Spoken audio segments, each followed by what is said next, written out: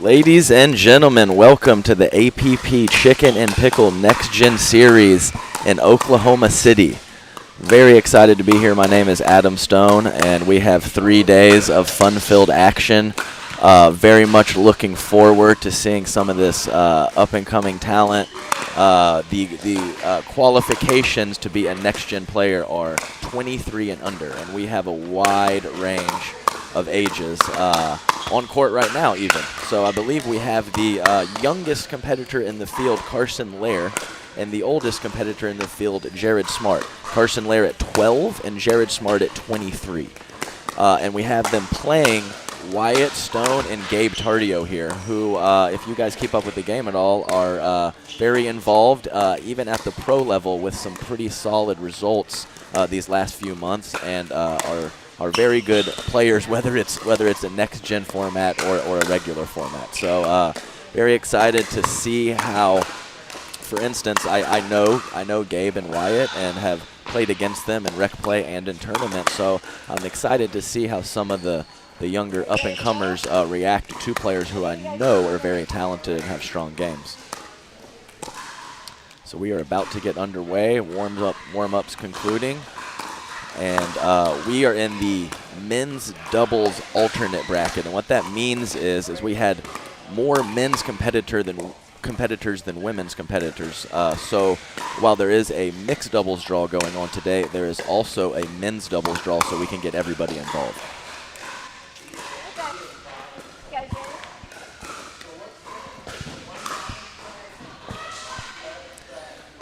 The meeting at the net.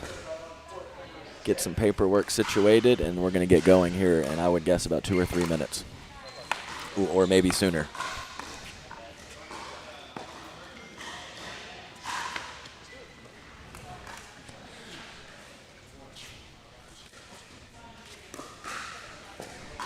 And here we go. Game time. Wyatt Stone serving to Carson Lair.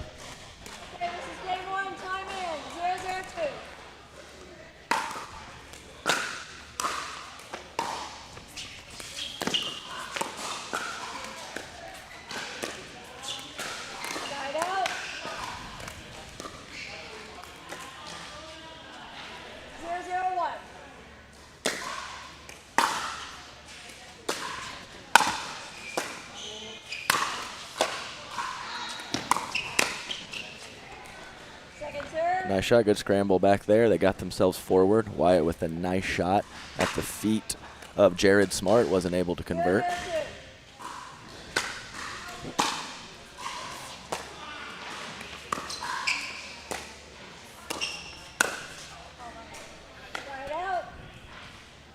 Carson with a attack out of the air, a little bit too extended there. He sailed it long.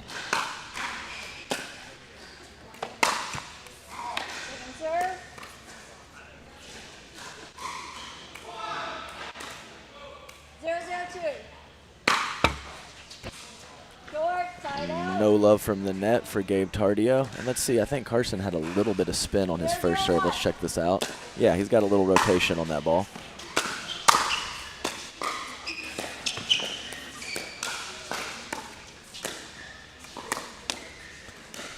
Very nice spot there from Wyatt Stone. Kind of in between the right shoulder and the right hip there. Definitely put it in a good spot.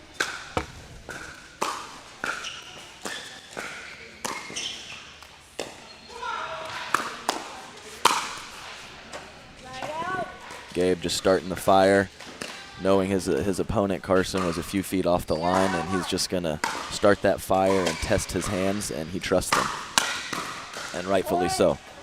Great drive there from Gabe, about 2 or 3 inches over the net with a little bit of topspin there, a lot to handle there for Jared.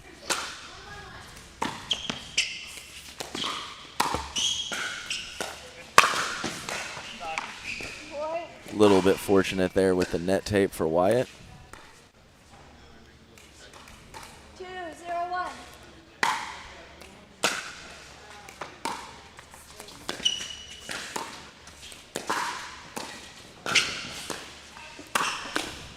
Very nice little misdirect there Really good paddle control there from Gabe Tardio. Kind of held that to the last minute before flipping it inside out. Got himself a really nice setup.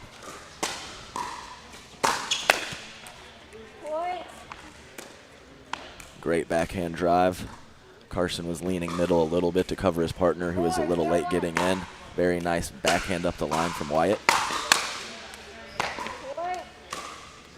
A couple really nice drives from Gabe and Wyatt. 3 points, I believe, they've earned.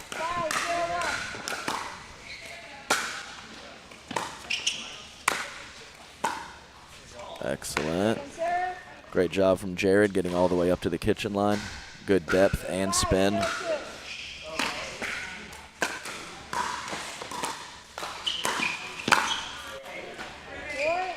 Yeah, a lot of firepower here from Gabe and Wyatt.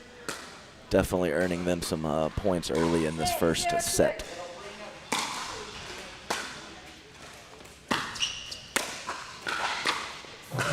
Nice job. Good depth there by Jared on both of those shots. Yeah, when you're playing a team that has a lot of firepower, you just got to try to keep them back. Once they get to that line, that power is much more difficult to handle. Okay, a little drive there from Jared. There we go on the board.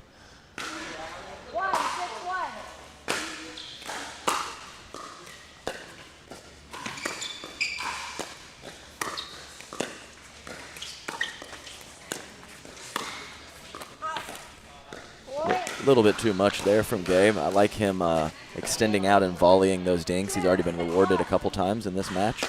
Push that one a little wide. That's how it goes. Oh, goodness gracious.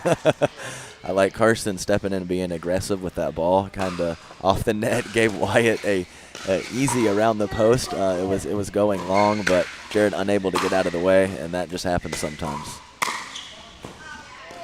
Good eye there, a little casual from Gabe. 3-6-2.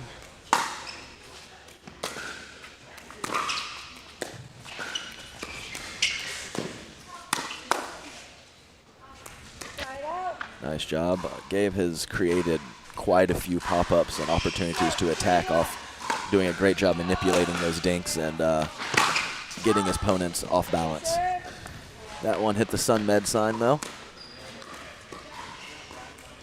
6-3-2. Sailed that return a little bit long.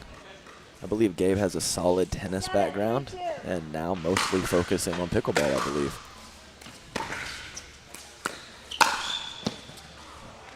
Great move, great anticipation there by Wyatt. Was in his mind the whole time. Didn't hesitate. Jumped that corner beautifully.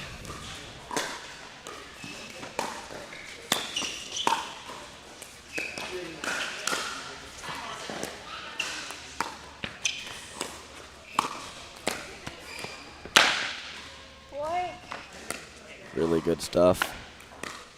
Wyatt and Gabe. One or two loose errors, but for the most part, constructing these points very nicely. Right on cue. Definitely going for a little bit much there. Off the back foot, roller, sharp angle. Probably should have had a better shot selection, but they're playing loose right now. With a 9-3 lead.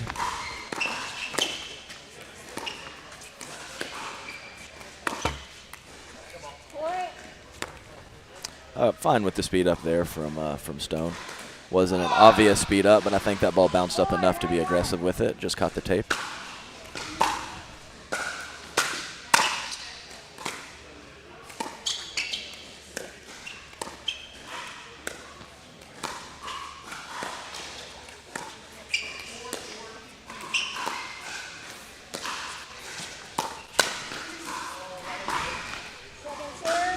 Carson was right where he needed to be. I think he had a little bit too big of a swing on that forehand.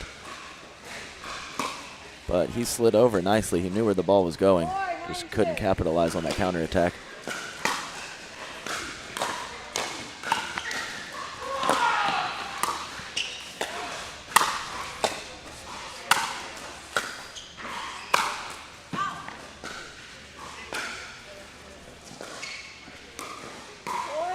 Let's see the replay here. I think it did look a little wide. I do not have the best angle, though.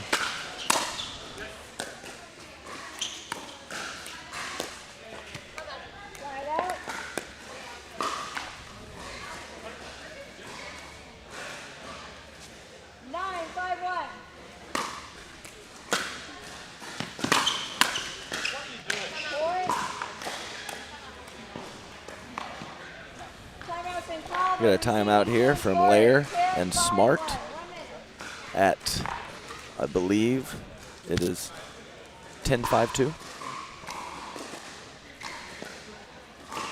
Yeah, definitely Gabe and Wyatt are playing loose. They haven't ran into too much adversity here in this first game. So let's see if Carson and Jared can kind of make them a little uncomfortable, maybe find a pattern that they have a little bit of success with, just so Gabe and Wyatt can feel a little bit of pressure. If they're playing loose with their hand speed and some of their really good initial speed ups, I think it's going to be really tough for Jared and Carson. But if they can get them out of whack a little bit, kind of put a little bit of pressure on them, see how they react to it, might be their best bet, not only at the end of this first game, but moving on to the second game.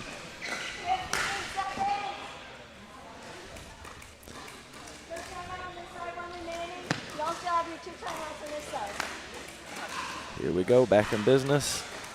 10-5-2. Ooh, 10-5-1. I apologize.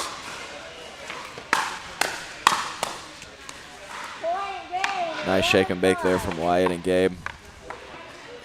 Definitely had, I would say, half of their points could be directly attributed to that third shot drive. See if the fellas can, over on the other side, can take a little bit shorter swing and kind of handle those drives, neutralize those drives. Too many opportunities given up to Tardio Stone, and they're capitalizing. So we'll switch sides and we'll do it again. We have a little bit of light shining in from the barn door.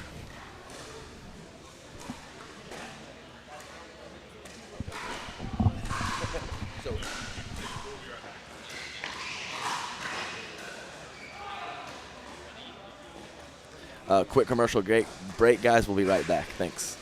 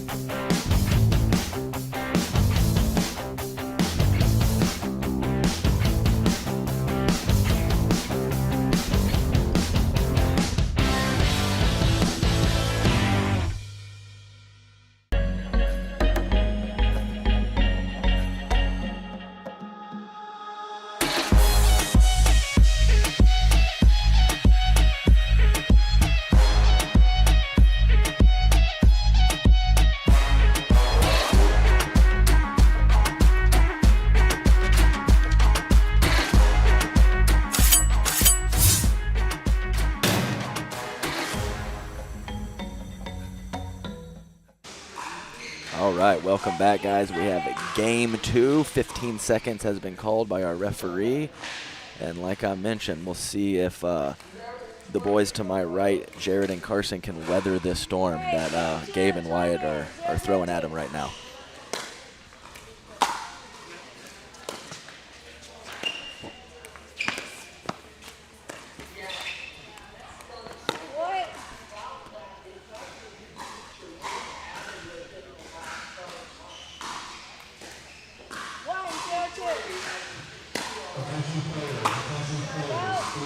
A little too much on the spin serve there from Carson.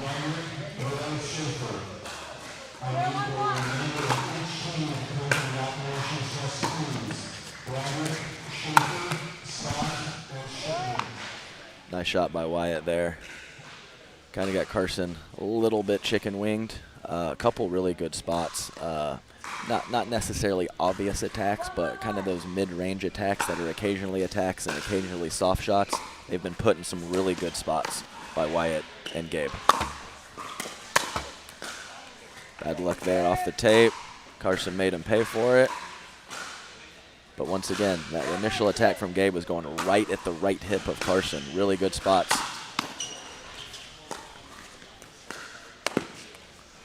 He got what he wanted there. He was kind of stuck in between a backhand and a forehand on that Ernie attempt. Good anticipation of what he was going to get. Almost couldn't get out of the way of the ball.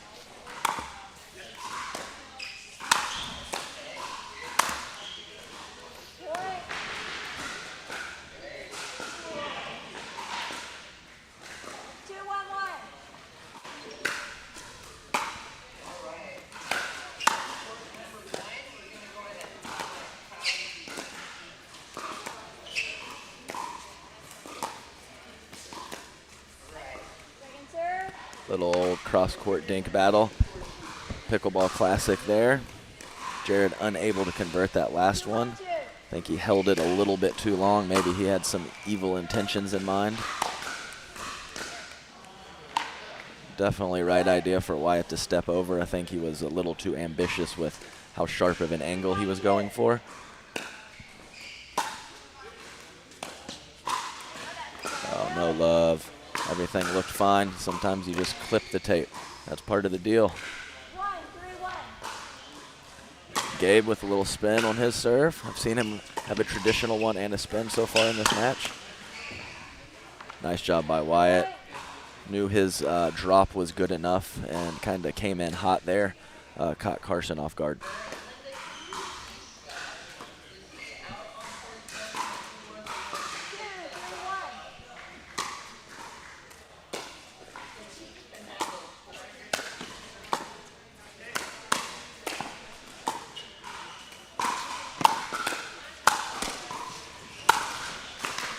Oh, great point, great point. A little bit of everything there. Good defense, way to get back to the line there from Wyatt, and just those hand speed battles and those speed ups and exchanges are going the way of Wyatt and Gabe at this moment. little bit of a heat check there. Like I said, the boys, Gabe and Wyatt, are playing a little loose right now. They need to run into some adversity. See if Carson and Jared can make that happen.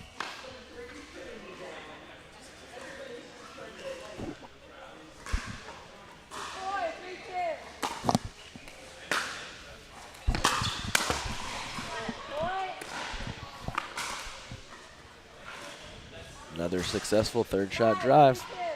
Pretty much been the story of the match so far, in my opinion. That's a really nice shot there by Carson. A little bit of pump fake there. Gabe thought he might be able to catch it with his backhand, let it go. Wyatt was a little late reacting.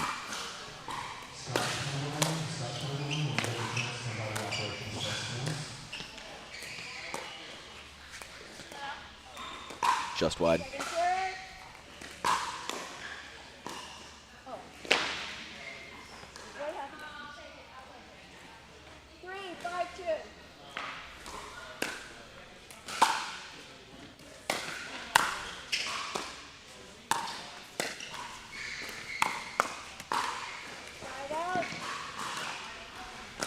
Probably going to sail a little bit long, but very difficult to gear up for those fast shots, those shots with pace, and allow it to go out when it's going out. Very difficult skill to master, but a good one to have. Wyatt, successful a couple points ago with that exact same shot. Opponents put it in a little bit better spot this time, and he was unable to capitalize.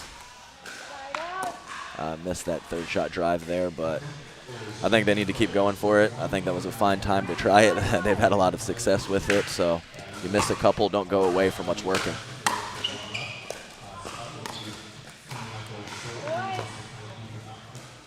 All right, here we go. They seem to be in control, Tardio and Stone, but the score is 4-5. Only up by one. See if the Opponents can make a run here. Oh, good try, good try. Way to get it angled off to the court here. Kind of put Jared in the fence on that one. Tough to execute when you're worried about that fence on the side.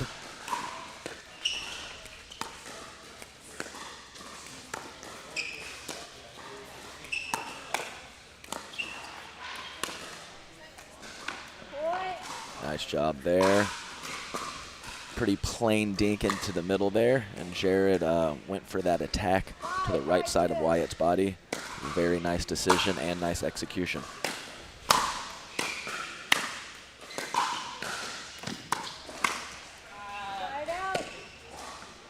Nice little medium pace attack there from Wyatt. Jared in the midcourt there. It's a tough one to swing at and go for a power shot. Probably a little bit better serve to drop that one in the kitchen and look for a better ball to be aggressive. Oh, nice job. Jared, very much the right decision with that aggressive shot. You have to give Wyatt a little credit there. Nice hands to reset that ball. Got what he wanted on the next one.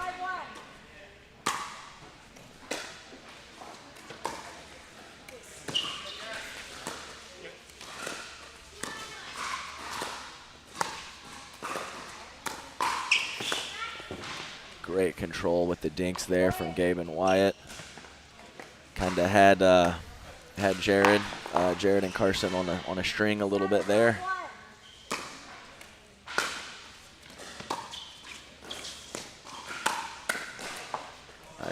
Nice job there.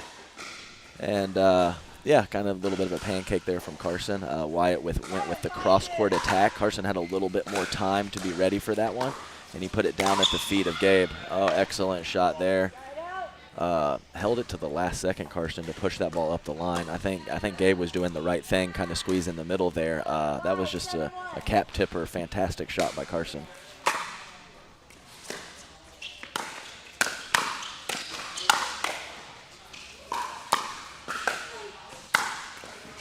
Nice job. Put him in the fence there. Really good pressure there from Wyatt and Gabe. Gabe with a very nice deep shot with pace on it that kind of set up the next one or two for them to put it away.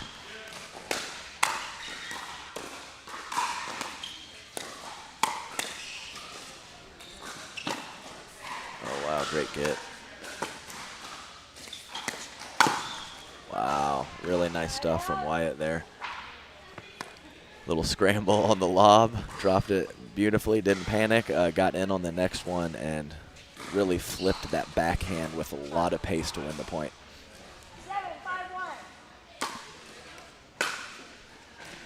7-5-1. Really nice job there of Wyatt, who kind of was coming in hot. I thought he was going to go for a power shot, but he was a few feet behind where he had previously tried that shot and went with a soft shot, and got a reward for it. Gabe right where he needed to be, squeezed in the middle. A little late on that ball and sailed it long. I like the court positioning though.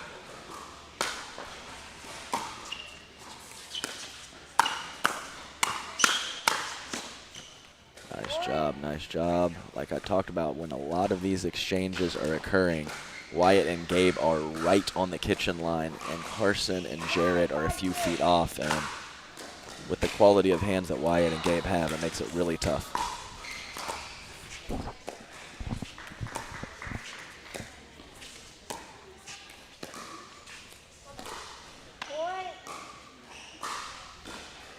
And all of a sudden, we have a game point. Timeout called by Carson and Jared at 10-5-1. Yeah, kind of mentioned earlier that it was 4-5, I believe it was. Stone and Tardio looked loose, but it was only 4-5, and sure enough, a couple minutes later, it's 10-5. So, yeah, we're looking at a game point, and when we come back from this timeout, we'll see if they can finish it off.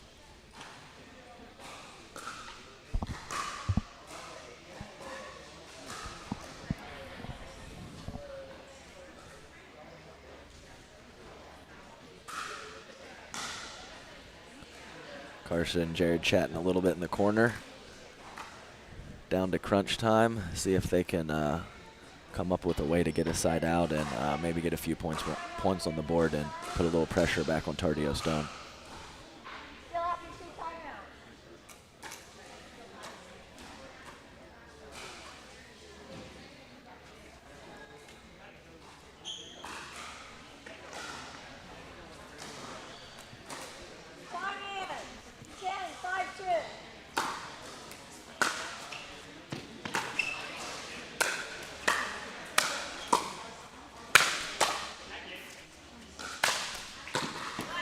Nice put away. All right, they get the ball back here.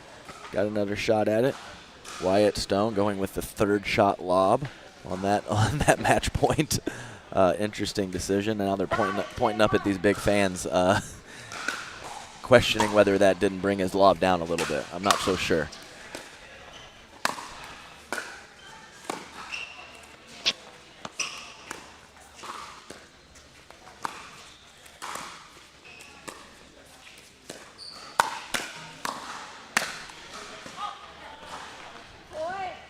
Nice hands. I believe it clipped Tardio's paddle. I wasn't 100% sure, but yes, referee calls point, and 6-10-1.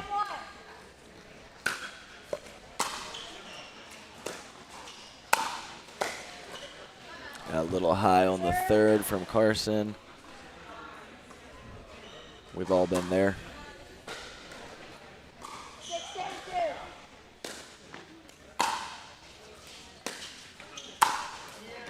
Nice angle. Like I mentioned, I wouldn't say that the walls or fences are tight, but they're a little tight. So some of those angles are really good options when the ball goes up a little bit higher. Good catch there. Another crack at it for Wyatt and Gabe.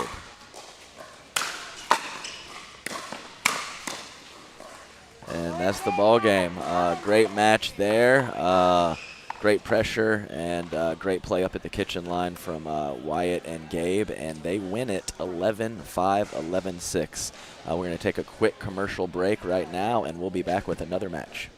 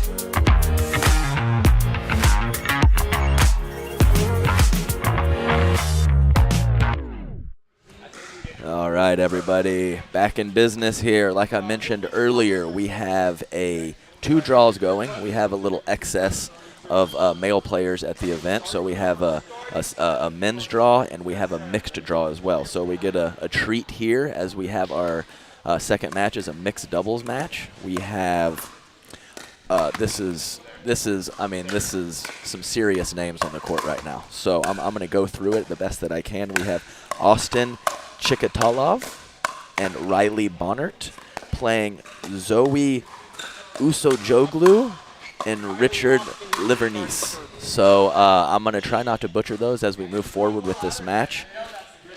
But no promises, as the pronunciations are pretty tough. We got two pretty physically imposing fellas on the court right now. Both are tall, strong guys. We'll see their games. I don't believe I've seen any of the 4 players play on this court, even though I have seen Austin Chikatalov in a few pro singles brackets, and I believe he's had a couple pretty solid wins and decent results in singles. So it'll be my first time seeing him in doubles, and I'm excited to see it. Bob Swisshelm is our referee. He just dropped his pencil. Zoe helping him with that.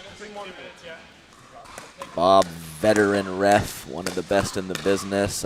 Very nice to have him here at Chicken and Pickle at the APP Next Gen Series. I believe he was at the first one in San Antonio and will be at most of the events moving forward as well. Happy to have him.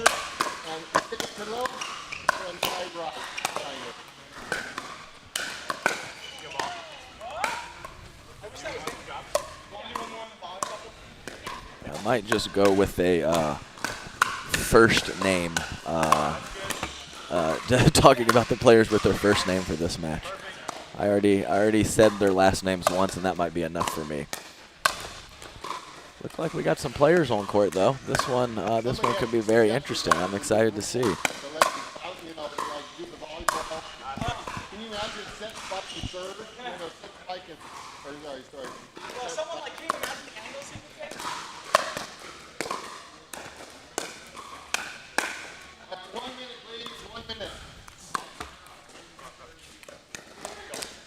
Bob Swisshelm just called 1 minute. 1 minute time, 1 more minute to warm up for these players. I actually feel like I've seen Riley Bonnert at some of the pro events as well. I have not actually seen her play. She's in the dark blue tank top, Paddletech tank top. You know I like the Paddletech. That is my paddle sponsor, so I think she made a good paddle decision with Prince there in the Paddletech tank. And then we have Zoe in the gray shorts and white t-shirt. And we have Austin Chikatalov, who is the taller of the 2 fellas by a little bit only, and he has the Selkirk gear. They kind of have the same outfit, so the 2 fellas, so that's making it a little tougher on me. Richard has the fully white shirt, and he is playing with Zoe. And Austin Chikatalov and Riley Bonnert will be matched up as well. And it is about game time. Richard checking the ball, checking which Franklin he wants to use, and Richard and Zoe are serving first. Here we go. Take it away, Bob.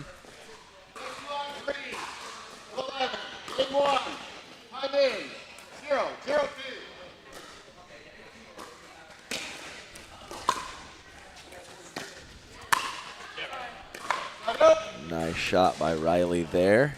Handled the spin serve. Caught Zoe up in the shoulder area. Very nice shot.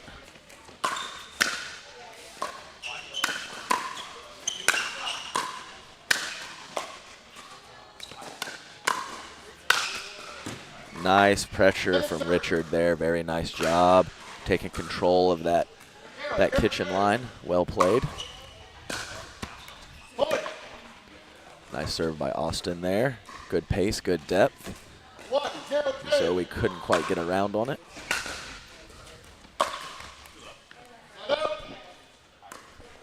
Nice spin, good slice there from Richard on the return. Oh, it's a serious spin serve. Nice job. Richard coming very far over to handle that. Took a dink. I like Austin's idea of looking for the Ernie there. Just a little late, and good court coverage by Richard, getting back to his side to finish the point.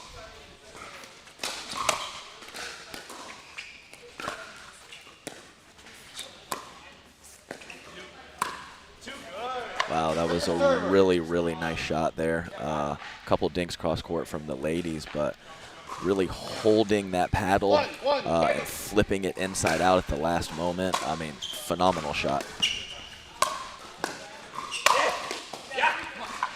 Nice put away there from Austin. Zoe left that ball a little bit high, and Austin said points over.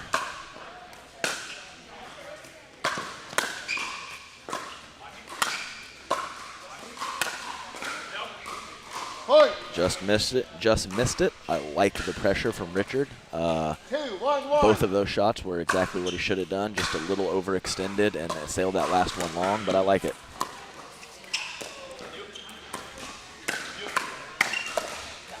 Nice job there. Good little, quick little cross-court dink battle from the ladies, but this is very much looking at, from a court coverage perspective, very much like a pro match.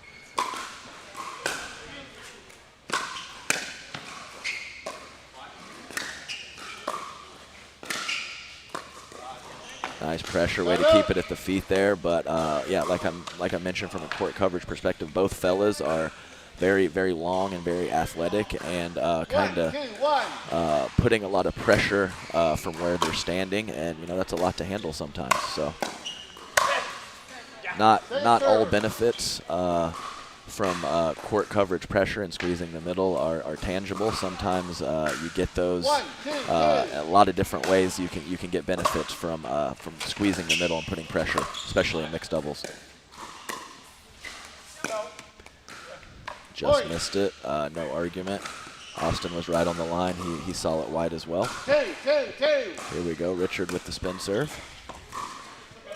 He had some, we'll just say he had a little funk on that one. Drew a little bit of a smile from Riley there.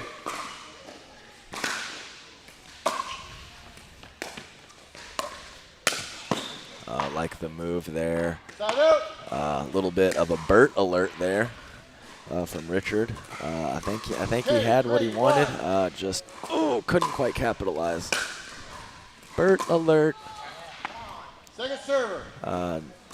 Unfortunate miss of the third there. Had a little bit of a case of the T-Rex arms. Didn't quite get the paddle extended far enough from her body. It happens to the best of us. Side out. All right, lots of side outs here. We've been playing for quite a few minutes, and we're at 3-2.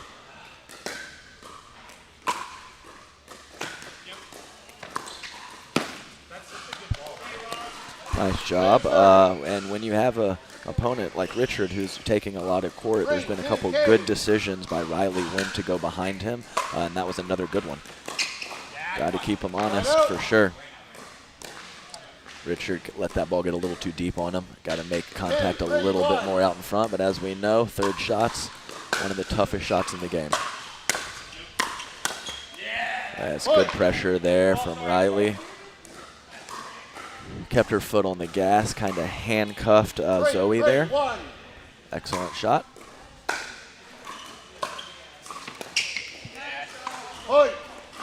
Great drop.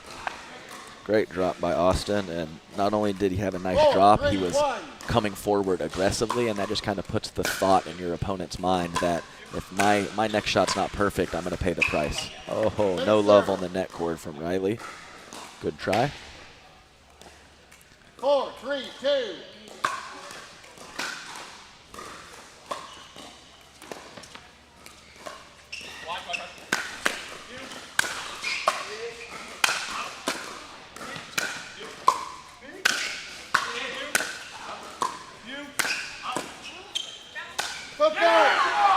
Wow. Wow. what a point. We got ATPs, ATP defenses, scrambling, tons of pressure. Wow, that was a high-level point. That's a pro-level point without a doubt. Very nice shot there. Really like that first volley. Caught that paddle nice and out in front. Didn't let the ball get too deep on there. Put it right past Austin into his backhand corner. Great shot there. Very nice job by Riley. Putting it right at Richard's feet. 3-5-2.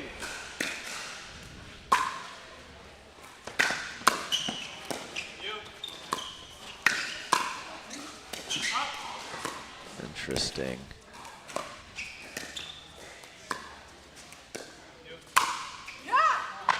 Wow, great job by Riley there. Weathered a spin serve, weathered a good drive, weathered a couple good attacks and a drop shot in that point to finally get what she wanted and put the ball away.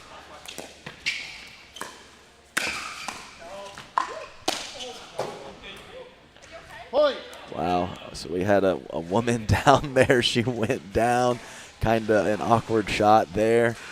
And maybe that could have distracted Richard. I don't know if that was a good strategy or a mistake by her, but either way, they got the point. Nice job there of Richard of finishing. They've been in, Richard and Zoe have been in a couple really good spots at the kitchen line with Riley and Austin back, and they've just dug their way out of it. So good to see him catch one there. A little early on the return swing, pushed it just a little bit wide. 7-3-2. Nice run by Bonnert and Chikatalov.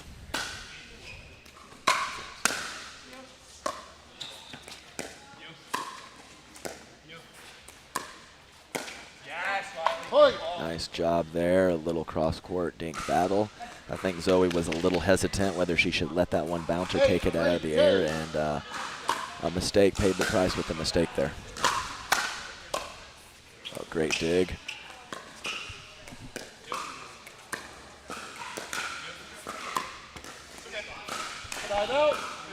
Nice job there. Needed a little bit more margin for error, so we have an offensive timeout here by Zoe and Richard. That could be because they want a little breather, or it could be because they want to talk a little bit of strategy, what they're going to use these next couple points, see if they can't get back in this game. Serving at 3-8-1.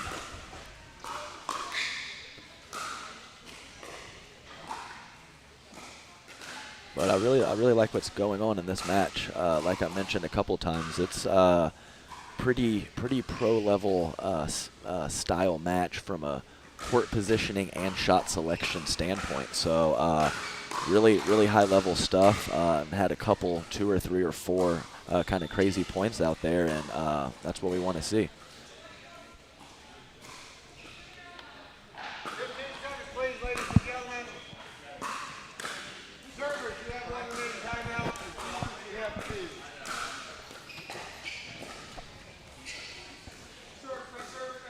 Yes, she is.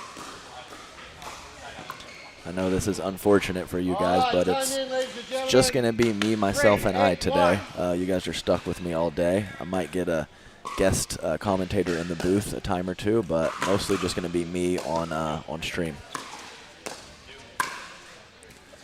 Great eye by Richard there. She caught him earlier in the match with the exact same shot, and he was able to let this one go about 3 or 4 ball on court, about 3 or 4 inches out. Probably a little low for Riley to try to attack, but she's had success with that earlier in the match, so can't blame her too much. Nice little spin on that shot. Kind of took a bit of a sideways bounce there, and Zoe just caught it a little bit off the center of her paddle.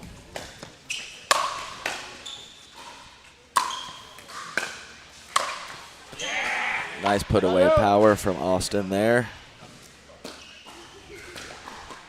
I think Riley even clipped her paddle on the back fence after that spin serve, so way to handle that and still make her return in. Wow. Great shot. Man, really been a couple of times there where Richard and Zoe have been in control with really nice shots, and the team of Austin and Riley have dug themselves out of multiple holes. You got to give them credit for their defense.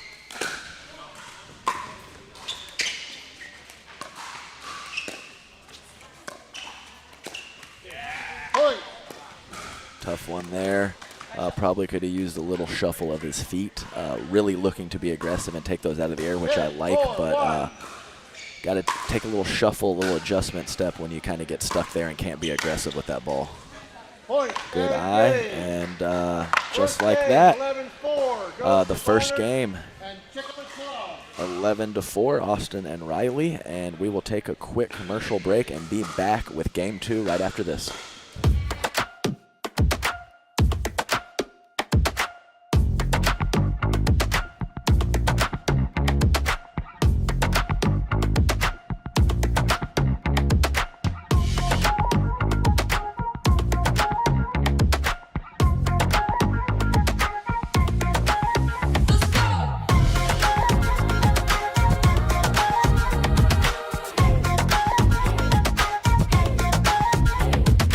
If you like to dink, then Pickleball Magazine has what you're looking for. Our bi-monthly print publication will help you become a better player with instructional tips, drills, and articles from the top teaching pros in the sport. And you'll become a healthier, stronger player with psychological, nutritional, and wellness advice from experts in their fields. Finally, if it's product reviews or the latest news, we have that too.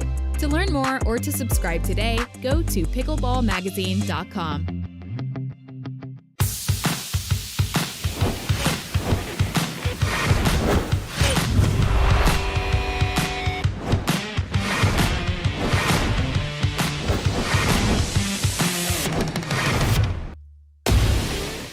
So ready for NextGen. This is NextGen Pickleball. I'm so ready for the NextGen Tour. Super excited about NextGen. I can't wait for the APP NextGen Tour. I'm super excited for NextGen. All right, we are back for game 2. We have Chikatalov and Bonnert serving to Usajuglu and Livernice. Let's see if Zoe and Richard can pick it up here in game 2 and push this to 3. Not the best start to accomplish that. 1-0-2.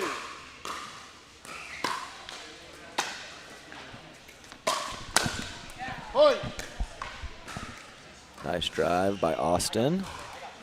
Quick 2-0 start.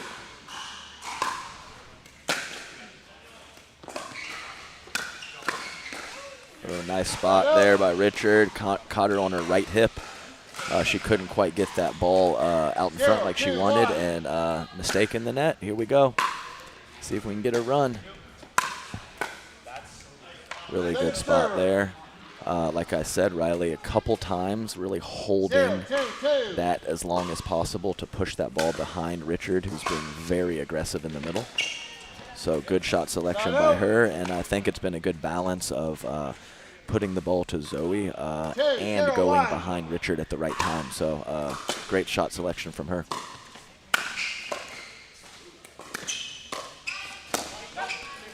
Great job by Austin. He's had a couple really nice downy, soft, two-handed blocks. So a couple times he was in a lot of trouble. So great job by him getting himself forward and creating an error. And then just like that, after I talked about the soft two-handers, he comes in with a one-hander with a lot of power. So way to go back and forth with soft to hard shots. Great job by Austin.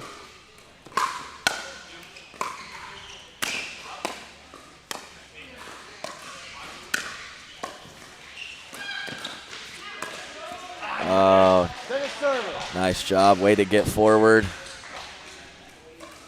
Just couldn't quite capitalize on that last one. 4-0. Great drive. Austin's had several. I think he's only missed one. Had 5 or 6 really nice low drives. Jinxed him on the serve, though. Great run by Riley and Austin. They're smiling, happy, loose, playing well.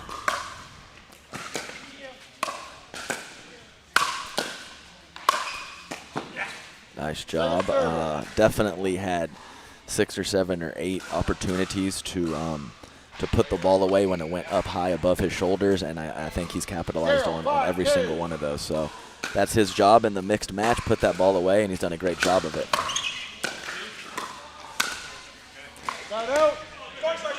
No worries there by Richard. I think he's been in some really good spots to be aggressive.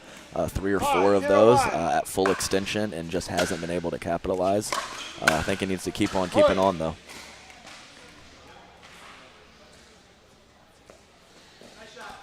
Quite a run here, getting away from him a little bit in game 2.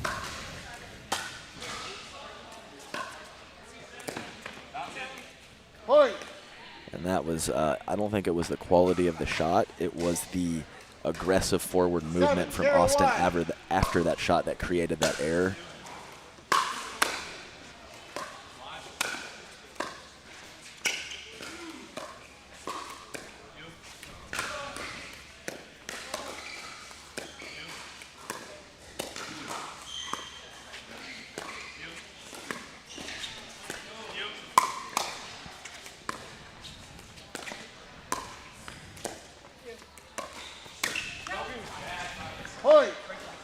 Really nice point there. Probably the longest dink rally we've had of the match. 8-0-1. Austin and Riley come out on top, 8-0-1.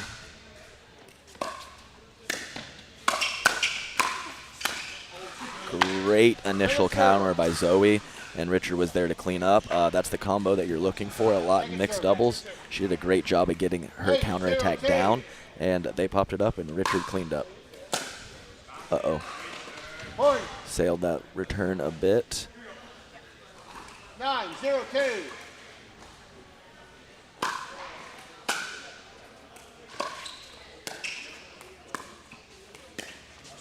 Point. Nice shot behind Richard again from Riley. 10-0-2.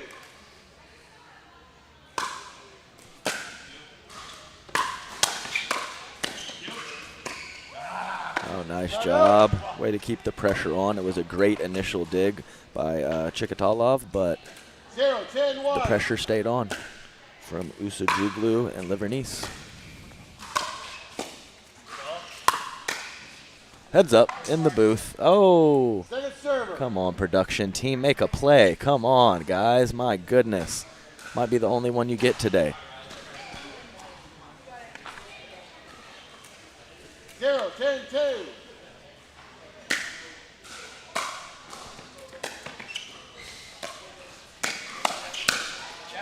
Nice combo there from Richard.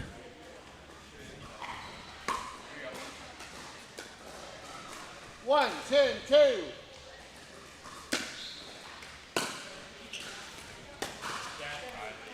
I think maybe he could have driven that next ball. Pretty weak reply on the return off of a really nice spin serve. I think he probably changed his mind a bit there. The cardinal sin of pickleball.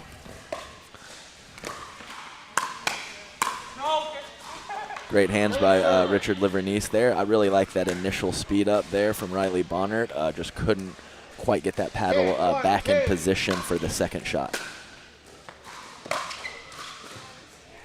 Nice shot by Austin. Great match there. Had quite a few side outs there early in game 1, and then Chikatalov and Bonnert really put their foot on the gas from that point on. Another commercial break. We'll be back with you for match 3 of the day.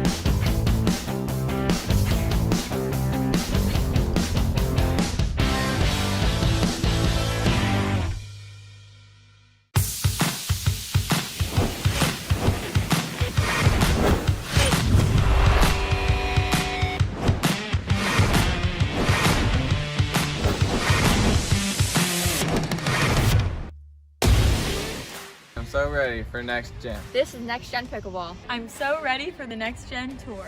Super excited about Next Gen. I can't wait for the APP NextGen Tour. I'm super excited for Next Gen.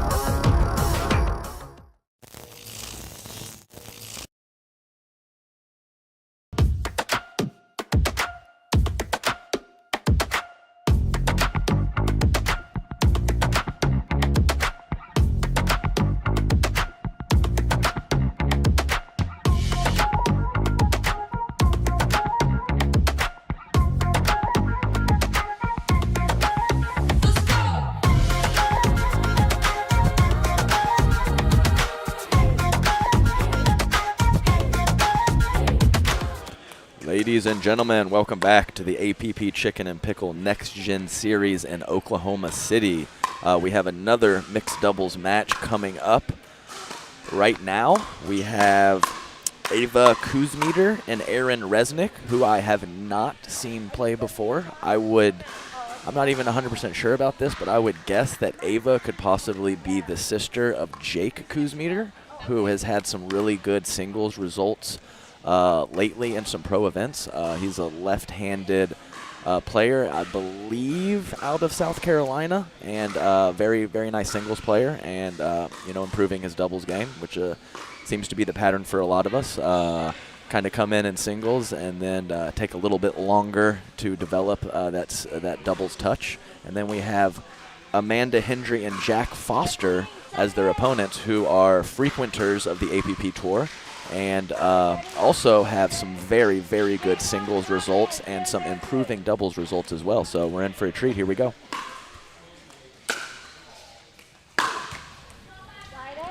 Big lefty drive there from Aaron Resnick. Much like myself, sometimes when I do those big drives, they go right into the middle of the net. It's just part of the deal. Nice shot there by Jack Foster. I have not played any of these 4 players. From what I've seen, Jack will take a lot of court and do a lot of movement to put pressure on his opponent. So we'll see if that continues in this match. I imagine that it will. Very nice drop there from Jack.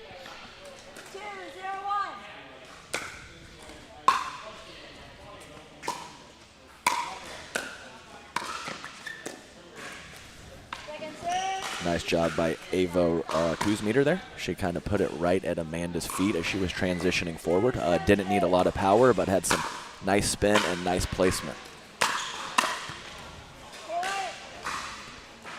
Nice job by Jack Foster catching Kuzmeter coming forward. Kuzmeter, not exactly sure. Oh, that was a little bit of sexy time there from Jack Foster, kind of going for, looking for a possible Ernie. Didn't have the full Ernie, but went with the inside-out forehand. Very nice.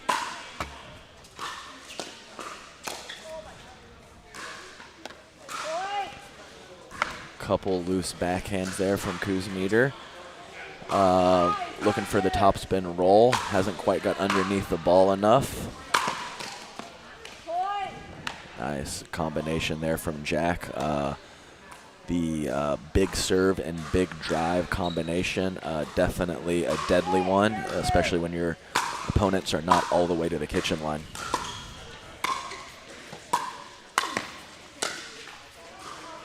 I think Hendry was a little fortunate there. She had good hands to get that ball back, but hit it in the absolute perfect spot, lob right in the back corner. Really quick start here from Hendry and Foster. We're looking at a 7-0 lead. Kuzmeter and Resnick chatting a little bit at the far baseline, just trying to figure out how they can get a little momentum, string a few points together, get back in this first game.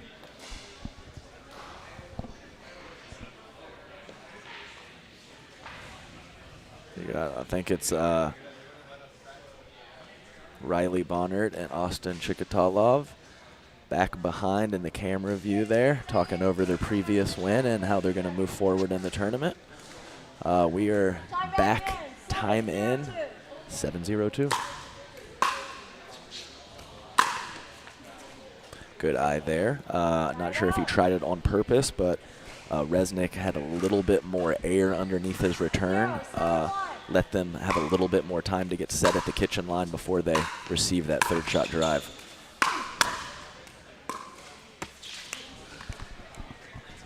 No love there. Nice little drive drop combo. I think he got just what he wanted. Just couldn't quite execute. Clip the tape.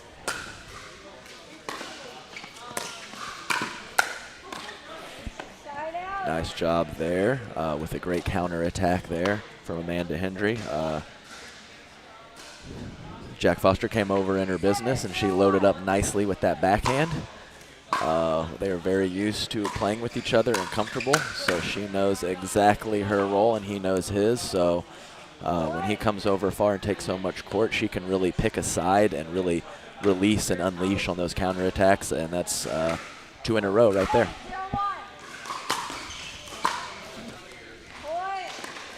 A lot of depth, a lot of pace from the drives and serves and drives of Hendry and Foster right now.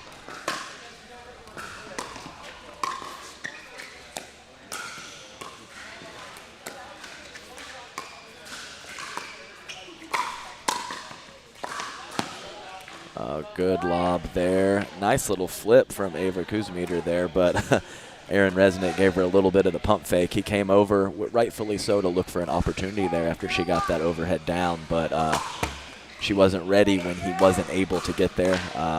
Happens to me all the time. Big part of mixed doubles, or men's doubles if you play with deckle bar.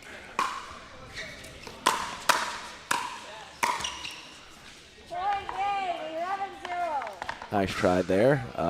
Yes, just way too much pressure from Hendry and Foster there. I like how Kuzmeter held her ground there at the kitchen line to defend that initial drive on the last point. She wasn't able to get the next one, but at least she was from a court positioning perspective and having that paddle out in front, right where she needed to be to handle that pace. We'll see if they can weather the storm here, but the pace combined with depth is just a little too much for them to handle in this moment.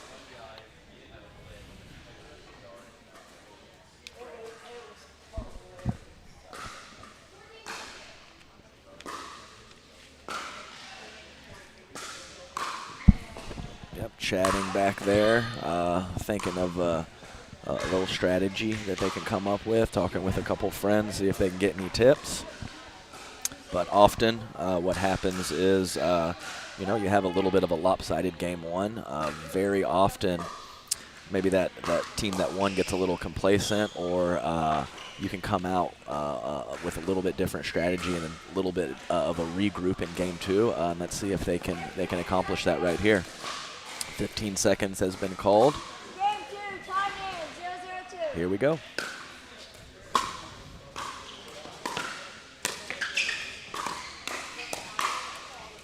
Point.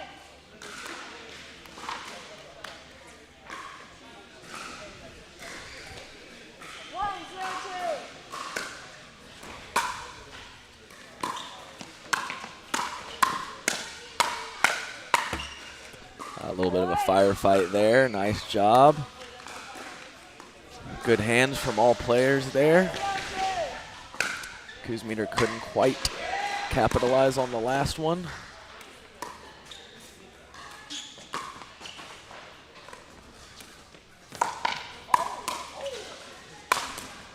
Wow, very interesting combination of shots there from Jack Foster. Kind of has a little bit of a loop there on his forehand, but it's definitely well disguised when he tries lob speed ups or soft shots. So one of the advantages of having that, maybe get a few extra errors with that loop, but definitely have some good disguise on your shots as well. A little chuckle from Jack Foster there. Had what he wanted to on the Ernie, couldn't quite get it.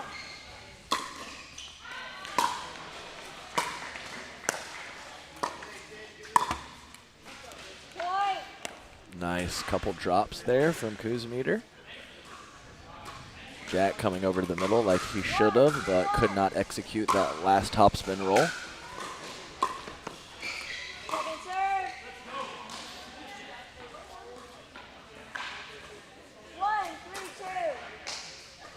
1-3-2. 1-3-2. Side out. Nice serve by Kuzmeter there. I think Resnick had the right choice, right shot selection going for the drive there. Just caught a couple in the net right off the back line from Jack Foster on the serve. 4-1-1.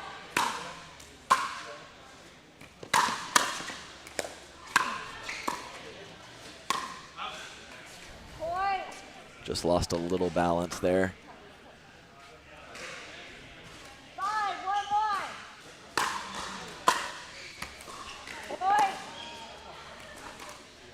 Really been a big story so far in the matches on championship court has been deep serves. Deep serves have put a lot of pressure on opponents.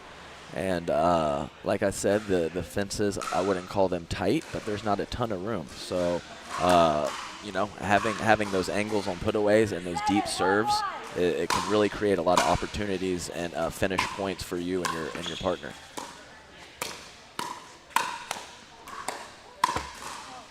Oh, nice shot. Caught a couple of nice backhands there from Kuzmeter. She missed a couple earlier in the match. Good to see her catch a couple clean. put Jack in a little bit of a funky spot.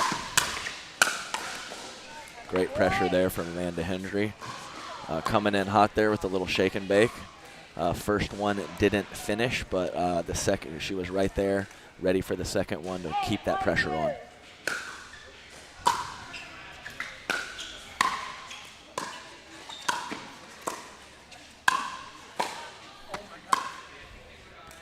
A little bit long, right in the right spot.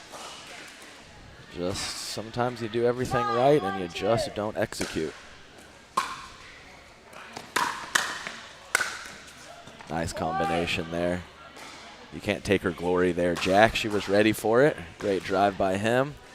Couple little shake and bake points, little drive and poach for Hendry and Foster these last few. Looking really tough right now. Really good shot there. Third shot bounced up just enough for Resnick to put pressure, and he did. Kept it low with pace, a lot for Foster to handle.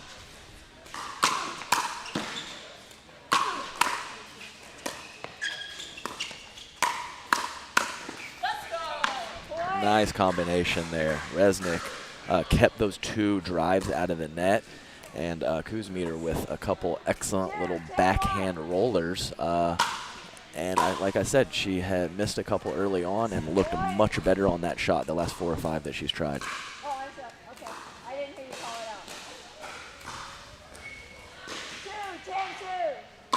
out. 2-10-2. 2-10-2.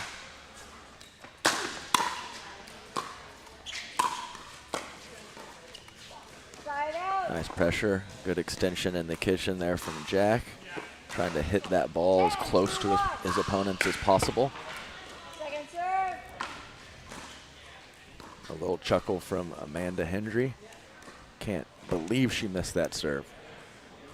I can't believe it either, but it still happens sometimes.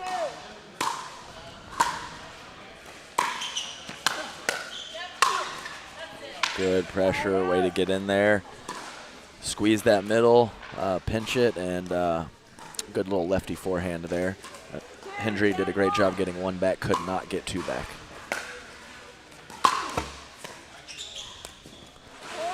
Little friendly roll, always a good strategy to clip that tape.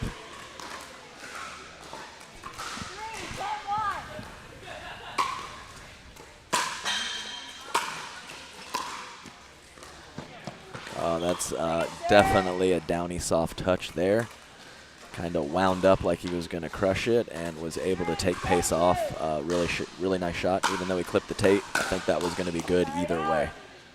Oh no, we've had a handful of missed serves here from both teams the last 5 minutes or so. 10-3-1. Another crack to finish it here for Hendry and Foster. Great drop there from Jack. Nice job. Some really quality points out there, but the scoreboard was pretty lopsided with 11-0, 11-3 win from Hendry and Foster. We'll take a quick commercial break and be back with match 4 of the day.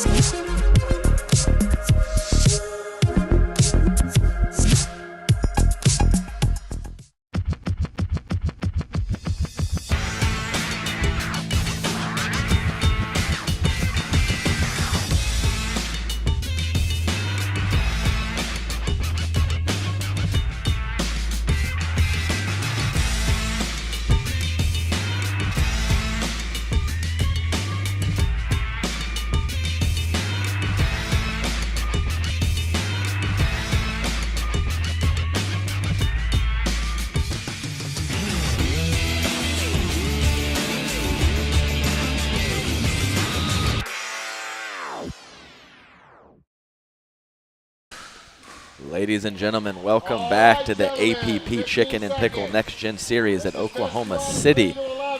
We have a great match lined up here. We have Jake Farina, Michael Pfaff versus Gabe Tardio and Wyatt Stone. And I'm joined in the booth right now by one of our competitors, 13-year-old Will Schaefer. How you doing, Will? I'm doing good. Thanks. Excellent. Well, let's check out this match and these points, and I can't wait to hear some of your great analysis. Oh, Gabe with a ambitious trigger pull there. He's giggling a little bit about it. Jake very much handled that.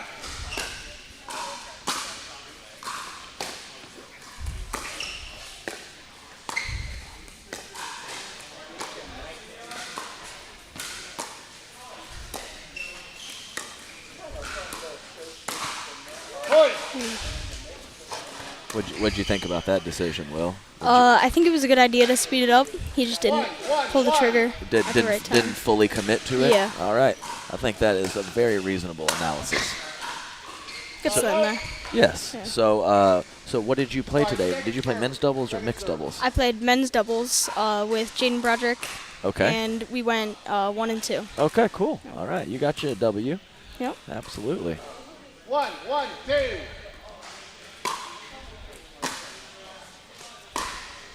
Football, right foot. Foot fault there. Yeah. By Bob. Yeah, Bob got Wyatt right there with his right foot. It was probably an amazing shot by Wyatt, so bad luck there, but it happens to the best of us.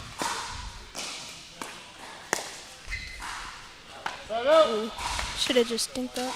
Yeah, I think so. I'm not sure I would have dinked it every time, but I would only pull the trigger there occasionally.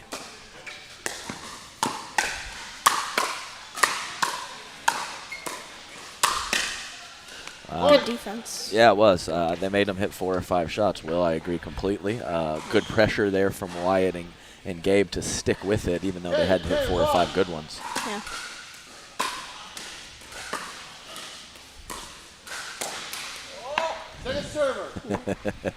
Yep, I think, yeah, like I said, Wyatt and Gabe are playing pretty loose, and until they start feeling some pressure, they're probably going to keep pulling those triggers at some, kind of questionable times. Yeah. 3-2-2. 3-2-2. Side out. That was an easy shot. Just missed it. Yeah, maybe not easy, but one of the easier ones he's had so far. Yeah. So far, I agree with you, Will, on that one.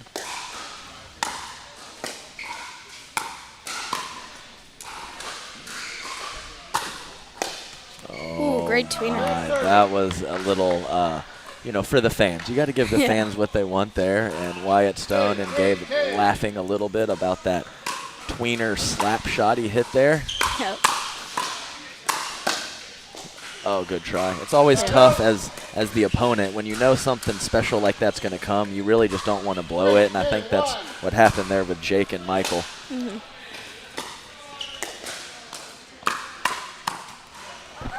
Nice. I'm glad Jake was ready there with that counter attack. Can't let Gabe get away from speeding up there from the midcourt. So way to hold his ground and just punch that ball back with the backhand. Excellent job by him.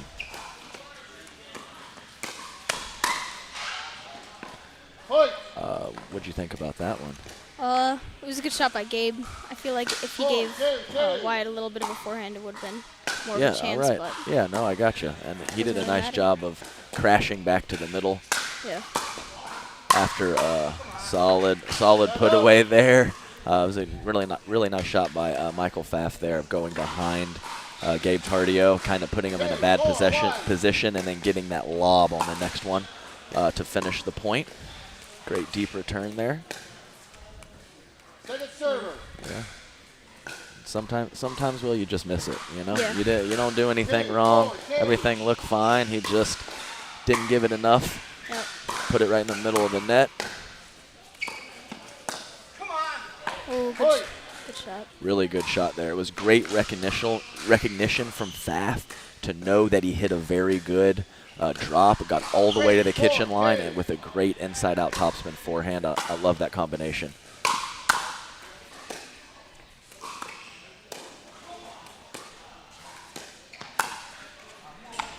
Good shot. Yes. Down the middle. Absolutely. Always works. Yeah, down the middle solves the riddle. That's what they say, Will. Yep. But good commitment there from Wyatt Stone. Full extension into the kitchen. Did not give Pfaff enough time to recover. Great adjustment off the let tape there from Gabe Tardio. Those are always difficult when it clips the tape. And, yeah, I like the speed up there from Jake. But good adjustment. Yeah. Excellent job there from Jake Farinya. He's had that nice, he gets a lot of pop for having a short stroke on that backhand. So not much backswing or follow through, but he really punches it and gets a lot of pace on those counterattacks.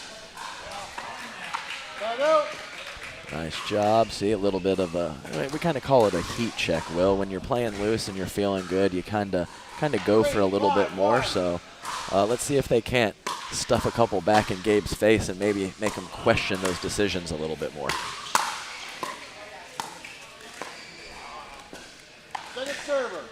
Good deception by Wyatt. I agree completely. He had a nice topspin roll there, a little bit cross court, and definitely, ooh, yes, the old inside in forehand there from Pfaff. Very well played.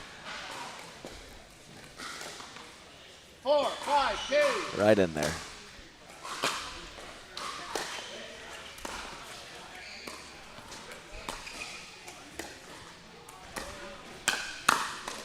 Ooh. Oh, I had my chance. I had my chance to have the good hands, and I blew it. Great shot there by Gabe Tardio. Obviously has some really good hand speed, and even if he's not in the most perfect spot to counter, he often gets there with and puts great pace on the ball.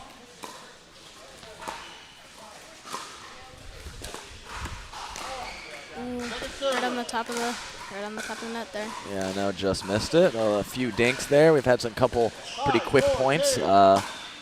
See if either team decides to possibly slow it down just a little bit more. Nice pressure there. Kind of Wyatt was coming in hot.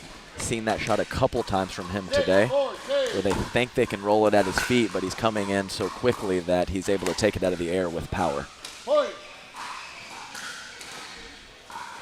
What's your favorite shot, Will? Do you have a favorite shot? Yeah, it'd probably be the Ernie. Oh, Yeah. Look at you. I can't do those. Oh, wow.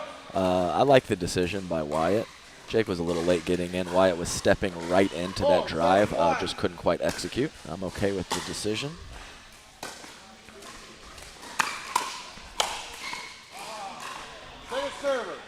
Nice job there by Gabe Tardio of letting that high third shot bounce all the way up and take it at the apex of the bounce and hit through with through the court with power. Really like that decision. Yeah.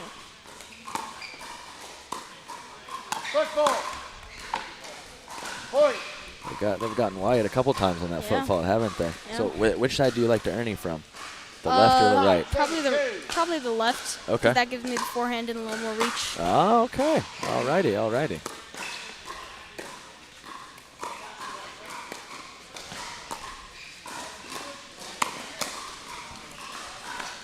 I haven't seen a lot of dinking in this game. I know. Couple dinks, then a speed up. Sure, I agree. I like I like Jake and Michael maybe slowing it down a little bit, but even when you slow it down against Gabe and Wyatt, they can find.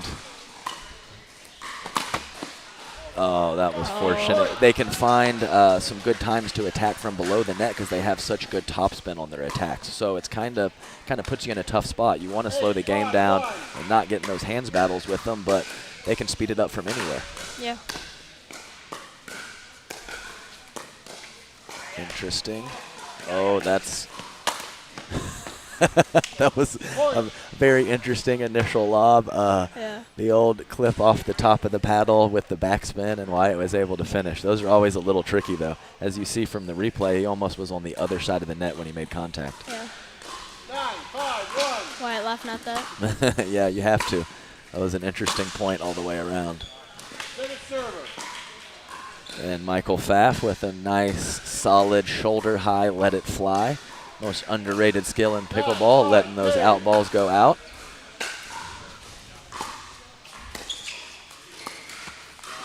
Side out.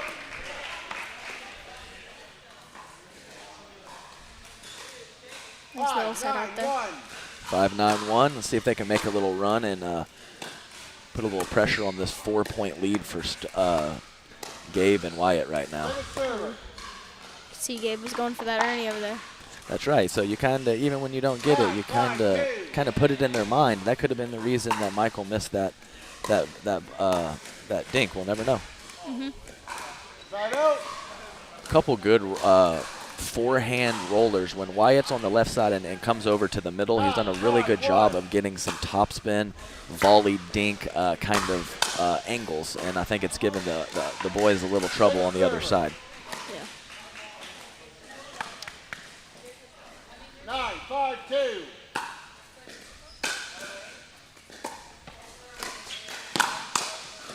Point. I think everyone needs to be a little careful when they're trying to keep Wyatt back. He's had 5 or 6 of those today, and people think they can get it at his feet, but they have not had too much success.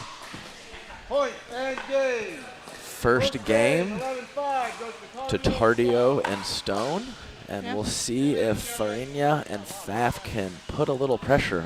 It's the third time I've mentioned it, I think, but Stone and Tardio are definitely playing a little bit loose. Let's see if after this commercial break they can come back with a little energy in game 2. Here we go. Take it away, boys. Commercial break right now.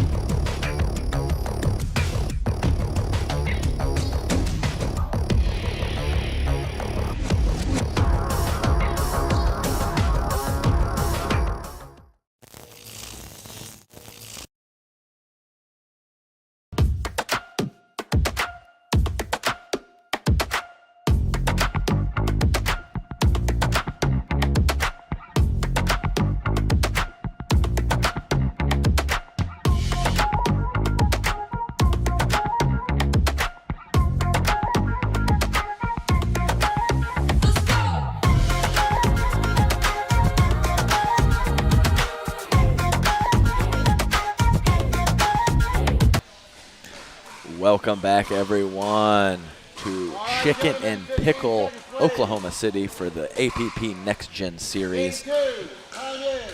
0-0-2. As Bob Swisshelm just told us, game 2 underway right now.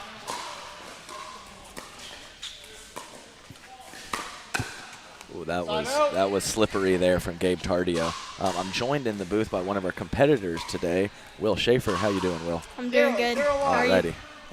I'm doing very well.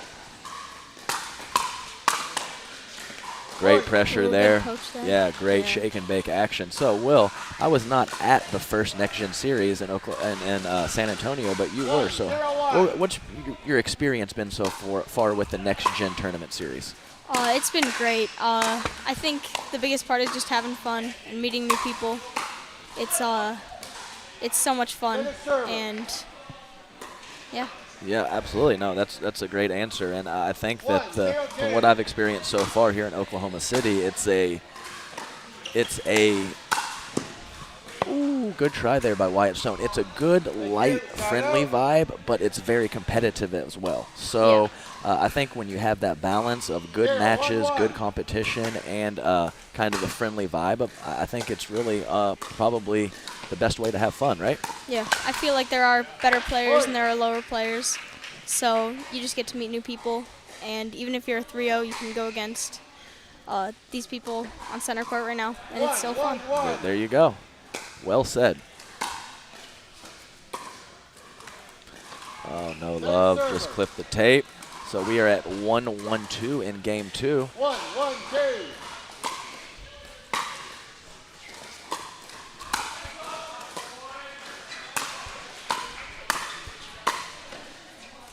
Ooh, good defense. Gabe was so confident that ball was going out until it dropped about 4 inches in. Yes, great defense there from Faf and Farina. Made him hit a couple extra balls. Always a good strategy because you never know what might happen.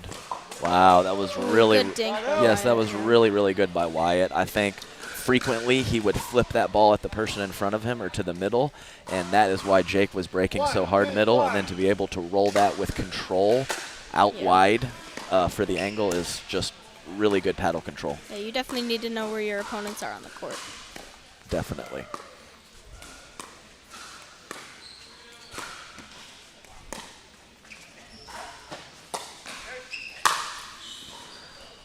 Good love there. Yeah, great little combination. Completely well disguised. Definitely did not think he was going to do that till he actually did it. And then kind of a little bit of a half Ernie overhead put away. Really good combination from Gabe Tardio.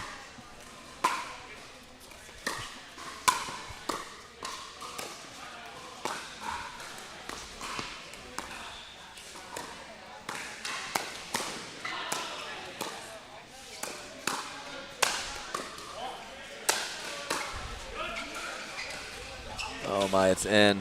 Oh, good try. Oh, it was really good shots by Michael Pfaff there. You got to give a little defensive credit to Stone and Tardio over there. Yeah.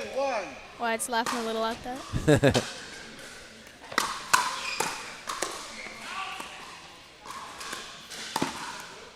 Oh, great hands from everyone there.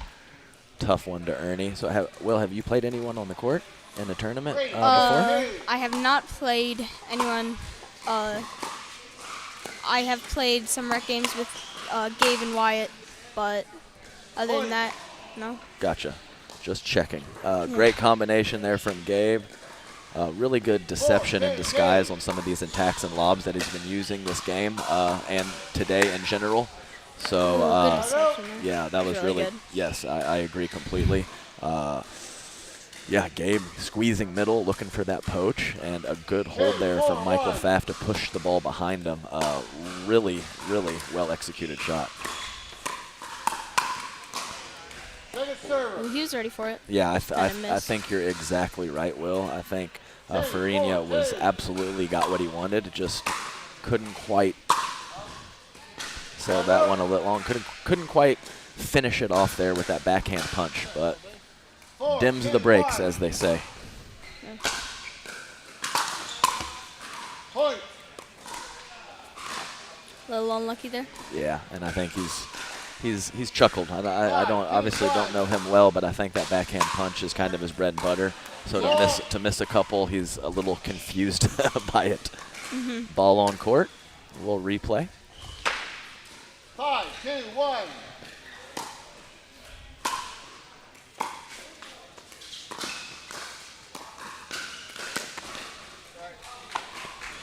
Good strategy with a little kiss off the tape. So, Will, do you have any other tournaments lined up coming up anytime soon in the next couple months? I do not. I'm looking to play another Next Gen in a couple months, possibly. I'm not going to be playing the one in San Antonio next week. Gotcha. But, Okay. yeah. Well, cool. Well, if I'm involved in that, we just might have to get you here on the mic again. Yeah. Whenever APP comes to Arizona, I'll play. There you go. Excellent. I've enjoyed having you so far. You've done a great job. Thanks.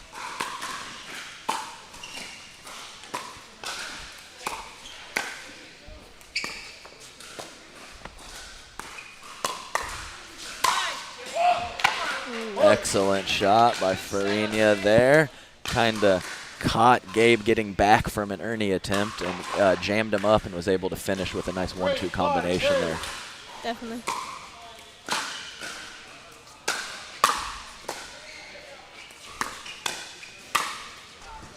That's just a lot of power there from Tardio. I think the initial drive that Faf hit came back harder off of the volley from Gabe. So good power there.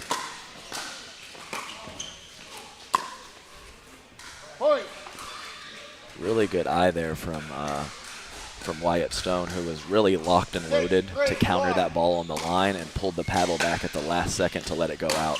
Yeah. Ooh, caught Wyatt slacking. A little bit. I think you're right. I think he was looking for that poach to the middle. They were able to get that first volley behind him a little bit. He had to switch over from sitting backhand to hitting a forehand there and couldn't come up with it. Really nice slippery shot from Gabe Tardio. He's had some really good wrist manipulation and some good deception with not only hard shots, soft shots as well.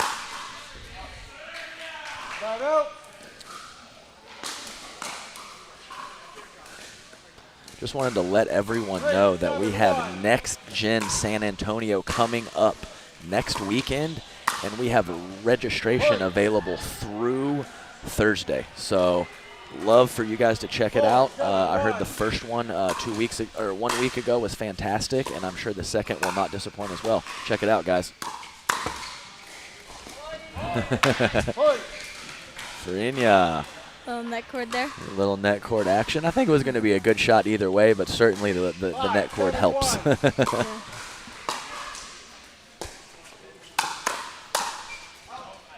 Oh, great hands on the first one and a convenient miss on the second. A little fired up here at Putting a little pressure on. That's Gabe right. and Wyatt. I've been waiting for this.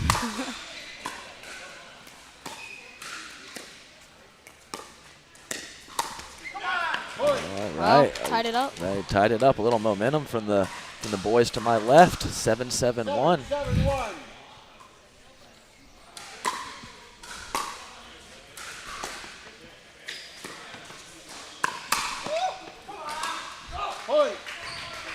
Jake sensing Gabe going for the Ernie and just kind of lit him up there. 8-7-1. A little ambitious from Gabe. Second server. Nice little topspin roller at the feet. 8-7-2. 8-7-2.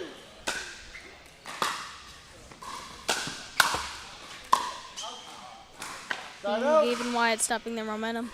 Yep, they needed that one. I think I would have defaulted to a bit of a softer shot there in the midcourt from Jake. Pretty tough to go for that on the rise slapper hard.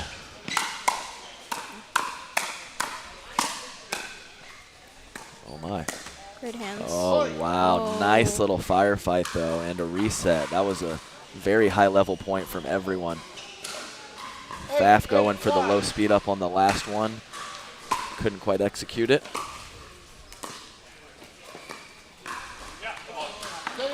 Good dink by Jake.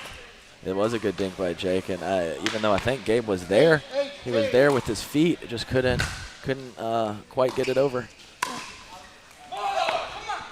Nice job. Really, Right on the line. Yes, really like Farinia stepping over to the middle there and looking to do something with that ball. Just enough topspin to drop it down.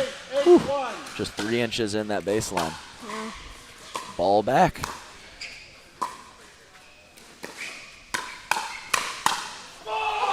Nice combo from Jake there, fantastic. As you can see on the screen, guys, we have the number 1 and the number 3 seed teams in the bracket. So not a big upset, but a little upset if Team 3 can put a run together here and get to Game 3 and possibly catch these guys. Yeah. 9-8-2. 9-8-2.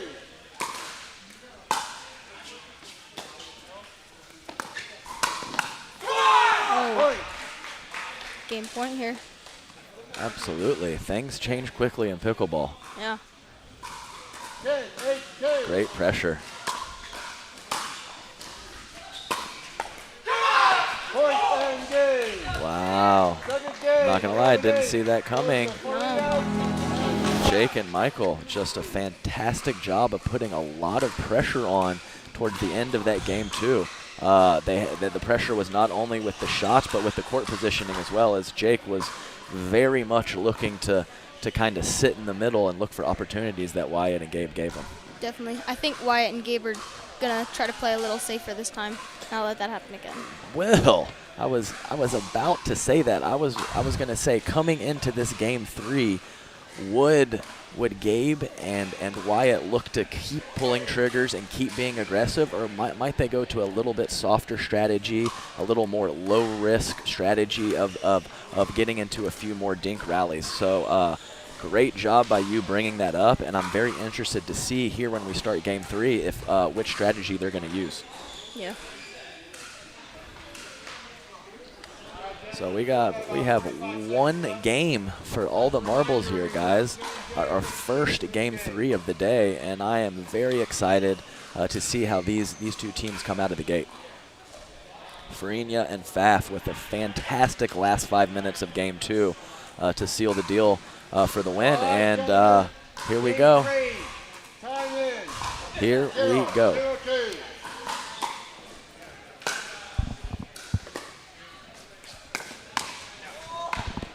Time out. Nice speed up there to the right shoulder. I wouldn't have always chosen to speed that one up, but he went to a very good spot. If you're going to speed it up, go to the right spot, and he did. Nice job by Wyatt, letting that ball come up into a strike zone and putting some pressure on Jake. Love to see it.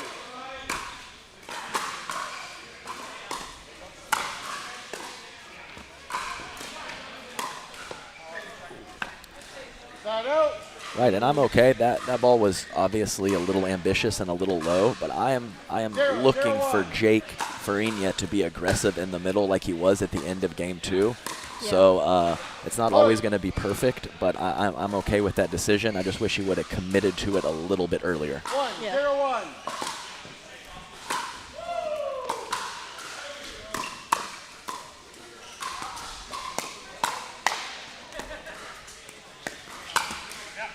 I feel like Jake is looking to kind of speed it up at Wyatt and Gabe, kind of overpower them.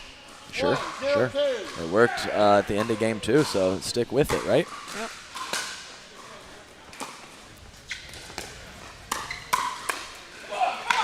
Nice counterattack there by Farina. Michael Pfaff has had a couple really nice mid-pace low attacks that have caught Gabe and Wyatt off guard, so we'll see if he continues that. Couple ones where I might not have pulled the trigger, but he has done it very successfully from a couple low spots.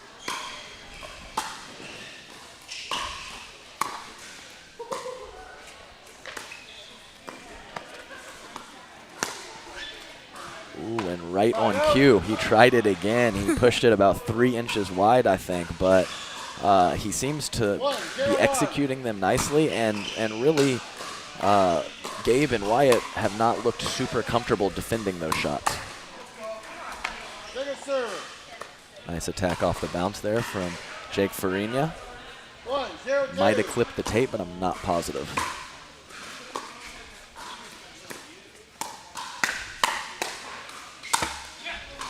Time out. Ooh, a little unlucky there. Wyatt got excited. I agree with you, Will. He handled that first one really nicely, didn't he? And had everything he wanted on the second one. But that's pickleball. Yep.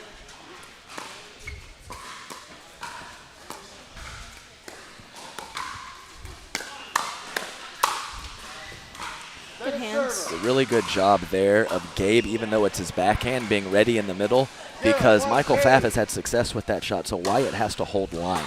So his partner covering him in the middle, great teamwork there.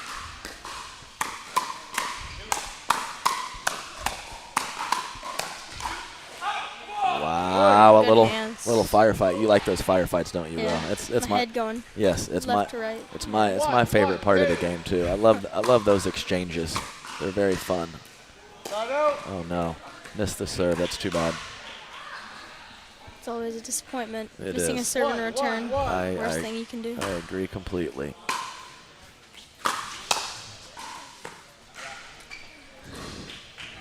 I finally made a play. I had my first opportunity and I totally blew it, but I Touchdown. made a catch there with a pin in my hand. Just saying.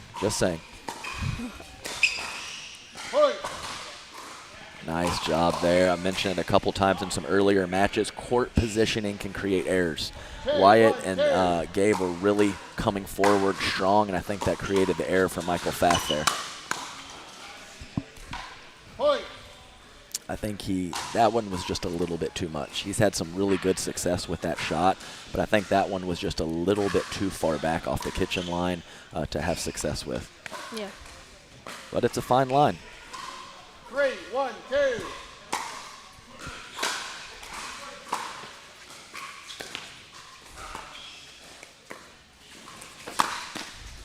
Point. Great job from Gabe. He didn't have the luxury of having a lot of patience and waiting for that ball because of the fence, so he had to hit it a little bit higher than he wanted to, but a fantastic job of executing. Yeah.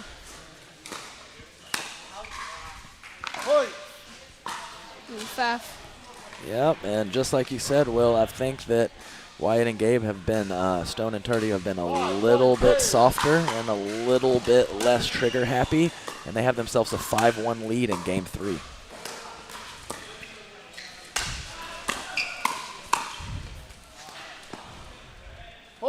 Really nice from Gabe. The old lob then drive combination, able to clean it up with an inside-out backhand after Jake came over to cover for Michael there. So really good stuff. Really quick start to Game 3 by Wyatt and Gabe. Tardio and Stone, they haven't reinvented the wheel or done anything crazy in this game. They were just kind of hoping that Farinya and Pfaff would cool off after that really hot last 5 minutes of Game 2, and that's pretty much exactly what's happened so far in Game 3. Yeah, I've definitely seen Gabe and Wyatt do more dink rallies, and Sure. Jake and Michael just trying to speed it up. Right. So as and it's been working for exactly, Wyatt Will. and Gabe. So exactly, they don't have to necessarily pull those triggers if they can hit soft shots to get Farinya and Pfaff to pull triggers in bad situations, and that's been the pattern so far early in Game 3. Incorrect receiver. Oh man, a little bit of a mental mistake there from Pfaff and Farinya coming out of the side switch. 7, 1, 2.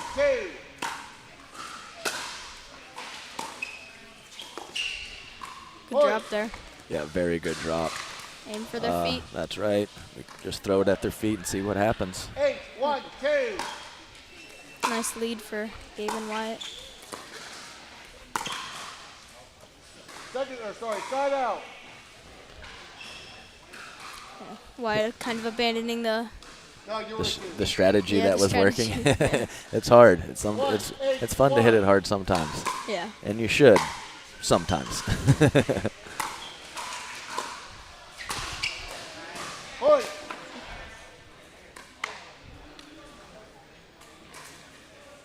Two, 8, 1.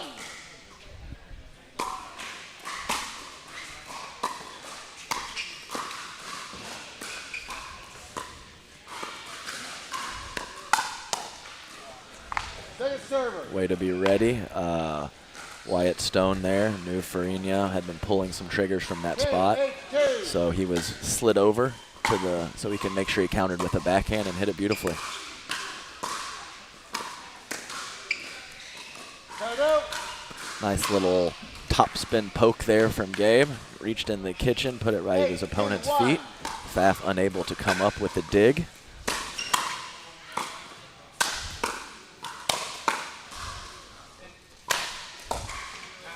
Good pressure there. Second Made him serve. hit quite a few balls though there, didn't they? So Yeah. there was some.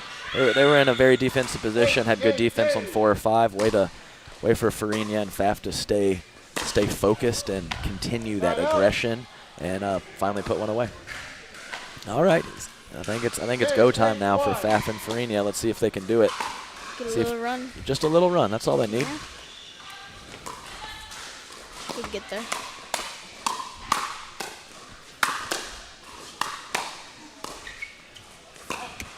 Point. Great point there. I agree. They were in a bit of trouble. Yeah. Dug themselves out of it to get to 3-8-1. A little bit of a defense. That's right. We don't need them to tie it up, Will, but to get a couple, 2 or 3 here on this serve would be awesome for their confidence. Second serve. Fun exchange there. Lots of action. Couple nice big swings. Some good solid contact. 3-8-2. Love to see it.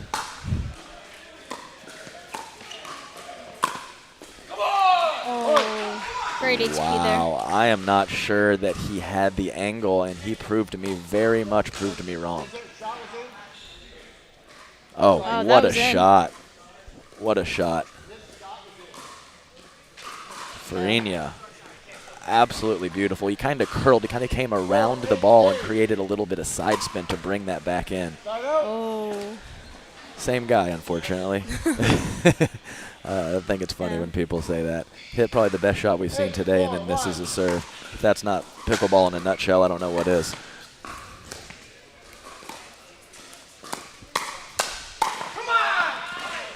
Good hands there. Yeah, really nice combo from Faf. He's had some really good kind of slower attacks, and he's able to have a nice little 1-2 combination there. Football. Oh, Yeah, I saw that too. Well, yeah, I was blocked off by the kitchen line. I couldn't tell, but you know Bob Swisshelm's going to be all over that. Yep. Head referee. Oh, good try by Wyatt. Yeah, he didn't have a whole lot of options there. No. If he could have dug that one, that would have been very impressive off the angle overhead. Wyatt poaching a little. Second serve. Put it in a really good spot there. Farina sitting heavy backhand there, had to switch over to the forehand side, couldn't get it.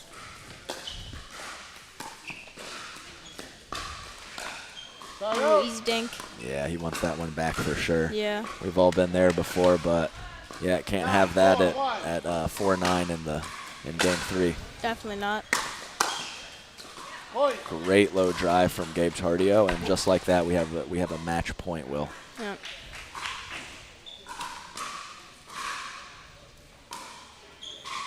Ten, 4-1. A little bit of spin serve. Football. He got him on the push off with Farina. That happens to me all the time. Here's a replay. Let's take a look. Yeah. Yeah. All over that. Really Bad nice. way to end it, Yeah, I but know. yeah. It is too bad that it ended that way, but really nice match, really competitive points, and a great job of sticking to their strategy from Stone and Tardio, being a little softer in Game 3 and getting that W. We're going to head for a commercial break. Thank you so much, Will, for joining me in the booth. We'll be back for our 5th match of the day.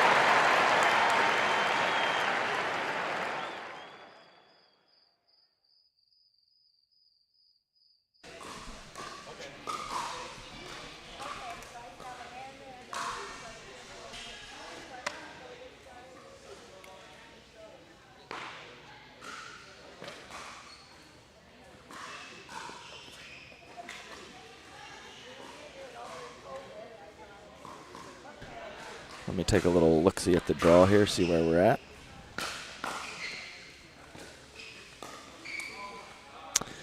Okay, we have seen both of these teams previously in the day. We have Hendry and Foster versus Chikatalov and Bonnert. Both had relatively easy matches earlier in the day, so I think this one might be a really good one. This is the winner's bracket final of the mixed doubles draw. Like I said, we have a few more male competitors than female, so we have a men's draw and a mixed draw today. So here we go. Chris Gallen announces 0-0-2, and we are off to the races.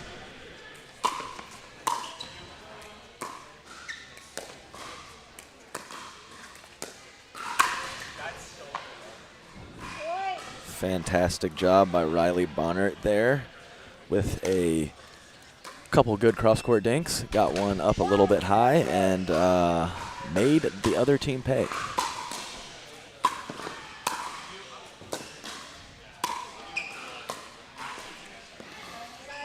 A little slight confusion in the middle there. Weren't quite sure who should take it, and that usually results in an error, just like it did there.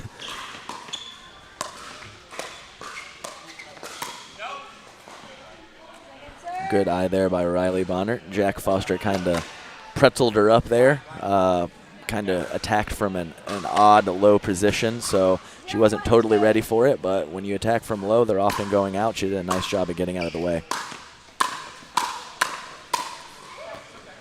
Yeah, really good pressure there from Jack Foster, kind of unwinding the stack there. Riley Bonnert was a little late getting over to her right side, and really good drive from Jack Foster there. Good communication there from Bonnert and Chikatalov, and like I said, when the ball goes up high, Chikatalov usually ends the point.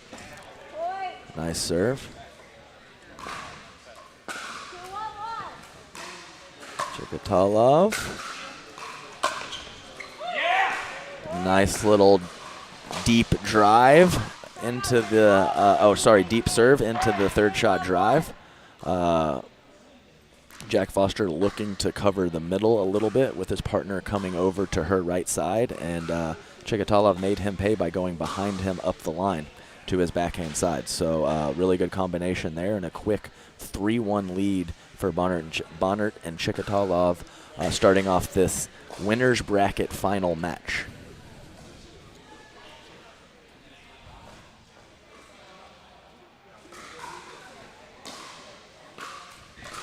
Just wanted to let everyone know that we have an APP English Open event going on this weekend as well. So if you haven't checked that out, might be a good idea to hang out with us here for a little bit and hang out over there with, I believe, Lauren McLaughlin over at the English Open. Very cool tournament. Nice dinking there from Bonnert. Yes, really cool to see some of these tournaments over in different countries. Great for the sport, and just really great to see.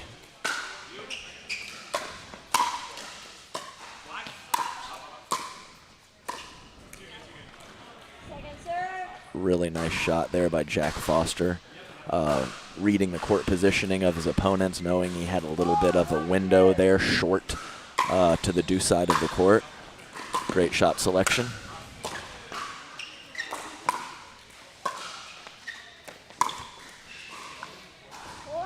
Completely okay with the play there from Foster. Didn't quite get any grip on that ball, didn't get the topspin he wanted, so pushed it into the net, but I think he needs to be taking that and putting pressure. A little question about the call. Let's take a look and see if we can see.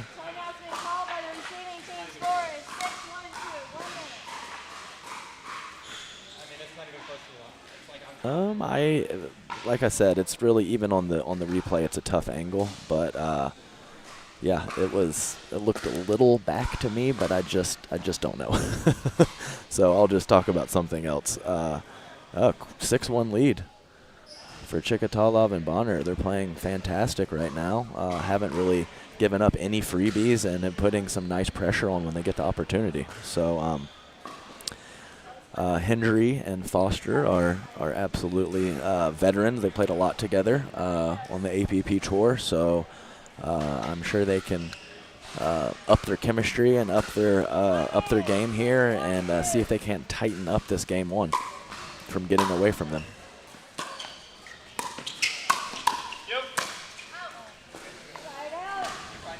I like the idea there.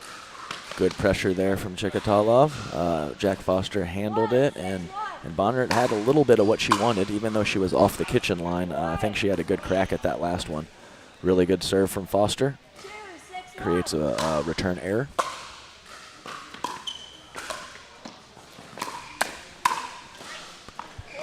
Nice job there from Foster. Basically just knowing that he has the female in front of him and just kind of starting the fire on a questionable attack and looking to finish on the next. And that's exactly what happened. We had a quick timeout from Hendry and Foster, and then sure enough, 2 minutes later, we have a quick timeout from Bonnert and Chikatalov. I like the timeout with that 6-1 lead, 3 quick points for Hendry and Foster. Reasonable time to slow that momentum.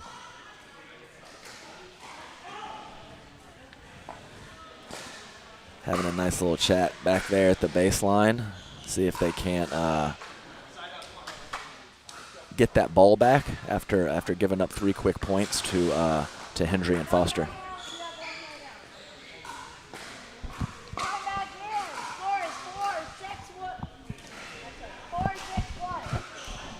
And we're on a 1 as well, so see if they can stop the bleeding here. Yeah, I mean, I don't hate the speed up. I hate it being cross court and at the male player. I think he should have just stuck with what was working the previous couple points and taken that at Bonnert. A little bit of a drop and bake there, and almost a little bit of a bird alert too. And what I mean by bird alert is when, after this point, I'll tell you. I like the combo. But anyway, a lot of players, or most of you guys know what an ernie is. When you jump the corner of the kitchen to hit the ball closer to your opponent can be a very effective shot. A Burt is when you do the same thing but in front of your partner on the other side of the court. Second serve.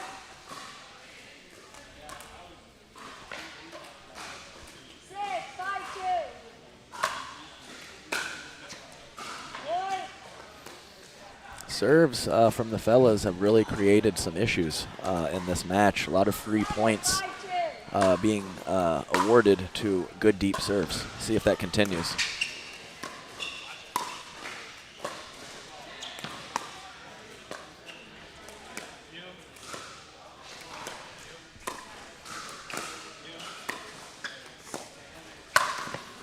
Wow, really nice cross-court dinks there from Bonnert. Set up her partner nicely. Chikatalov with a beautiful little semi-ernie there to finish the point. Really well executed.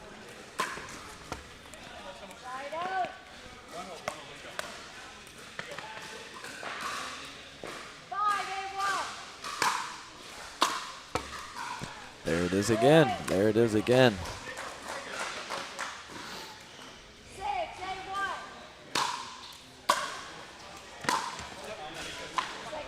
With this much reward, I mean, you never want to see someone miss a serve, but with this much reward that they're getting from their risk, I think the fellas should keep wailing away on their serves even if they miss a couple, creating a lot of issues.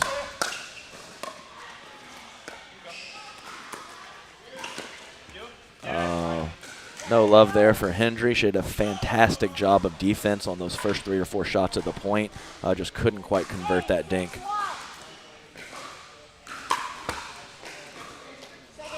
So that's 2 missed serves from Bonnert. Chikatalov telling her it's okay, it's all good. Good supportive partner there.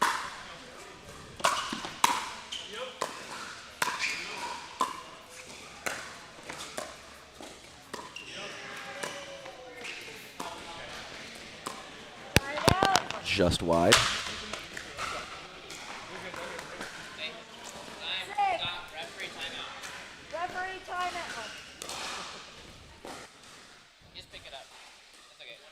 We had a net cam fall off there. So we had the production team calling a referee timeout. I'm not sure Chris even saw it, but we're good to go now.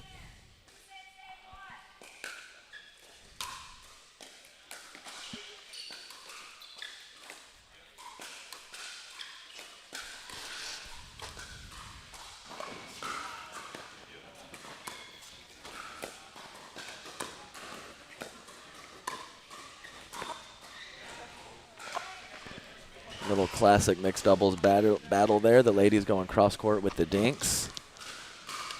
And most of them were very good except for that last one. Let's see if that pattern continues, or we're going to have some of the quicker points like we have been.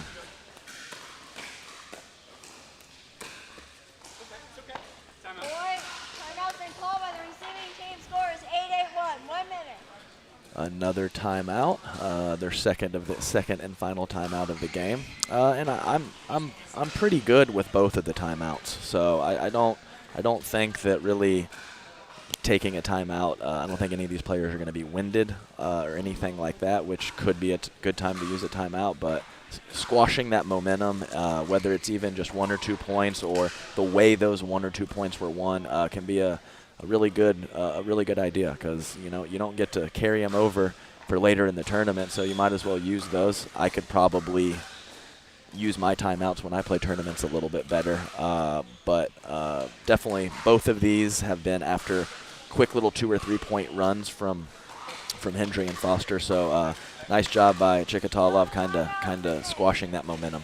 Let's see if it helps them out here and they can't get that ball back to make a run of their own.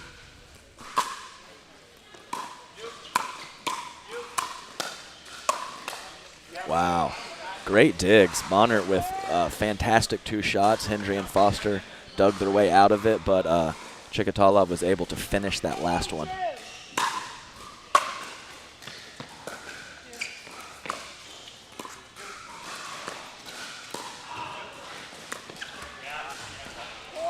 Very active feet there from Jack Foster.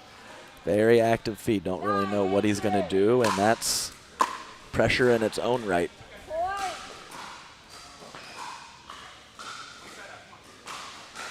9-8-2. Really need to stop the bleeding here for Bonnert and Chikatalov.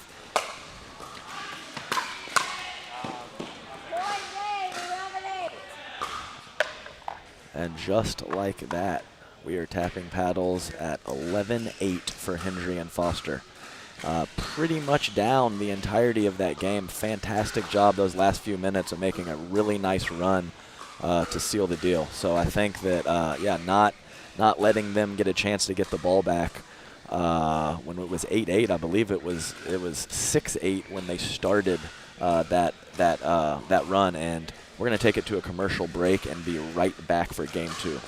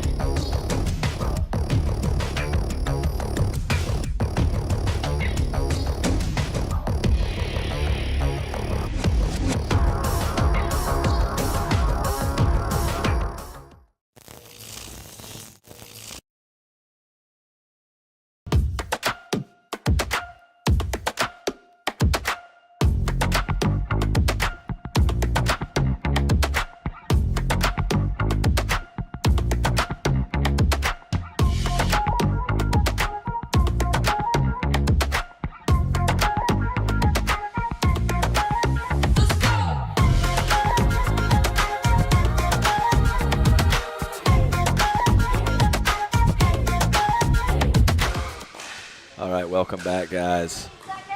As usual, I missed my cue, got a little long-winded at the end of game 1, but we got to that commercial break, and we are back in action.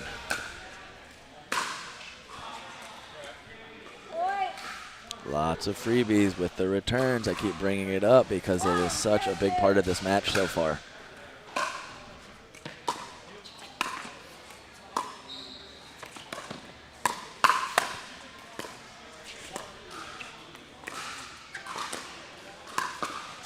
Oh, that was a little bit of sexy time there from Bonner. Really held that paddle, great control, manipulated the wrist, flipped that thing right behind Jack Foster, who is obviously an aggressive player. Fantastic shot by Bonner.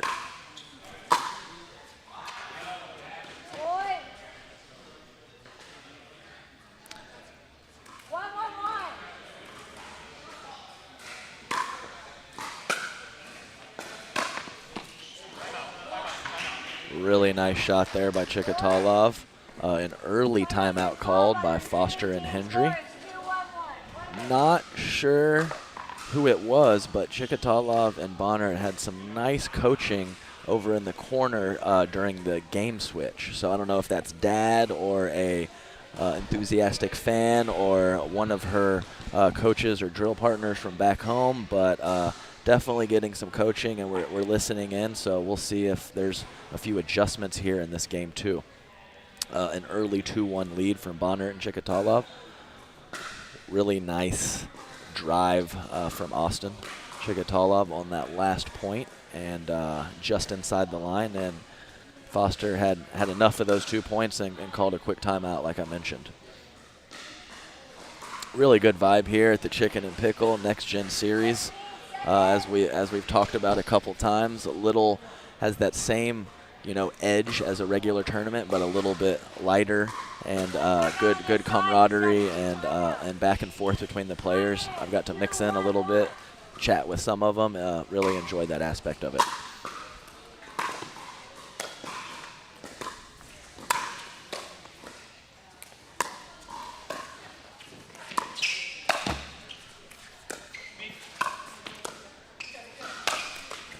Wow, nice job. Good communication there by Chikatalov, taking a lot of court, but letting Bonner know, and they reap the benefits of that aggression.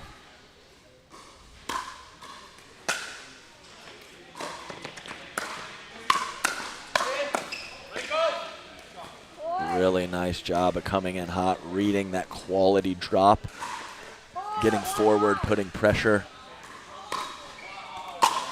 Ball on, we will replay.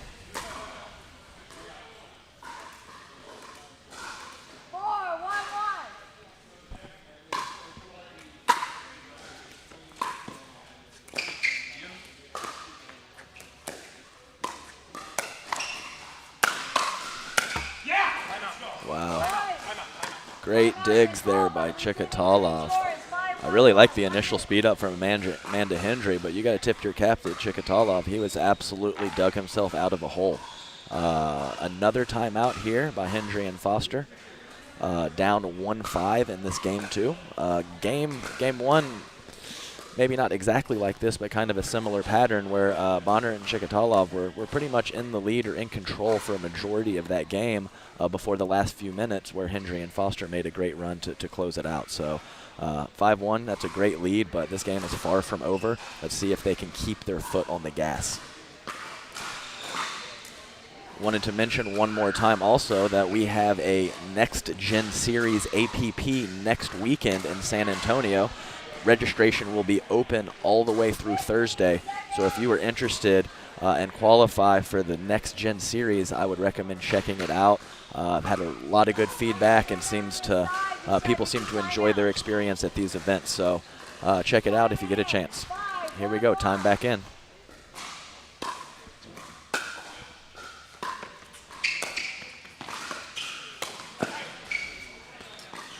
Great read there from Jack Foster, knowing that Chikatalov was in a tough spot and would most likely hit that next ball up the line, and he was exactly correct and had a beautiful little inside-out Ernie.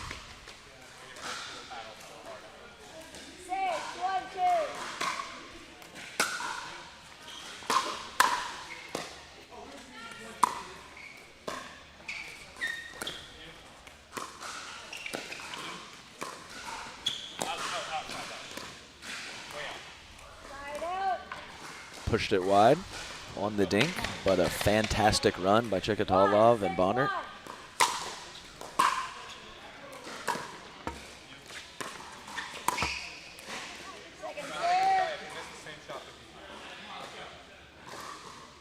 Foster a little upset with himself. Frustrating sport, as we all know.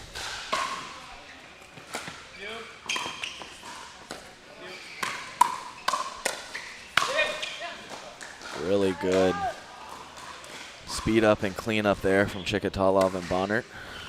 She's really liking that inside out forehand up the line. Foster was definitely a little more ready for it that time, but Chikatalov was there to clean up any issues they might have had. Nice return there. Got Bonnert kind of reaching for it. Couldn't come up with it.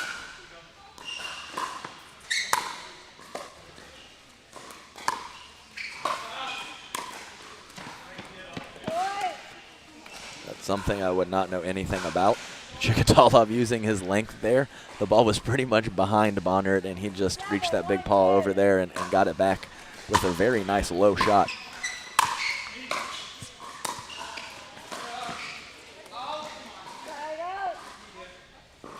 I don't know if that was like a half drop shot.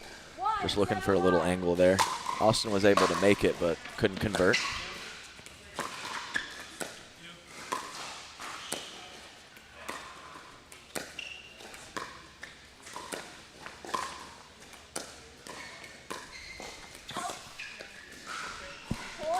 Just missed again. Last couple cross-court dink rallies have gone the way of Amanda Hendry. See if that pattern continues, which it usually does. I mean, everything is textbook right there. I know they didn't execute and win the point, but the drive and the shake and bake combination is exactly where the players need to be.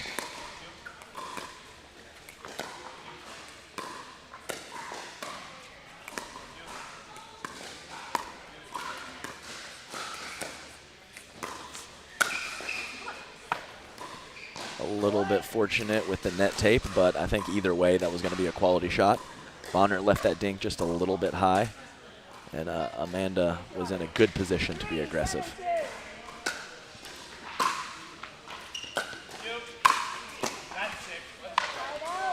Nice shot there. That ball sat up about shoulder high, and Bonnert had a nice swing at it. Well executed.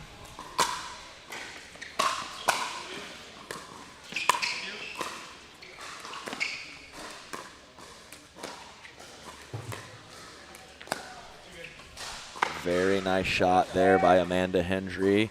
Kind of held it till the last second. Hadn't really tried that shot yet in the match and pushed it right past Chikatalov. Very, very nice shot.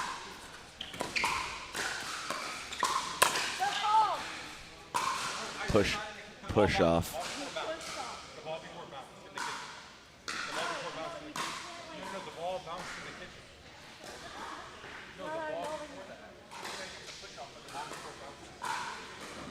Jack Foster saying the ball bounced in the kitchen before, which I believe is irrelevant to the situation.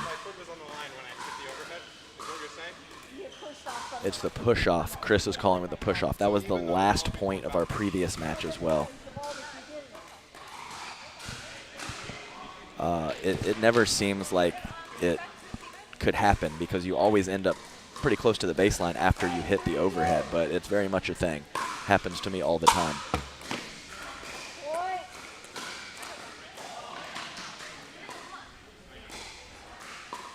Nine three.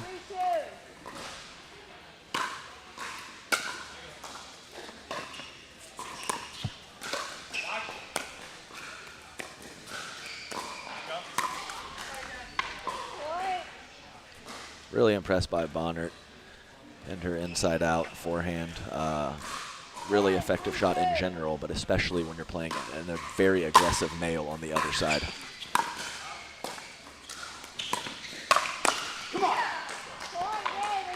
Really good read there by Chikatalov. All right, so back-to-back game threes here on at the NextGen APP series. Fantastic stuff. Had a couple little bit more lopsided games earlier in the day, but absolutely looking forward to this game 3. We'll take a quick commercial break and be right back.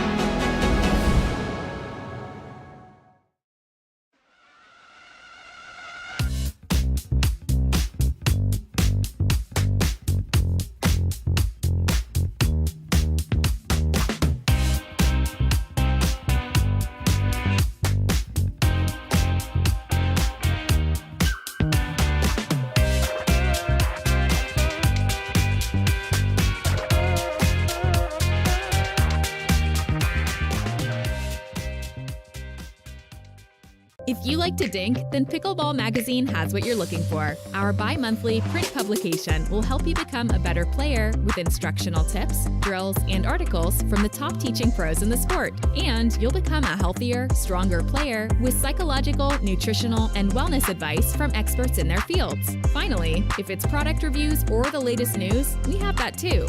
To learn more or to subscribe today, go to pickleballmagazine.com.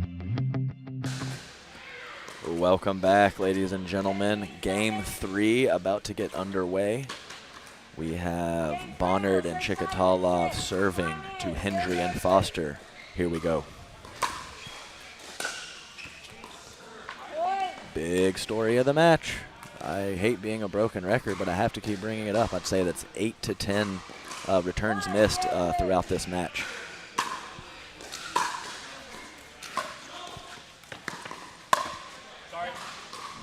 Chikatalov in a very good spot there. The kiss off the tape sealed the deal, but I think he's going to win a high percentage of those points regardless of the net tape.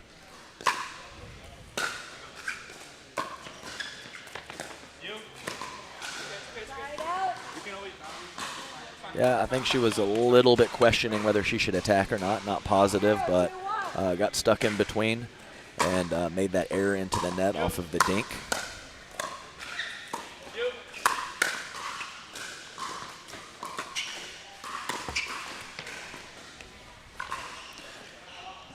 Great job running it down from Chikatalov. I think the shot selection by Foster was pretty good. There was a big gap there short over to the left side.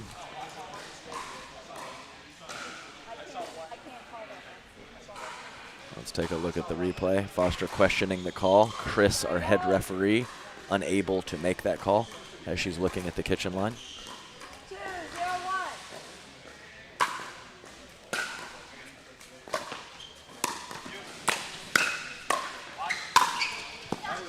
We have a bird alert from Jack Foster. Bird alert.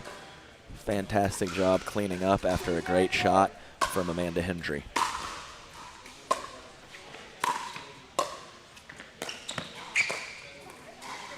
Yep. Stuck a couple times there by whether to let it bounce or take it out of the air. Two soft shot mistakes from Bonnard to start this game 3.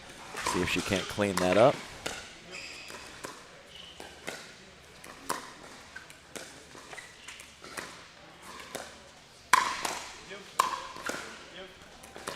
Oh, wow, great dig.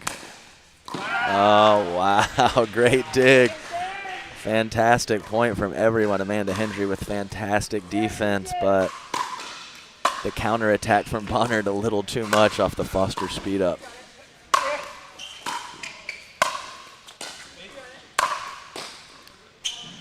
Great eye there. Really good pressure from Chikatalov. Probably been one of the better, if not best, player at cleaning up and finishing those high balls today.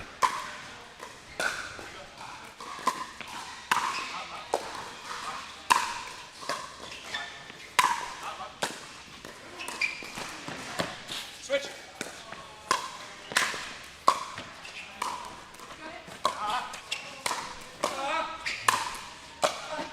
What is happening? Fantastic scramble over there from Chikatalov and Bonnert, and stayed calm and collected. Hendry and Foster had a couple nice deep shots and a couple drop volleys during that rally. Really good stuff by both teams. Set up beautifully. Sometimes you have your partner set you up, sometimes you set yourself up. So 0-2-1 starting off game 3.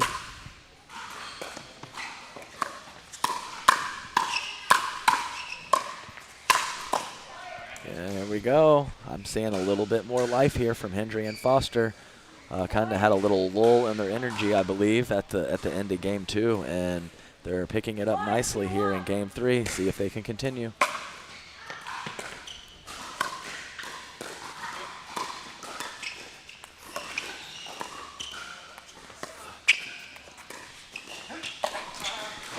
Wow, good cover by Chikatalov. He was there with his feet, just couldn't quite make perfect contact with the good lob from Foster. 2-2. Oh, good eye there. Definitely sailed it a little long. Mentioned it before, so tough to let those go. But a great read and great eye there from Chikatalov. Miss serve. Knotted up at 2, game 3.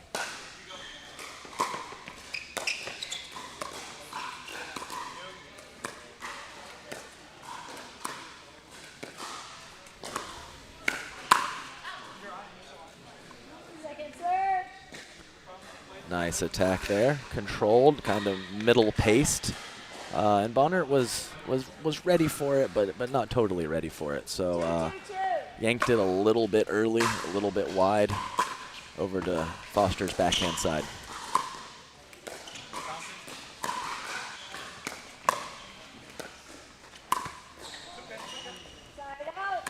She had him. Foster sitting kind of pancake forehand there in the middle. If she could have converted anything over to his left side, she would have been in a good spot, but net got in the way, as it often does.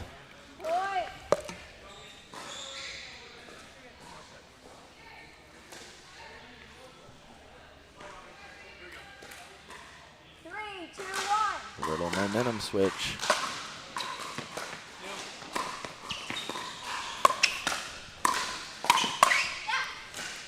Nice job, very active. Foster and Hendry.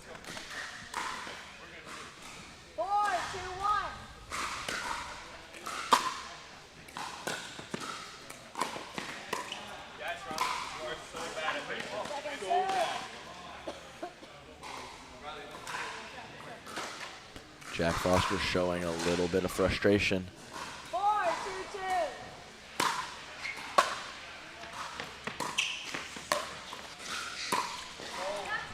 It's a good way to be unfrustrated. Hit a good serve, a good drop, and then a beautiful backhand up the middle.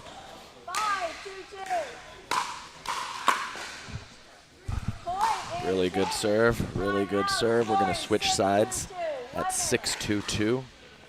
Definitely a little momentum switch here. So it was a good end of game 2 and a quick 2-0 start to game 3 for Bonnert and Chikatalov, and the tables have turned with a 6-point run from Hendry and Foster.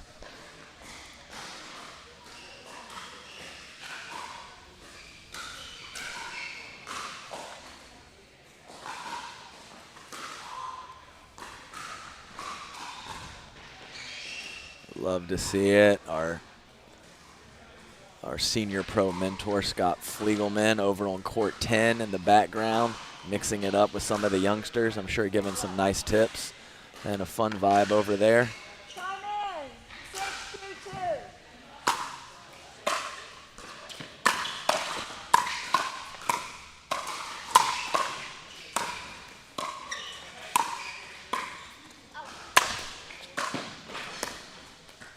Wow, what is going on? Great pressure from Jack Foster. Chikatalov got probably 4 or 5 back he shouldn't have, then switches to the left hand. Great focus there by Foster. I don't think anyone thought that last one was coming back.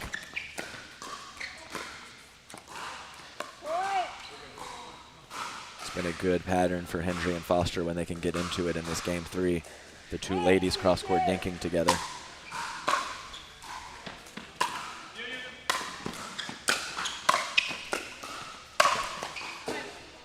Nice job there. They really needed to stop the bleeding, and they did. Let's see if they can't get a couple points here. They're down 8-2. They don't need to tie it up or anything, but getting a few points here would really help the team morale. That's a good start. One at a time. That's all you can do. 3-8-1.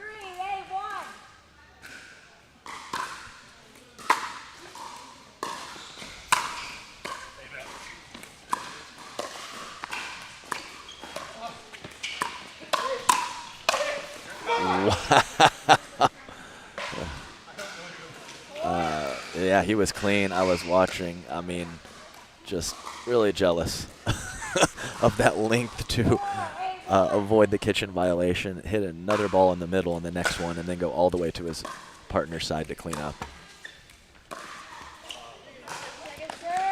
Even on the soft ones, when the ball clips the tape, really throws off your rhythm, as you saw with that dink error from Chikatalov.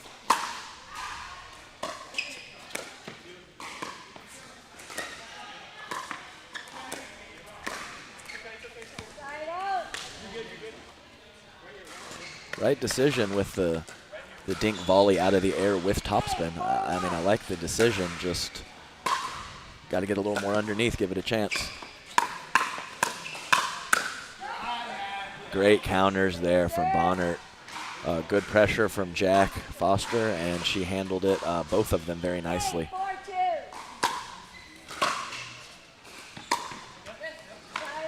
All right. They escape unscathed, get the ball back without giving up a point. 4-8-1.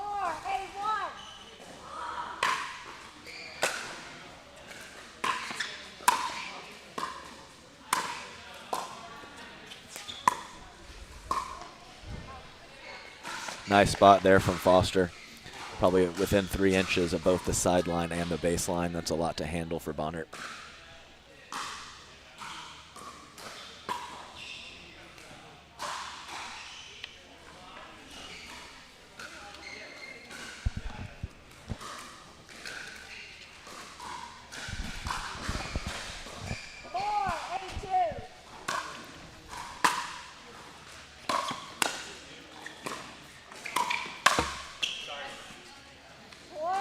Good look from Chikatalov.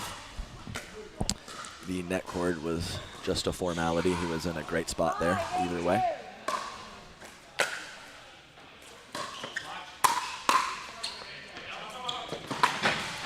Wow, great hands there by Bonnert. Little mix of good hands and luck there, which is always nice. Placed that lob right in the back corner. Foster ran out of room to get it.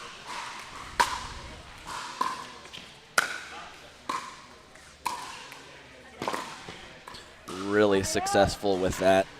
Mentioned it early, has a little bit of a wind up on no matter what forehand he's hitting. So to able to go with that wind up and then chop it for a short drop shot, very impressive touch.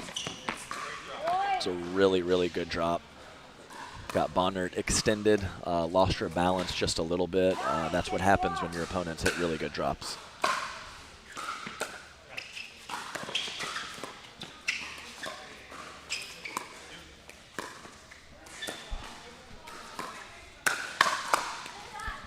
Very nice, very ready for that counter attack there.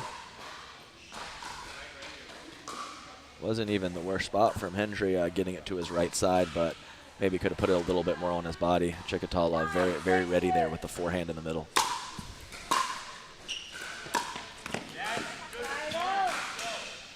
All right, another life. That is 4 chances for Hendry and Foster on their previous serves, and they've only got 1 point out of it,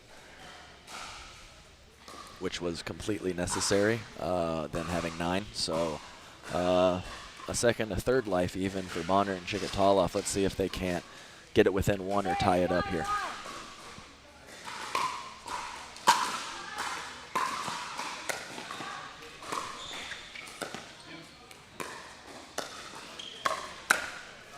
Wow. I like what Chikatalov did there, but fantastic hands from Amanda Hendry.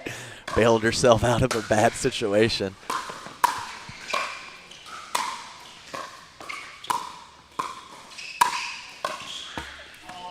He had it. Good scramble over there. Good continued pressure from Hendry and Foster. That's a good quality pickleball point there from everybody.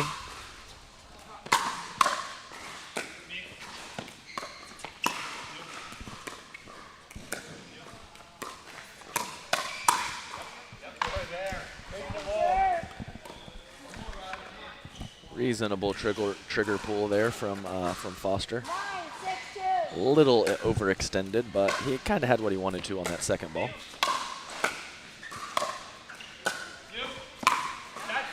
That's the one, her favorite shot there. Excellent job. Get themselves to 7. Oh, sorry, side out. I'm off. It's been a really good combination. Very difficult to keep Bonnert back after the third shot drop when Chikatalov is such a presence there in the middle with his length and his power.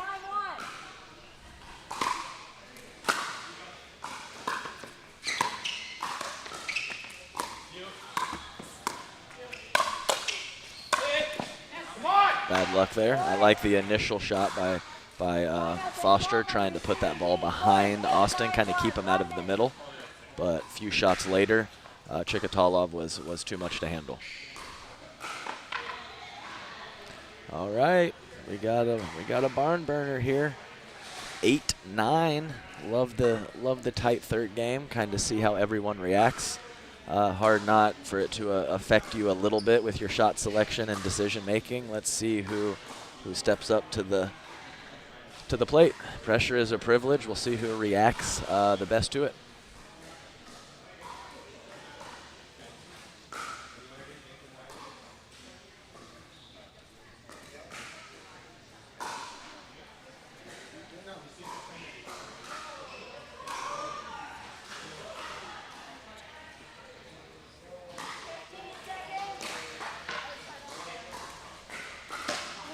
Two timeouts on this side. Time in. 8, 9, 1.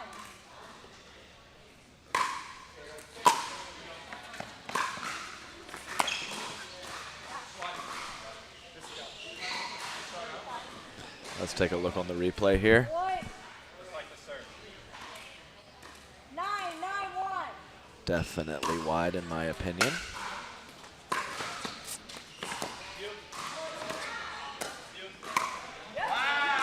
Beauty. It's a beauty. Wow. Just like that from an 8-2 deficit, we have a match point for Bonnert and Chikatalov. Here we go. 10, 9,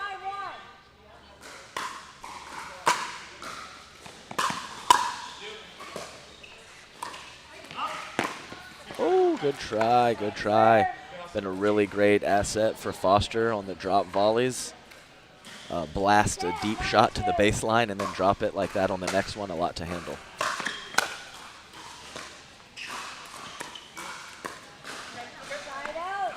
No worries. Put the ball back.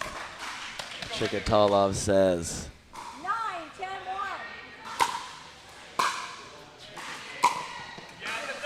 1. I'll miss that drop. Good depth on the return. Bonnert was still transitioning. It would have been a great shot if he could have executed. One more crack at tying this up.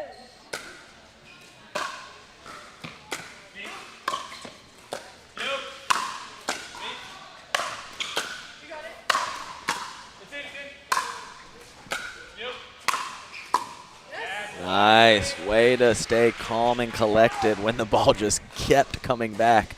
5, 6, 7 slams. I don't know what it was.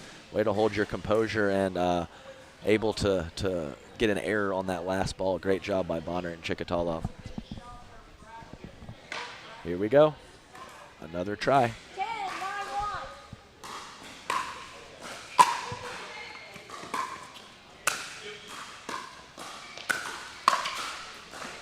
1. Beautiful. Great pattern for them with the either the drop or the drive and the poach on the next. Fantastic job of coming back from 8-2 deficit there in game 3. Probably the tightest match of the day. We're going to take a commercial break and be right back.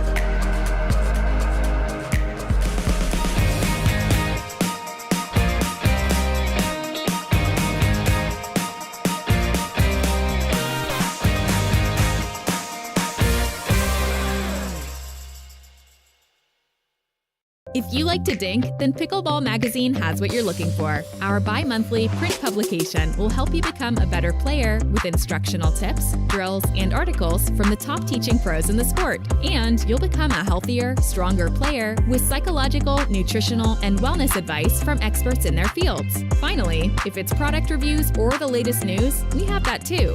To learn more or to subscribe today, go to pickleballmagazine.com.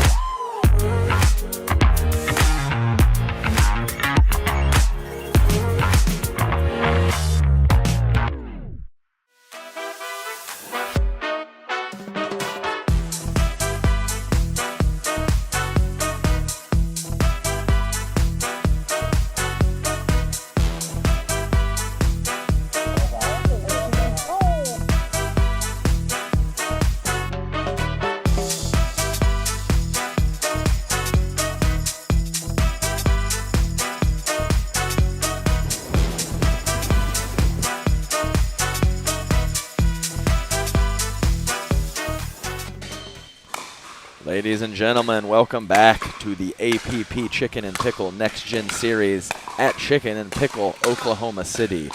Very exciting match, this last one. We've had, I believe that was our 5th match. We have our 6th coming up of the day, and I am joined by one of our competitors in the booth, Olivia Sutton. How are you doing? Pretty good. How are you? Oh, I'm doing great. I'm enjoying this nice pickleball action. It was great to see that tight third game, and the last one. Love to see those pressure situations and how everyone reacts to it. Yes. So you played a little mixed doubles earlier today. I did. So are you still in the tournament? Are you? No, we are out today. Okay, gotcha. It happens. Sometimes you have long days, sometimes you have early days, and that's just how it goes, right? Yes, sir. So where are you from? St. Louis, Missouri. St. Louis. I was just there for a tournament a few months ago, yeah. Nice little indoor APP tournament. It was amazing. It was great, yeah. So we have a matchup here with Kenneth Herman III and Rachel Summers versus Zoe Usojoglu and Richard Livernese. So I've been, man, they really gave me some tough names today, and I hope I have only butchered it kind of bad instead of really bad. But but I would like to use first names a little more frequently. But you know, what can you do? That's in the job description, is figuring out how to pronounce these names. So we have not seen Kenneth or Rachel today on court, but we have seen Zoe Usojoglu and Richard Livernese earlier. They had a tough match, but ended up losing and trying to work their way back through the back draw. So Olivia, what's your favorite pickleball shot? Do you have one? I don't know. There's a bunch of them. the one that wins the point, right? Yes. Yeah, how about that? That's always a good one. I do love the Ernie. Okay. I've been trying to practice a little more, but yeah, that's yes. I had another player in the booth earlier, and that was his favorite shot as well, the Ernie. So awesome. That's so cool. yeah, I'm not very good at them, but I'll get one occasionally here and there. But it helps to be young and have a good jumping ability or wingspan to do those Ernies, and I don't really qualify for any of those things I just mentioned.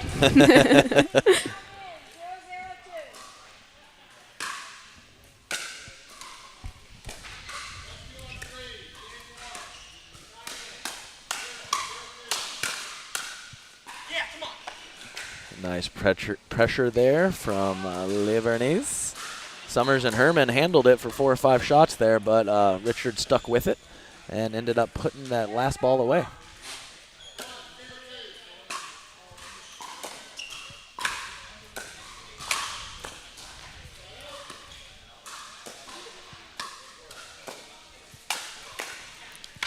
Nice combination there. Yeah. Summers with some very nice topspin shots from the kitchen line there, and had her partner, only needed her partner Herman for one cleanup.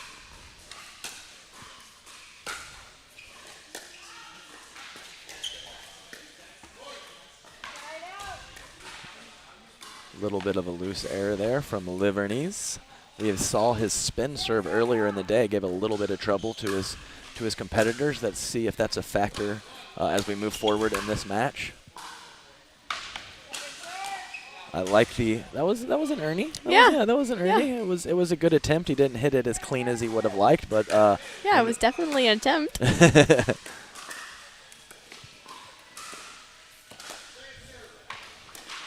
Really nice topspin backhand roll dink there from Summers. Livernese was looking middle in case she was going to speed it up. She held it nicely and got it there behind him for created an error.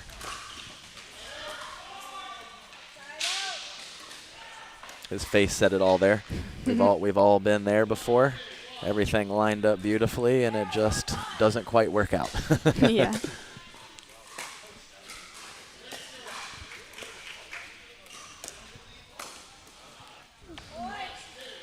I'm fine with the decision. It was a little bit of a lower shot, but I think he had a beat on that, and sometimes they just clip the tape.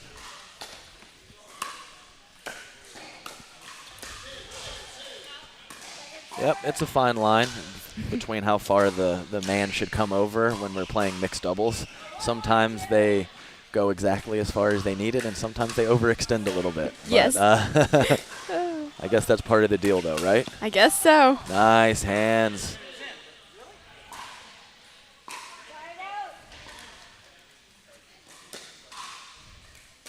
Good call by Chris. Did not matter, as Herman put that ball as a winner, but also a foot fault violation on the Ernie attempt.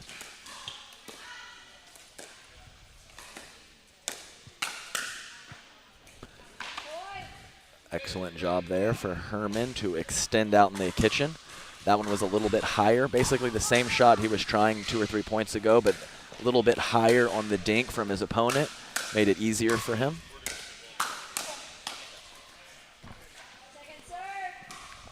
Got what he wanted there. Yeah. I think he had a little bit too big of a swing. He was in a good offensive position. He could have been a little bit shorter with that swing. Yes. Nice exchange, though.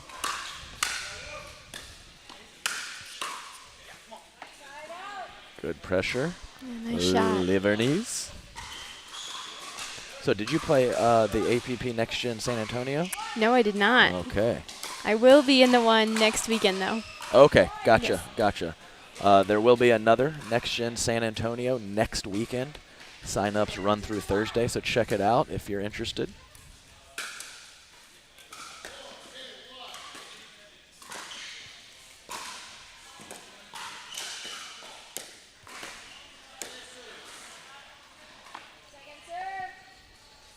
Nice little quick cross-court dink battle there. Herman comes out on top.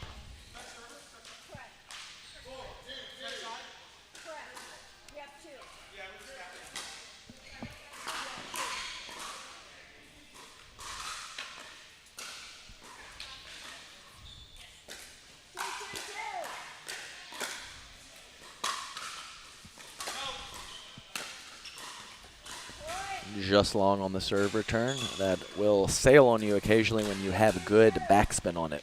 And Summers definitely has that.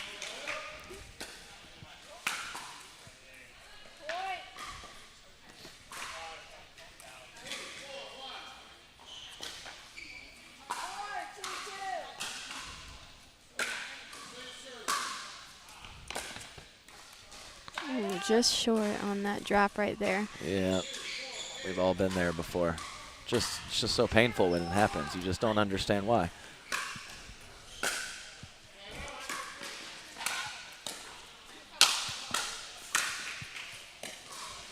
Oh, wow. Good pressure there from Livernice. Herman almost had it. These two are playing for a chance to get to the bronze medal match against Hendry and Foster, who just lost our winner's bracket final. Just kind of checking out the draw here. 4-2-1.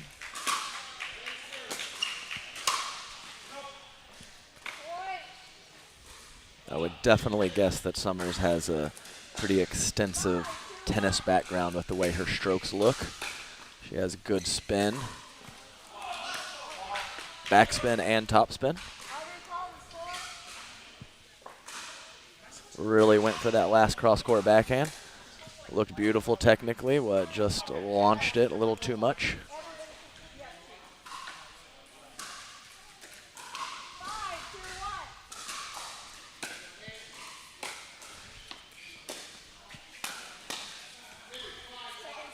Nice shot by Herman.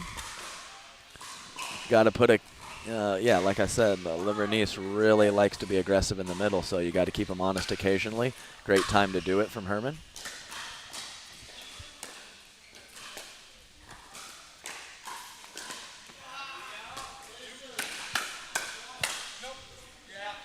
Nice counterattacks there from Herman.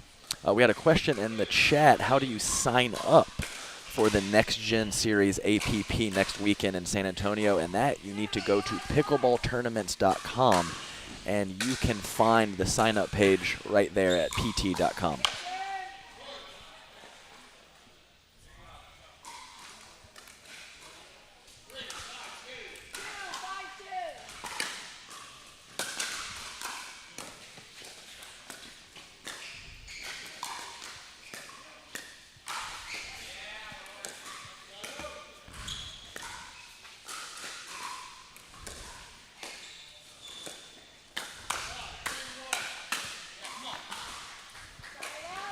Nice point there.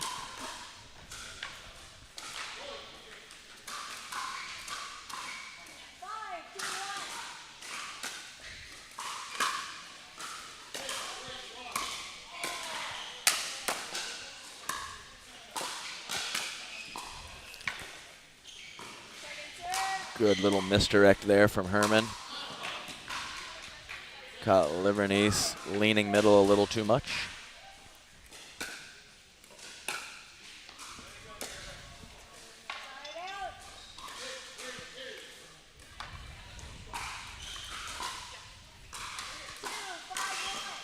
Two, 5-1.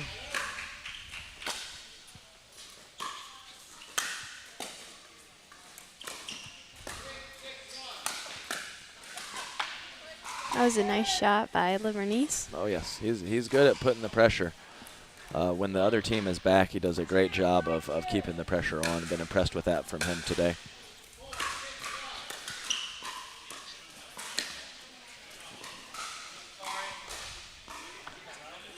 Always a good strategy. Clip that tape. Makes even the best players look a little goofy. Throws off your timing so much.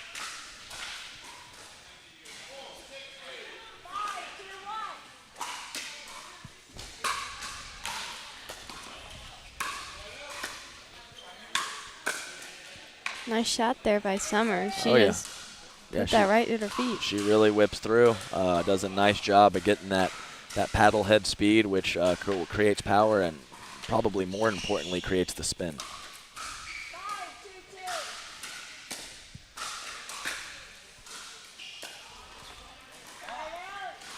I see on chat also Olivia Sutton coming to take Lauren McLaughlin's job. Might be right. Watch out, Lauren. I don't know. I'm still trying to get the hang of it.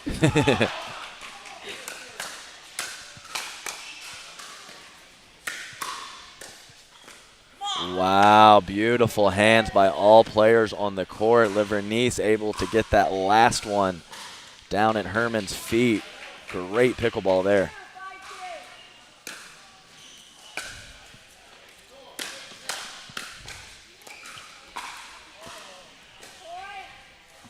It's harder than it seems, huh, Olivia? Yes. Being on the mic, yeah.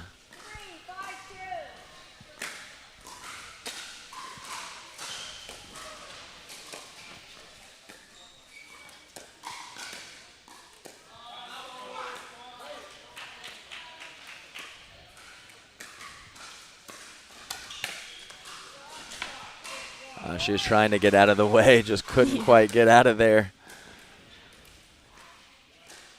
Usajoglu, she had the right idea. Just sometimes it's tough.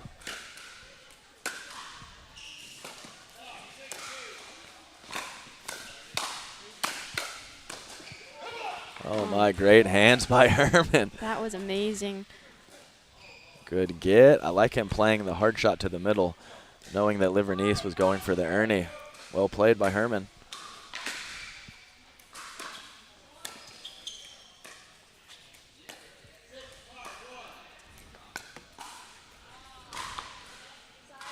Another net clipper, but I don't think that Herman was ready for it, so I think it was a good decision, well disguised by Livernice there.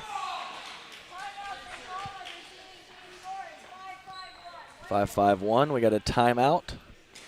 Oh, I see. Antonio Banderas in chat saying not every ball has to be commentated. We'll keep that in mind, Antonio. I don't know if that's your actual name or the famous actor. Antonio Banderas. All right, knotted up at 5, game 1. The reward for the winner, a trip to the bronze medal match.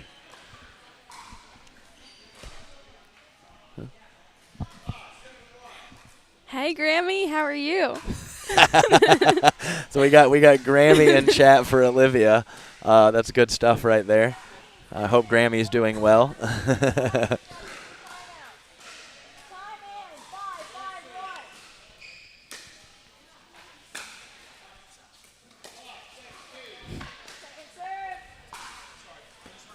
Livernice asking if that was his ball. Kind of a tough spot there right in the middle. You want that forehand player coming over pretty far, but not too far.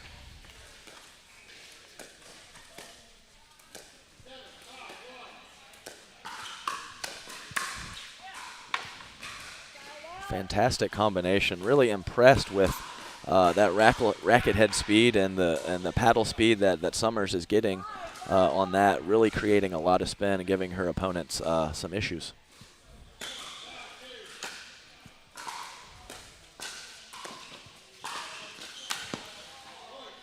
There's that Ernie. Yeah, there's that Ernie. I know you like that, as that being your favorite shot.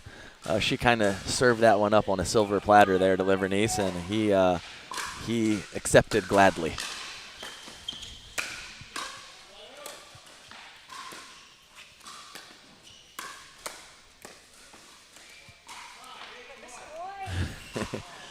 Livernice asking, how could he miss it?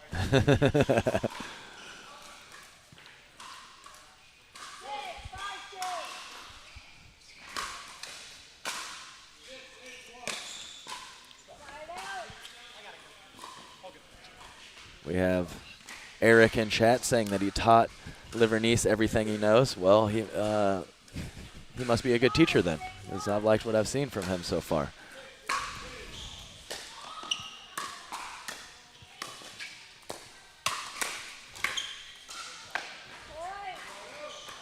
Wade Usajoglu digging herself out of a hole there. She would put herself in a bit of a bad spot and got one more ball back. Summers couldn't capitalize.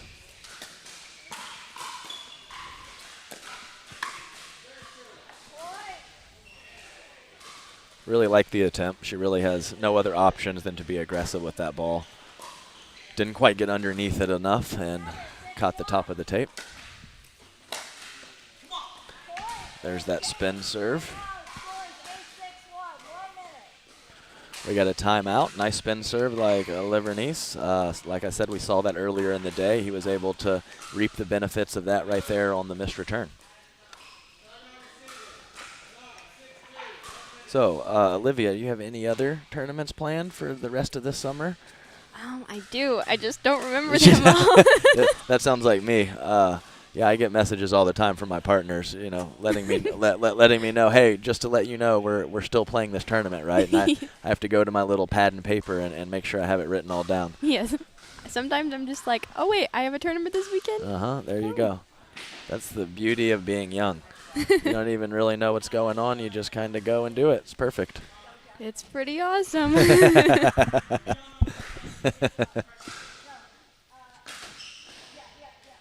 Mom says I got a tournament. I'll be there. Yeah.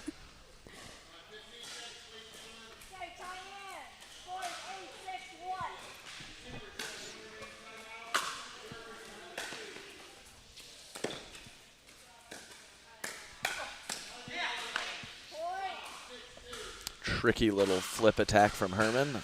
Livernice was there with the response. 9-6-1. 1 game to 15 here, guys.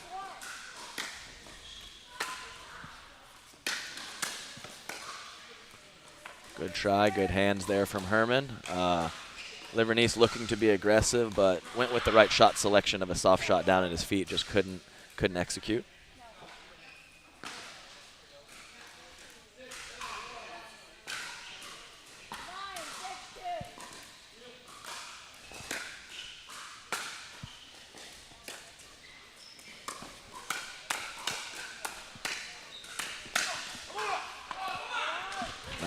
Nice hands by Herman. A little come on there. Yeah. Fired up about that one, and he needed to be because they needed to get the ball back, and they have done that. So see if they can make a little run, tighten the gap here in this 1 game to 15.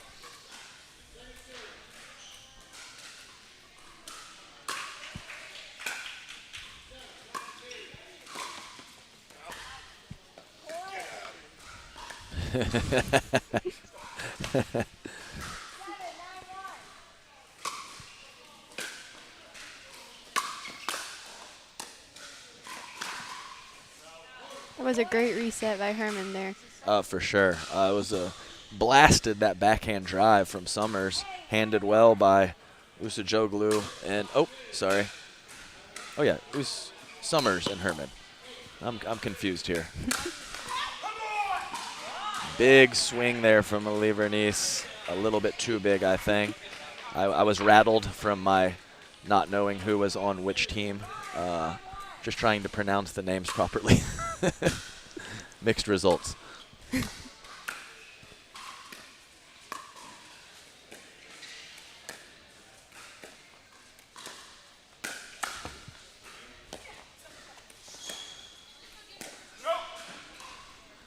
A little ambitious there. Great call by Herman, because I think Summers was locked and loaded to hit it, so it's great partner communication to yell and let her know that that low attack is going out.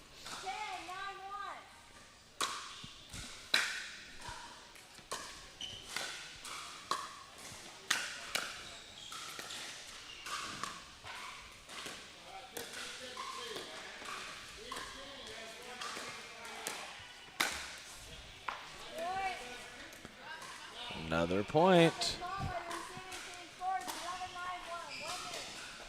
So we have a little run here from Summers and Herman. Usajoglu absolutely should have attacked that last ball. I think it was there for her.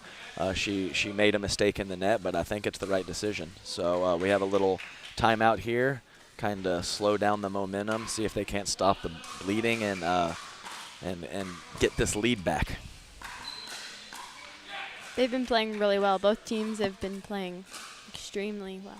I agree. I think some of the points have been fantastic. A little bit, some power, some soft shots. When you have it all mixed up like that, and you're making the right decisions in the right spots, dinking when you should, going for your shots when you should. That's good quality pickleball, and that's what we're seeing so far.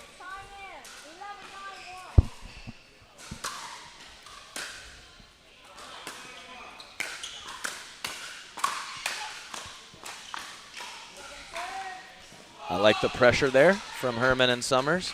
Vernice was up to the task, though. Was able to get that last counterattack down low.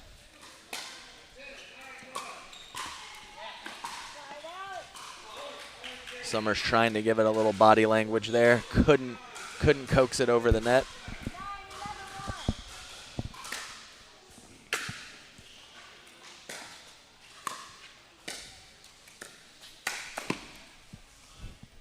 Nice job by Vernice. Very athletic. Was not even totally leaning towards the Ernie. Saw the opportunity and was able to jump the corner.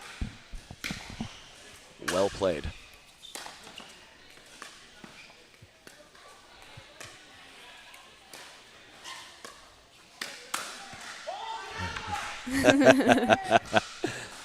He said it. That's what we were thinking.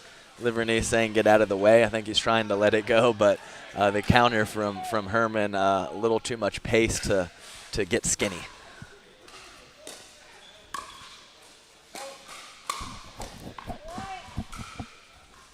A little tight there on that forehand roller. Pushed it a little wide. I think the court positioning from Vernice could have been a factor there.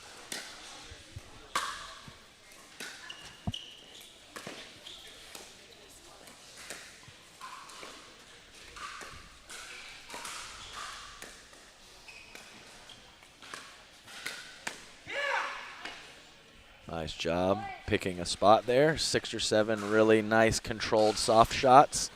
Vernice picked a good one to go for. I think Herman was just a little too big on his swing on that two-hander. Man, lots of back and forth in this match.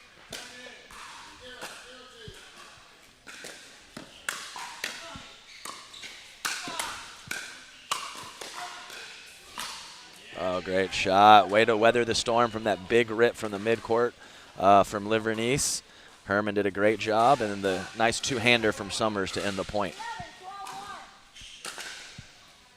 Back and forth we go.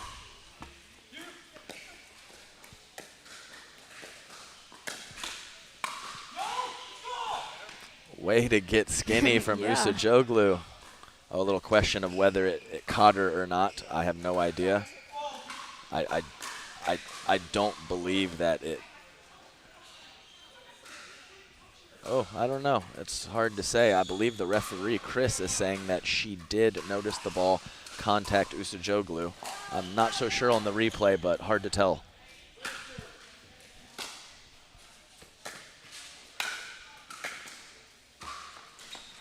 Oh, man. Sat there for 2 seconds. Herman couldn't get any love on that one.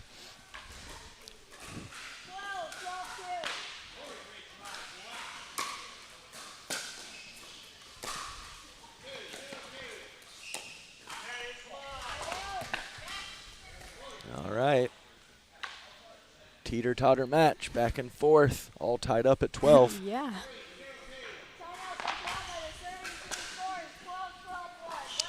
The old offensive timeout. We used to never see that, and it's kind of becoming a bit of a thing. And you know what? I don't hate it. Just kind of been some back and forth, like I said. You get all tied up, you get a chance. Maybe taking a break as that offensive team that's serving kind of bounce some out ideas off each other and figure out a good strategy how to close out this game. Let's see if it works for them.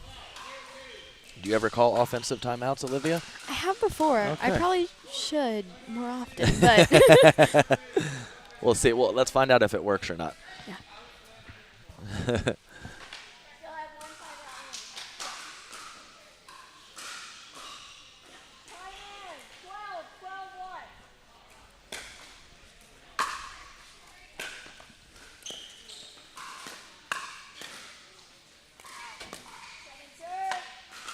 A little ambitious there from Livernice. It has been working for him, though. Summers just handled that one nicely.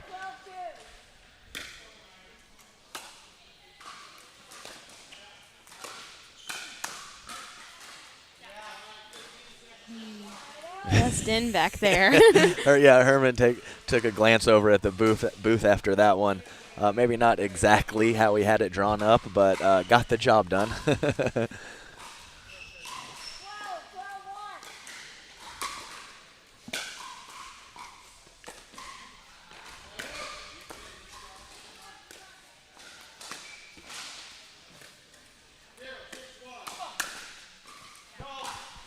He couldn't get love twice in a row. So that one sails long.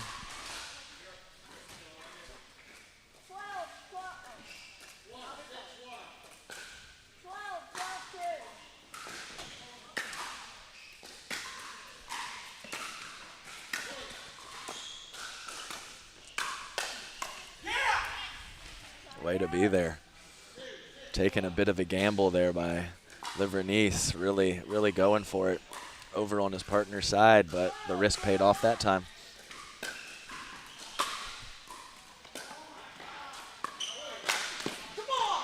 Excellent job there. That one was set up much more beautifully there. So he had a great window to go for that one, and I'm glad that he did. With a little bit of a Burt alert. Yes, that was amazing. It was beautiful. I think we've had 3 Burts today, maybe even a couple more. So I always like pointing that out because I'm not really capable of doing one. So when these young bucks get out there, the movement, the athleticism is pretty impressive. Hard enough to do an Ernie, much less a Burt. So fantastic execution by Livernice there. Oh, and now he's doing the splits. Yeah. My God, what can't this guy do? My goodness. Something would explode if I did that. A hamstring, a groin, a quad, something, ACL, I don't know what, but.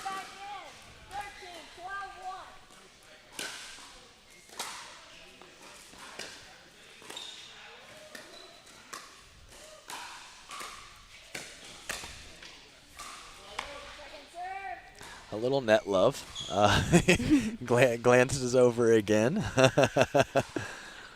Hey, you take what you can get in this sport, that's for sure. Indeed.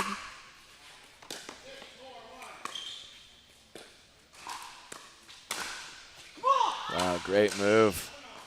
He did a little jump kick celebration. Not sure exactly what it was, but I'll take it. It's great athleticism, though. He was in the middle of the court. To Ernie that ball is very impressive. Very Deckle Bar-ish.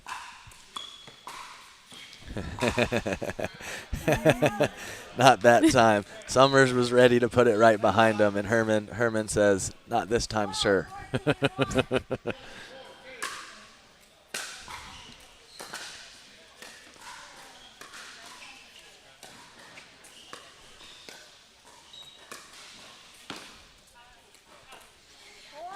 Great great shot right there. It was.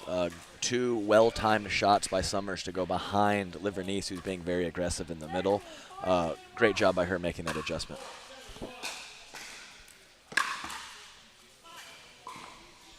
Wow.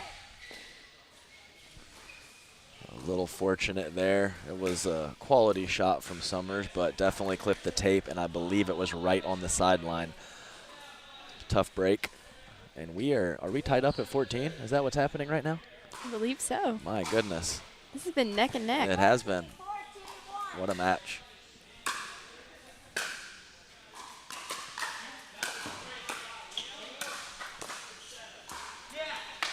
How did that not sneak over? That's a couple from Herman that have kind of rested on the tape and couldn't dribble over for him.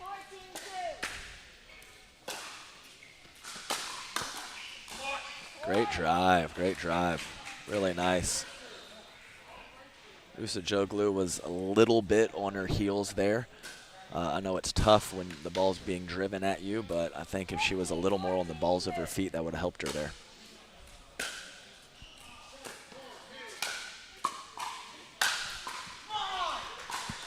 Nice job, Livernice. Says we want another try, and they get one.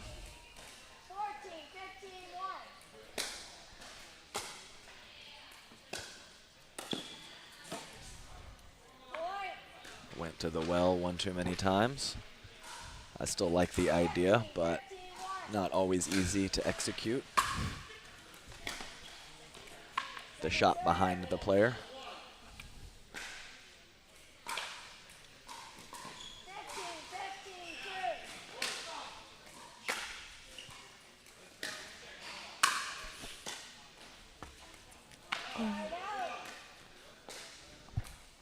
Olivia, who wants it? Somebody needs to want it. This is going on forever. Somebody needs to take it. Who's it gonna be? I have no. 15-15-1.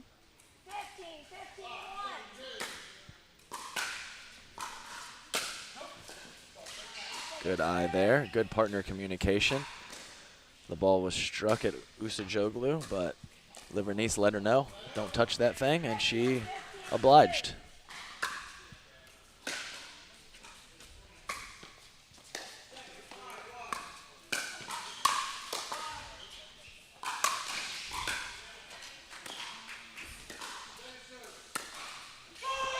Wow. Great pickups there. How did they dig out of that one? Really nice slams there by Summers. But they all came back. So got to tip your cap to the defense there.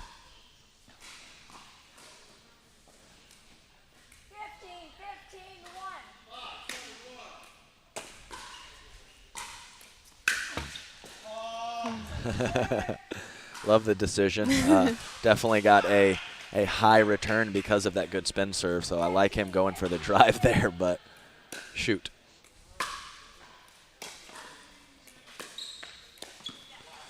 That was a great shot by Summers.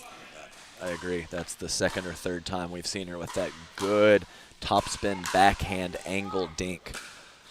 Very effective shot against an aggressive player.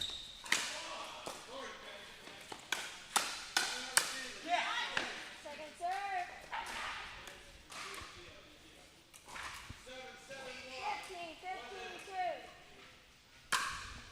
15-15-2.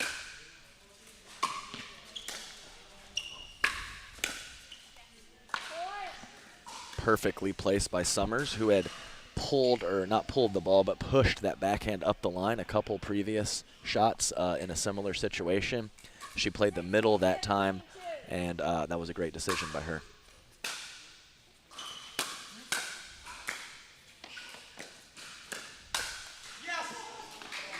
Oh, man.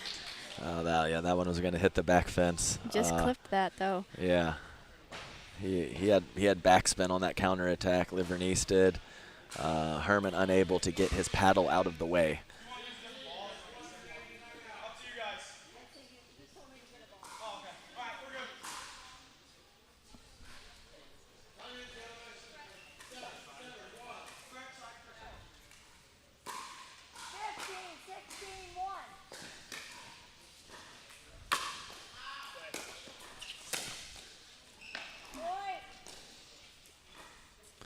Reasonable time to try it, with Summers being delayed getting forward. Just didn't quite commit to it.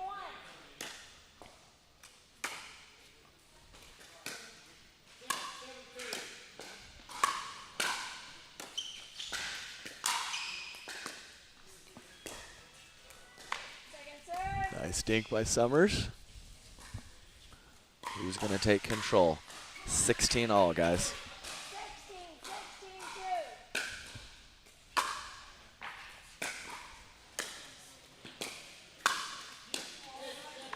2. Great shot by Summers. Dropped it beautifully in the kitchen by Levernice. Unfortunately, was off the ceiling. 16, 16, 1. Correct. Always call the score. 16, 16, 1.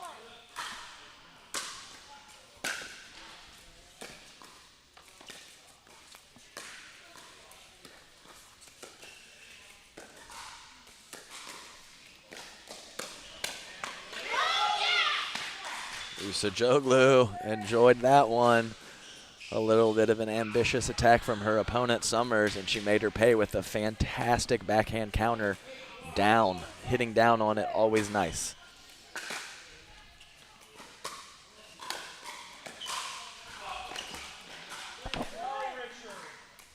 He said it, not me. He says no, Richard. Not thrilled with his decision there.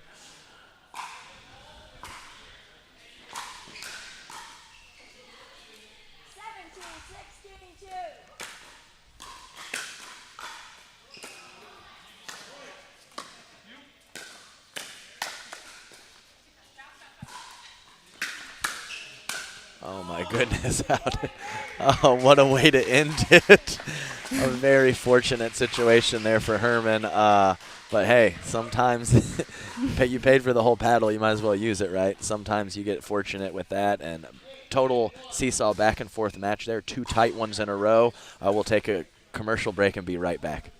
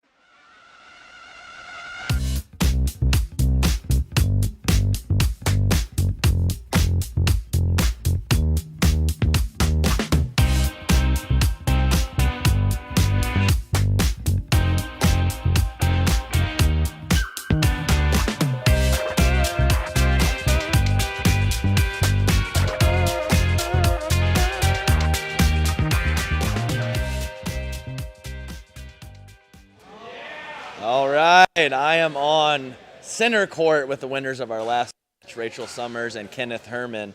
A very back and forth match, several lead changes, several ties. What do you think got it done in the end? I just think Rachel just took over. I just tried to stay on my side as best as I could, and she just kind of went to town.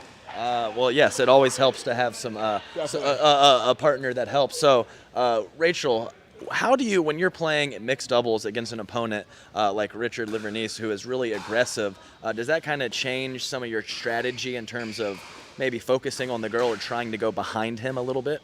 Yeah, so we played them this morning and we stacked the opposite way. So this match we tried putting me on the left, and I think we were able to isolate Zoe a little bit more and try to go behind Richard a little bit better, and we just stayed patient.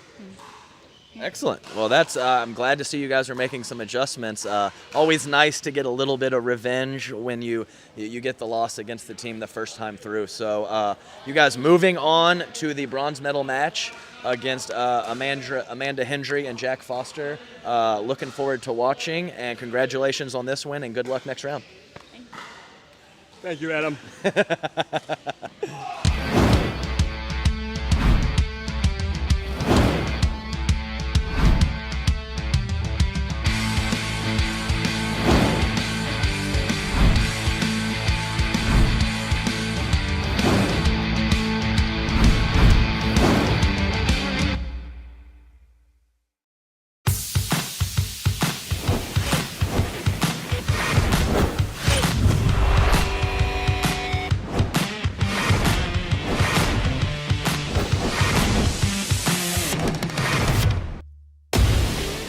I'm so ready for next gen. This is NextGen Pickleball. I'm so ready for the NextGen Tour. Super excited about next gen. I can't wait for the APP NextGen Tour. I'm super excited for next gen.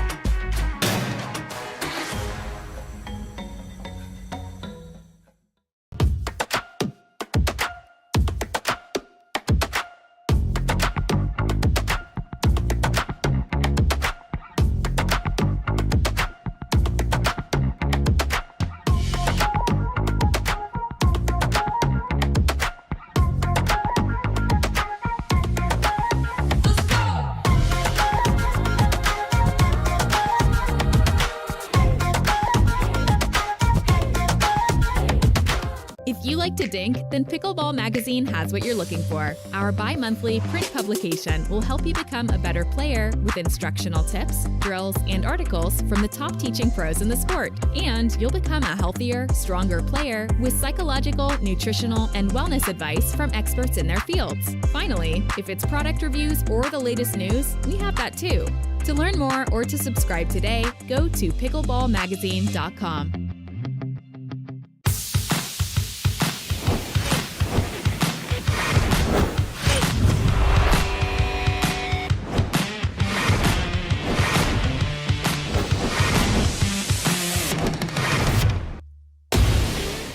I'm so ready for Next Gen. This is NextGen Pickleball. I'm so ready for the NextGen Tour.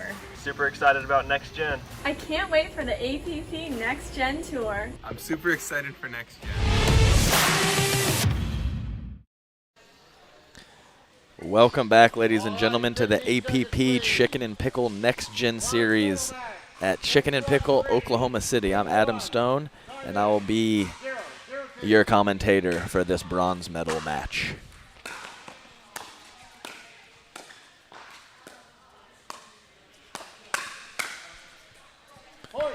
Nice combo from Amanda Hendry there, coming out hot on the first point.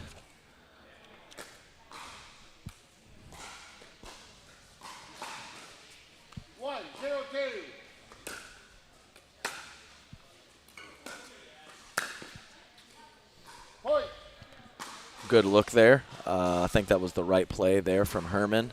with Jack Foster leaning to the middle, just couldn't quite execute.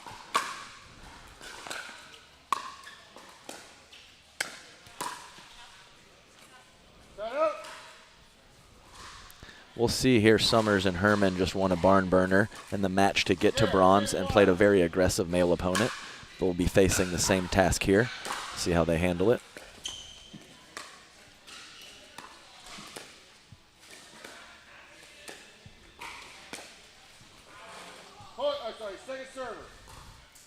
Really nice shot there from Amanda Hendry. We saw in the interview that Summers doing a little stacking, trying to get in front of the woman. We'll see if that continues here.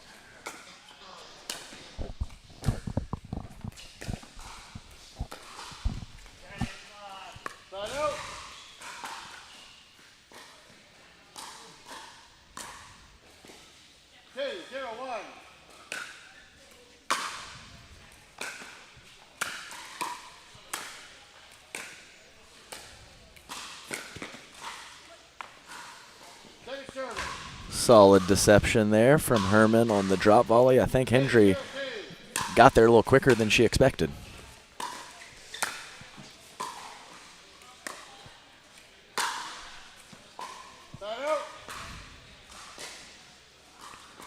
Foster giving himself the thumbs up there for a good decision.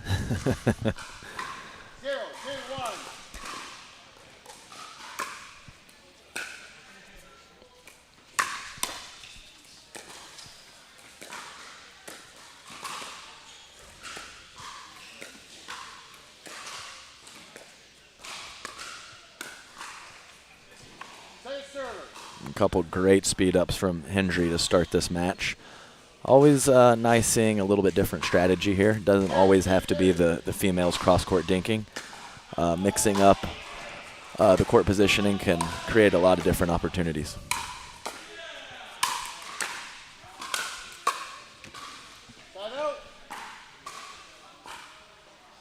Definitely like what I'm seeing right now from Hendry and Foster. Coming out aggressive, and it's paying early dividends.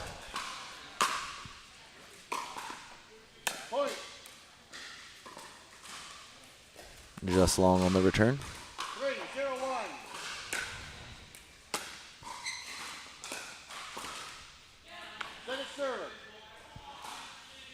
Not sure, but I think she wanted to drive there. Changed her mind.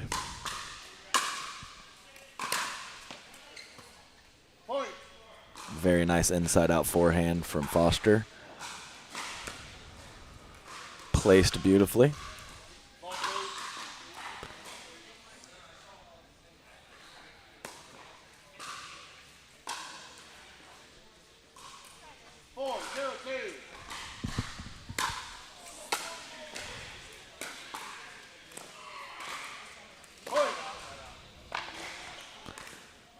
Quick timeout here from Summers and Herman. Hendry Foster up to a 5-0 lead. Fantastic little top spin drop there from Hendry. Herman was not able to come up with it on the short hop. So smart idea here early in game one to take a timeout and kind of see if we can't get a momentum switch. We were playing 1 game to 15 last match. This bronze medal match will be 2 out of 3.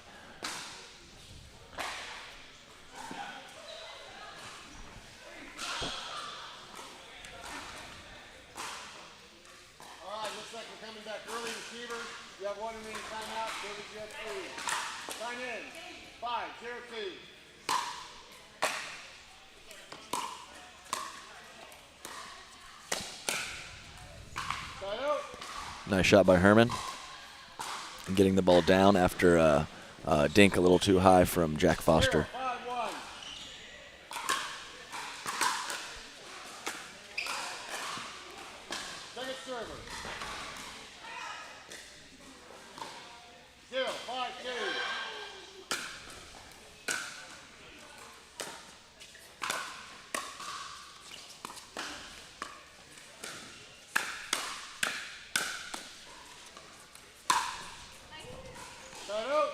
Shot from Jack. Let's see if Hendry and Foster continue piling up points if we don't get a switch of sides from Summers and Herman. Not sure if that'll happen, but might be a time to get in that more traditional cross-court female pattern, as this particular one has caused a slow start from them. Big deep serve. 6-0-1. Point.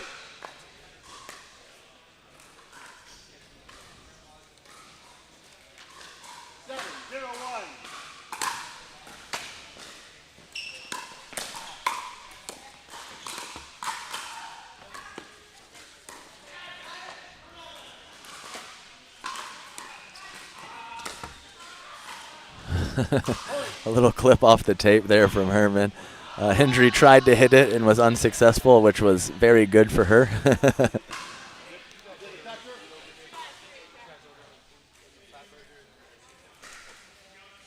Foster confused about the 2 out of 3 or 1 game to 15. Thought he was switching sides. Not quite yet. Really good combination there.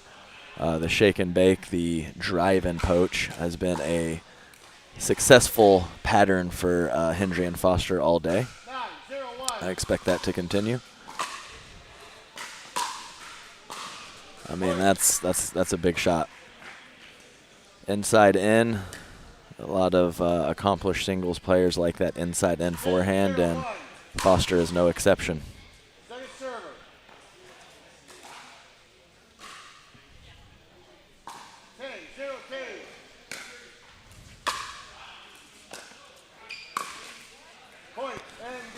Quick game 1 there on center court.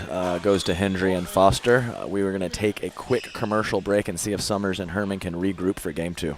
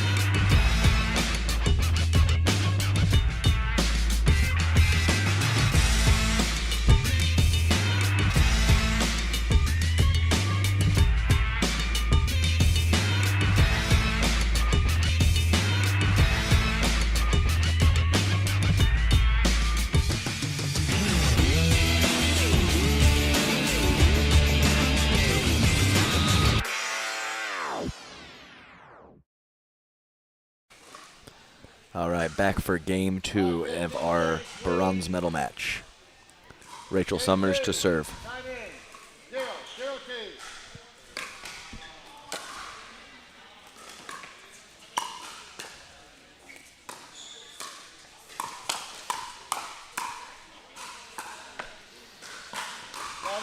That one dropped in inside the baseline. I'm pretty happy with the decision to let it go from Summers and Herman, but Foster didn't quite hit it clean and it was able to fall in. Really nice job there by Foster, taking a little bit off. If he blasts that ball from where it was, almost certain to sail long, kind of went with a little bit of the mid-pace attack, and it worked out great there.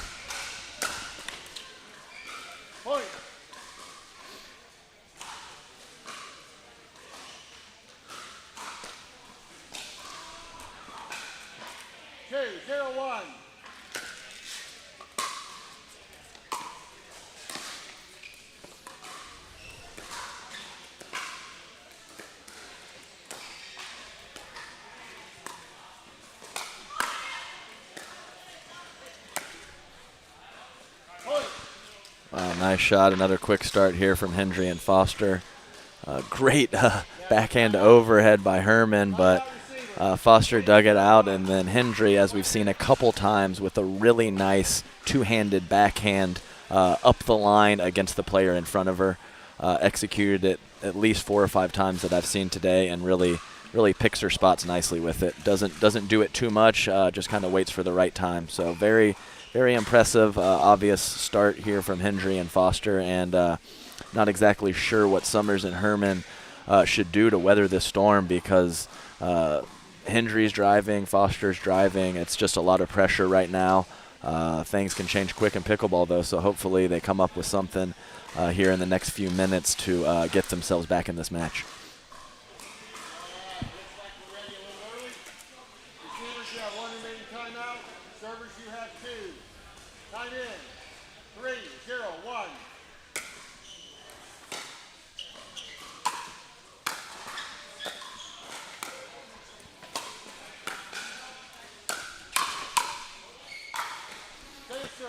Nice swing there by Summers. But as you can see, continued pressure from all parts of the court with low, aggressive shots with pace from Hendry and Foster.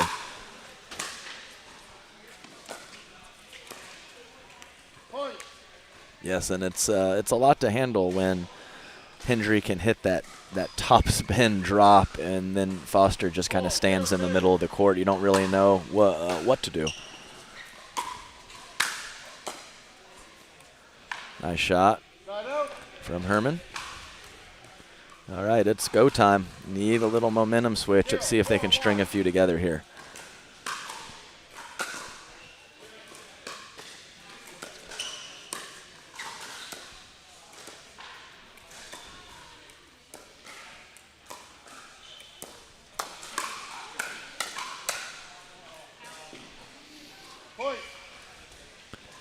Herman, it was kind of a half-hearted attack that he started the fire with there, but was able to hit a couple good shots during that exchange, and then get skinny and let that ball go on the final shot. Sailed long.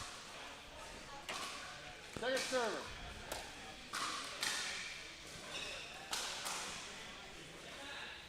One, 4, 2.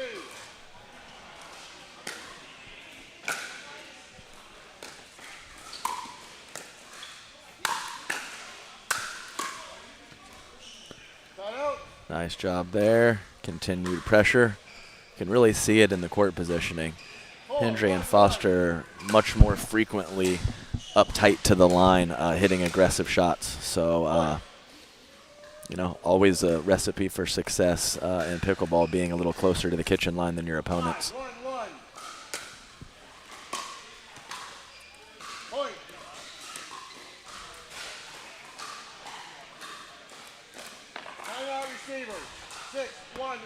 Timeout. Summers and Herman. 6-1 in game 2 of our bronze medal match.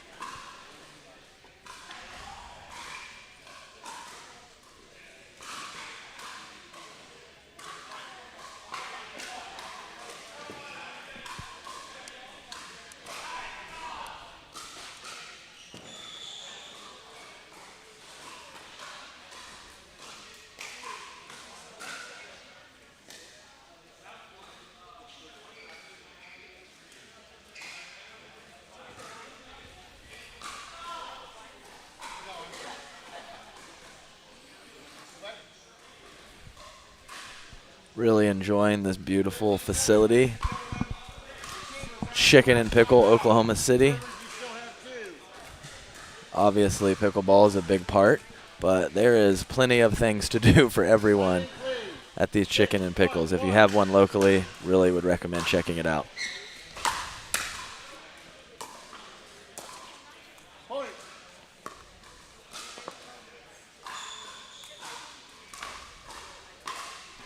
Crunch time. When it rains, it pours. Got to find a way here, guys.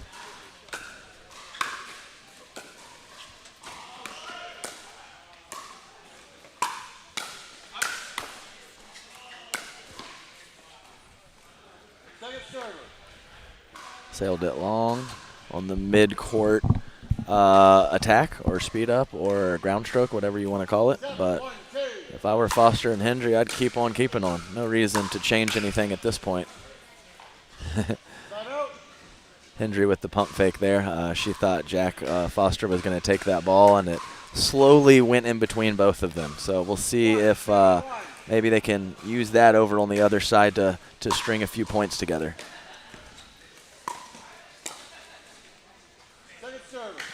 Great return by Foster, painted the back line.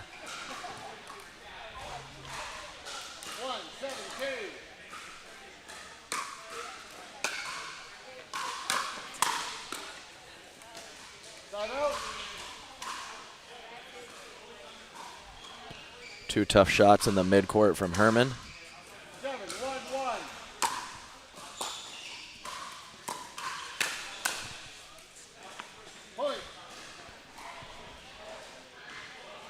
Hendry ready with a response.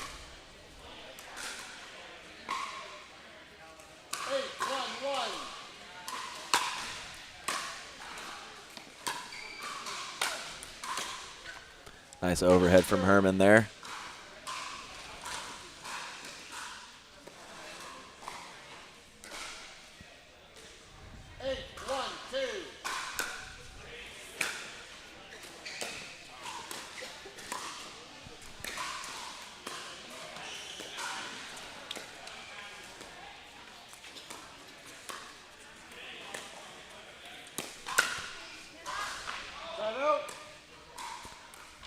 You actually saw, I think that was 6 or 7 dinks that point. Looky there. Haven't seen much of that this match. Nice job. Couple good shots from Herman and Summers.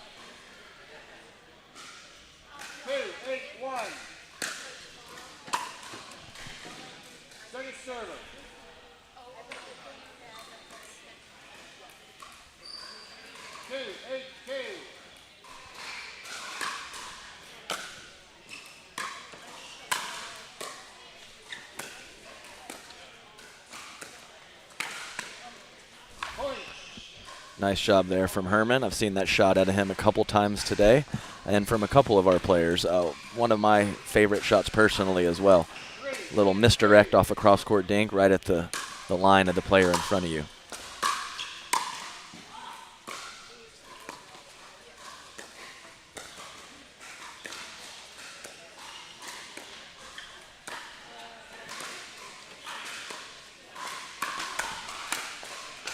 Nice little 1-2 combination there.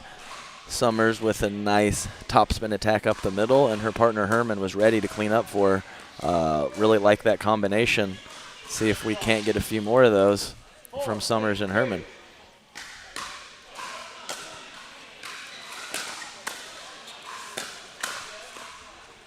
Yeah, I like the initial drive, but rarely does the third shot drive, fifth shot drive work. I would have really loved to see him drop that fifth ball, but oh well. I think he knew after he hit it. Really nice drop there. Nice little inside out dipping topspin drop from Jack Foster. Put Summers in a really tough spot.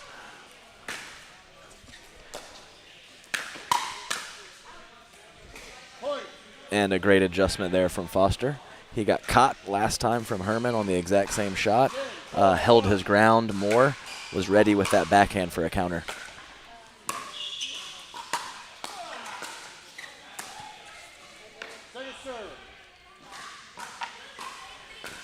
A little smile there from Hendry.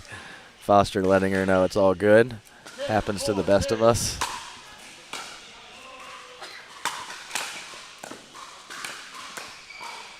Good try. Great dig on the first one from Hendry. Couldn't come up with the second.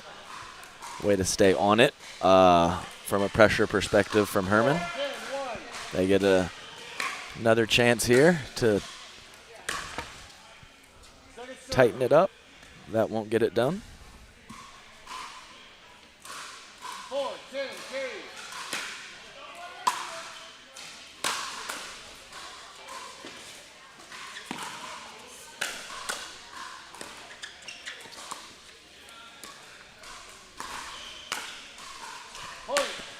Nice job. Really good slice dink from Summers. I think that's what created a bit of a pop-up from Foster. And Herman was there to finish, and I'm glad he went middle. Foster was ready for that inside-out ball to the line, so that he changed up his spot and went middle was a very good decision there. We had a little opening. Always tough to drive down the line, though. Very low margin for error. Hard to keep that ball in. Better really be there.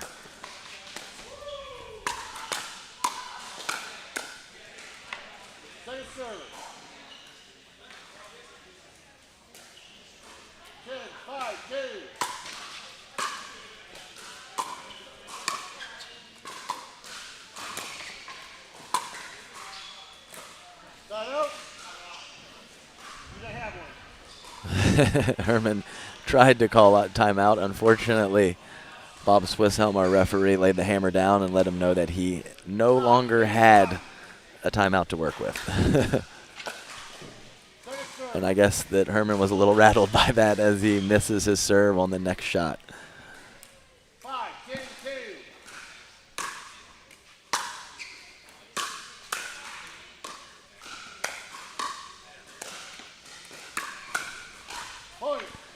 A little bit of success there from Summers with those attacks at Hendry in front of her. See if she continues to take a few opportunities. Maybe even try it from a little bit lower in the court.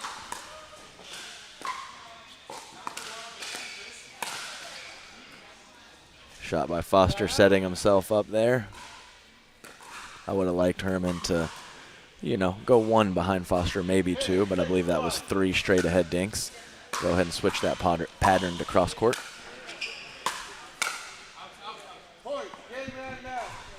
Foster got away with that down the line backhand there. Summers and Herman did a nice job in game 2 of making it a little tighter, putting a little pressure on Hendry and Foster, but the power and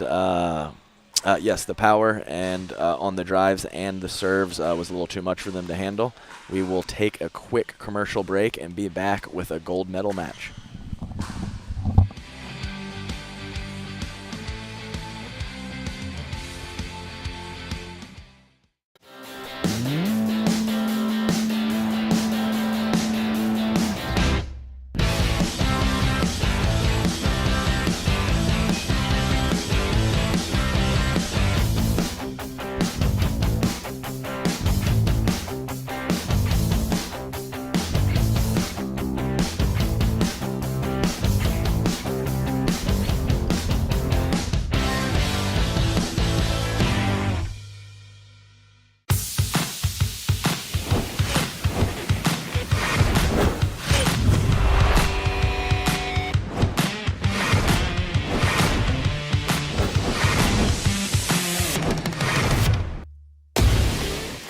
So ready for Next Gen. This is NextGen Pickleball. I'm so ready for the NextGen Tour. Super excited about Next Gen. I can't wait for the APP NextGen Tour. I'm super excited for Next Gen.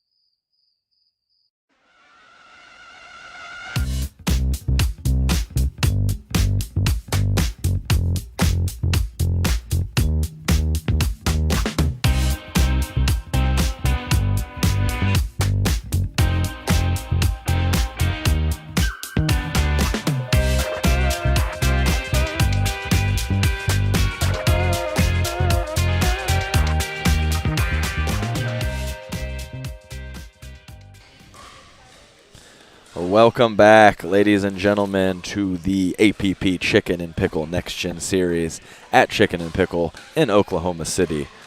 So, as I mentioned earlier, we have a mixed doubles draw that you guys just saw the bronze medal match for, but we also have a men's alternate draw, which means we had more male competitors than female, so we had 2 different draws running today. So, while we are switched over to the men's side, this is still a gold medal match. So we have the 2 matches left on our docket for today are this match right here, men's gold, and then the mixed doubles gold, which will be coming shortly after this match. So here we have Gabriel Tardio and Wyatt Stone versus Jake Farinya and Michael Paff. We saw both teams earlier. They did not play each other earlier, so this will be a new matchup, and very much looking forward to seeing what happens. Let me take a little look at the draw here and see how these 2 got here.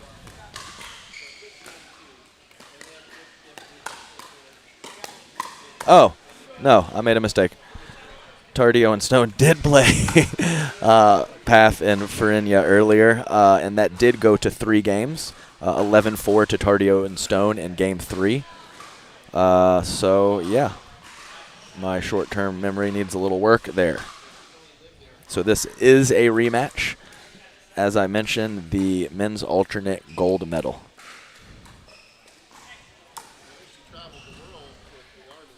In our previous matchup, now that I'm thinking back, Jake Farinya was a force in the middle and really put a lot of aggression and power onto his shots in Game 2, allowed them to get Game 2 to split to Game 3.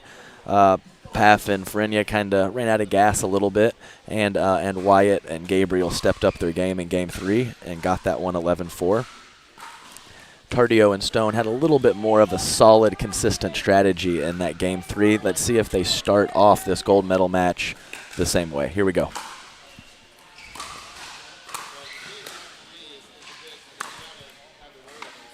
Well, that was not patient or soft at all from Gabriel Tardio.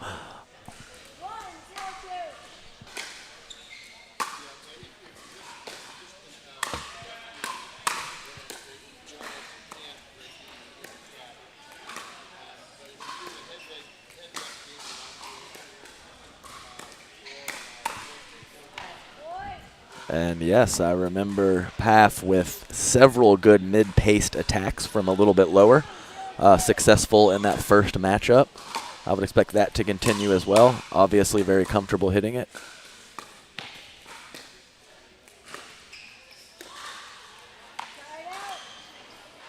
See if Wyatt Stone and Gabriel Tardio can avoid that backhand punch counter from Jake Farinya, which was a good shot for him earlier today. A little fortunate with that roll third shot drop clipping the tape. Tardio there to clean up.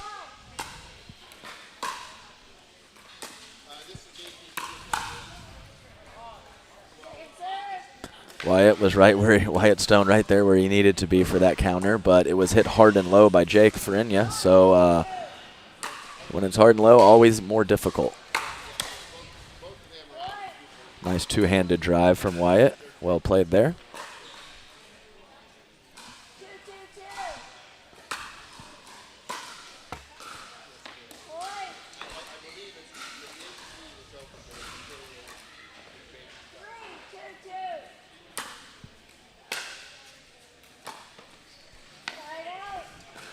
Pretty sure Wyatt Stone stepped on Tardio's foot there. Poor communication in the middle.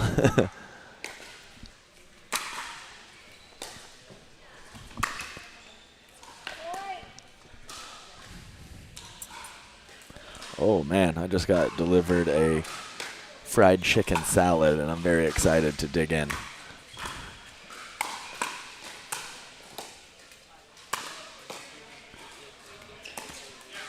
Wow, great defense from Jake Farinya and Michael Paff there. Fantastic job. Stone and Tardio were in complete control of that point. Dug themselves out of a hole nicely there.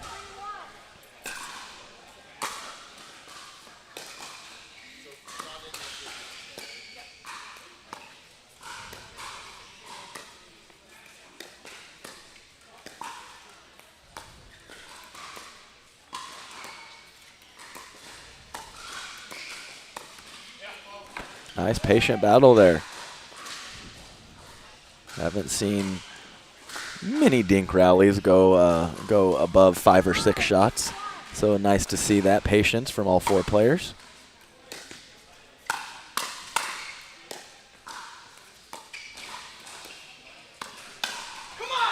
And they're back to hitting it very hard a lot. Quality shots, though. There's nothing wrong with hitting it hard as long as they're quality shots. Great counter there. Nice short stroke from Michael Paff.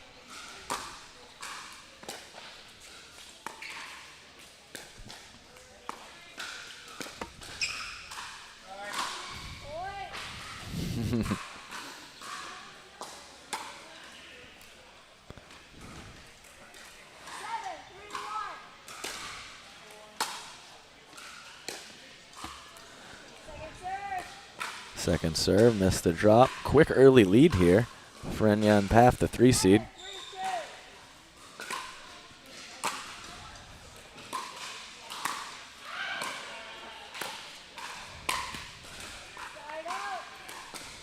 Little questionable there from Jake Frenya. Way too far back and too low. One or the other, he might have got away with it, but both, no way.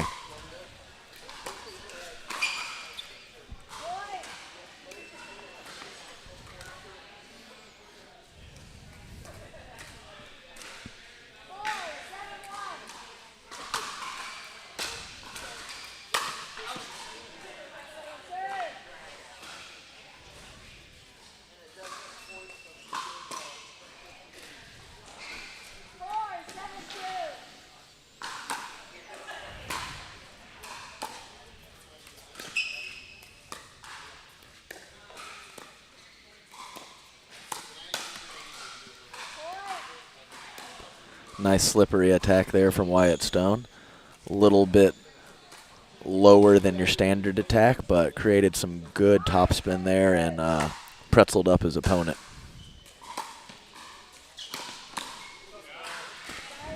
Nice little hold there from Michael Paff. I personally thought he was going to hit an inside-out dink there. Kind of yanked it at the last second, was able to go line and beat Gabe Tardio to his forehand side. Great angle there from Wyatt Stone. Good extension into the kitchen. Didn't wait for that ball to come to him. Always like seeing that.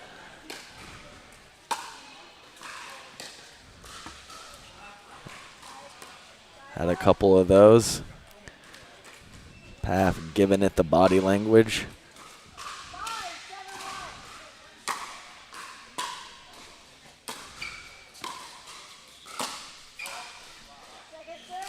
Interesting decision there. Really like to see Stone and Tardio construct their points just a little bit better. They're kind of out there just kind of smacking it around right now. And they're very talented players, so they get away with that often. But as we've seen, Frenya and Paff are no slouches whatsoever. So having a little bit better idea, constructing some points, putting some shots in some certain places to get what they want. I'd love to see that out of them.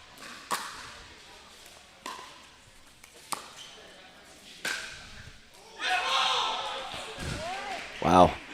I don't know what else to say besides for wow on that one. A pretty ridiculous shot.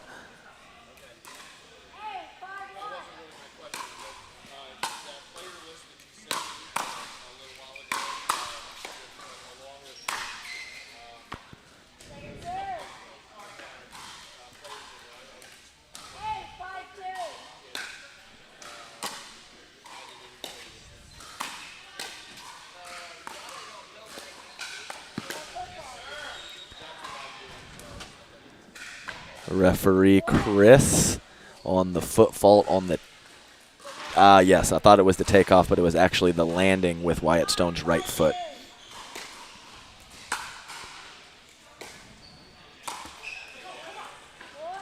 Great little drop and pressure with the court positioning from Jake Frenya there. Kind of gave Wyatt a small window to hit into. He wasn't able to make that shot.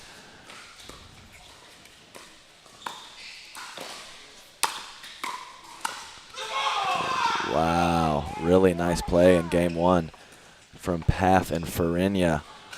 We'll see if Stone and Tardio have a response in game 2. That just happened so quickly. We'll be right back after this commercial break.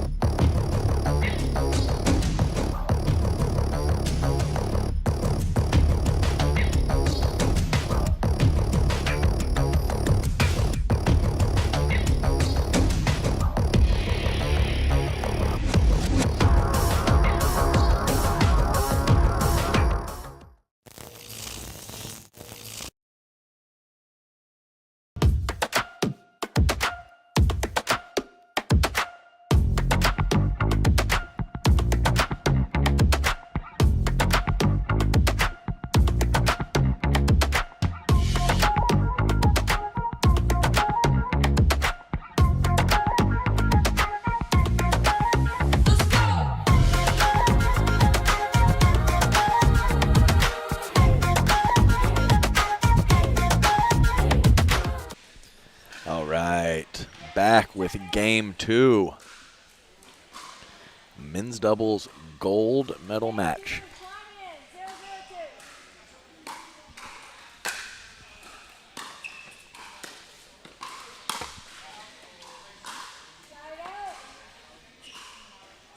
Gotta clean up that decision making here from Tardio and Stone. A little questionable at this point.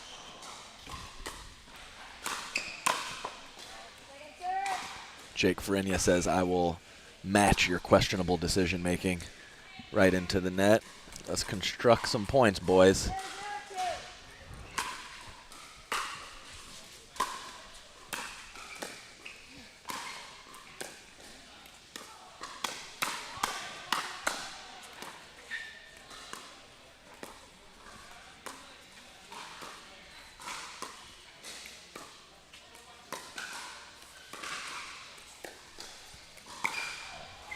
Very nice, very nice. See, just move a few dinks around.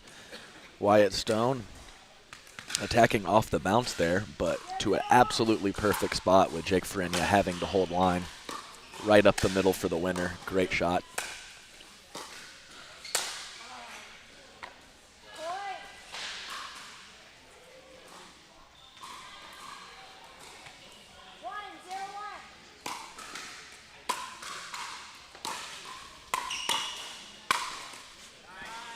Nice little wrist snap there from Farinia on that backhand overhead. Was able to flip it down at the feet of Gabe Tardio.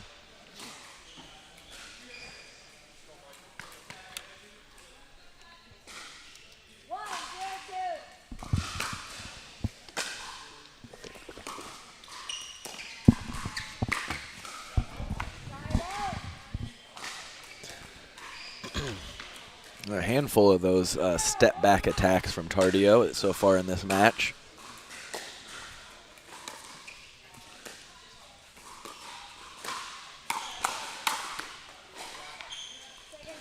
Nice combination from Wyatt Stone. Really great job of, ball on court.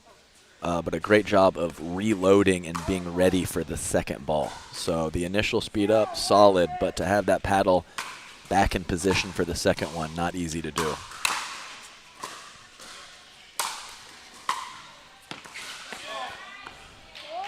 Really nice slice defense there from Jake Farinia. He was in a terrible spot and was able to get that point back to neutral. Got Wyatt overextended a little bit on his topspin volley.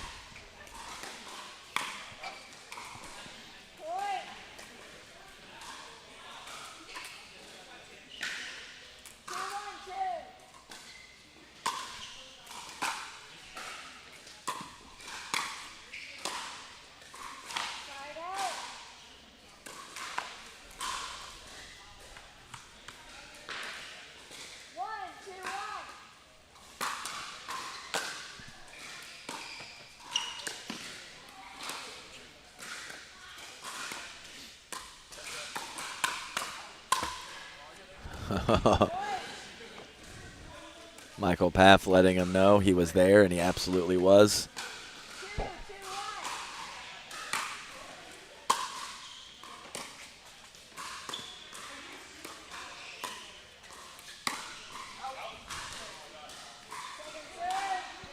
Would really love to see Gabe Tardio pick some spots to attack out of the air and kind of put that bounce attack in the back pocket unless the situation's perfect.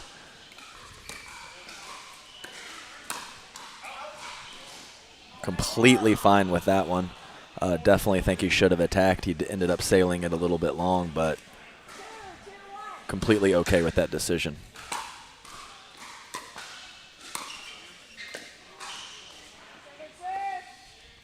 Paff getting stuck in the middle, looking for the volley in the midcourt. Let it bounce. Ball got a little too deep on him.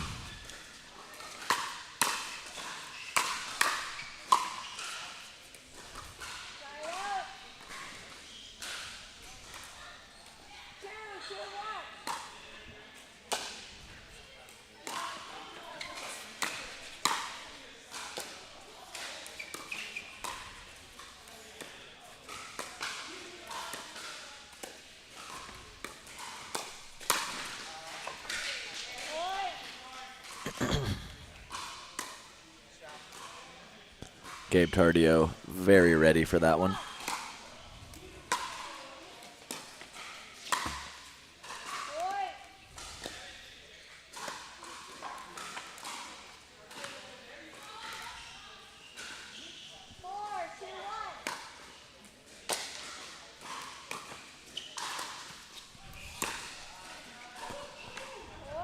Right when I say I'd like to see Tardio not use as many bounce attacks, he rips one right through the middle for a winner.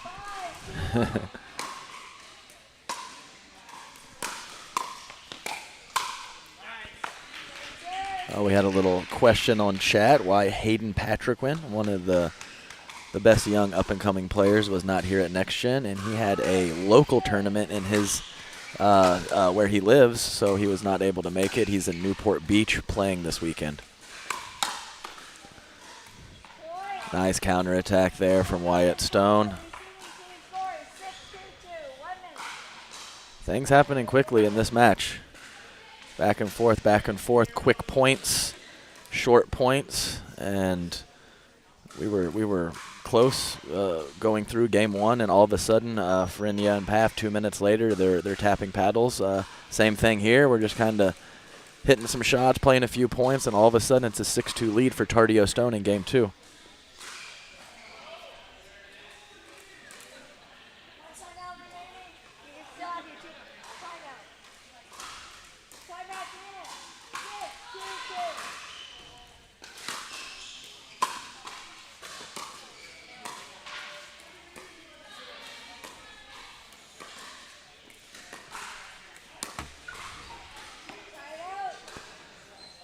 Tardio tried that one time earlier, was able to get it done. Net got in the way this time.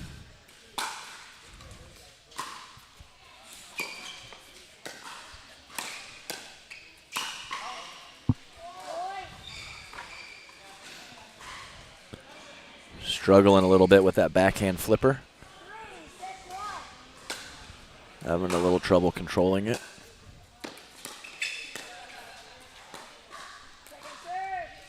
Nice little hold there from Tardio, though. He had previously hit a shot like that up the middle. This time he goes out wide to Paff's backhand.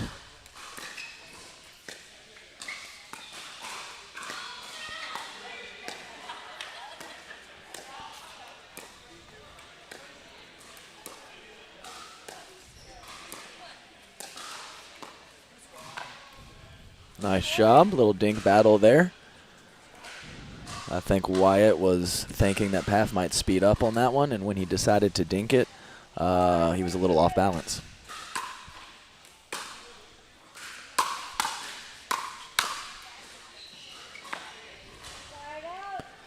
Good initial drive, but once again, Farinya going for a hard shot on that fifth ball.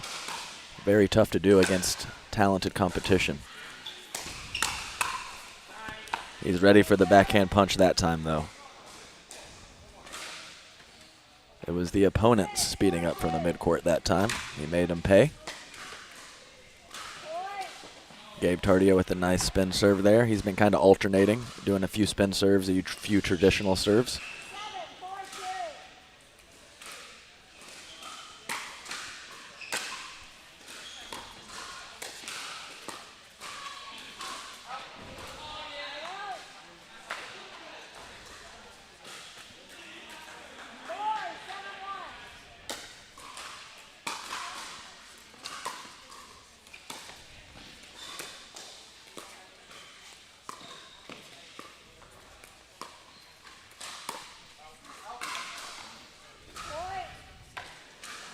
Wyatt had Path leaning a little bit. There was a little bit of an opening, but like I said, going down the line, not a lot of margin for error. Wasn't able to bring it back in with his top spin.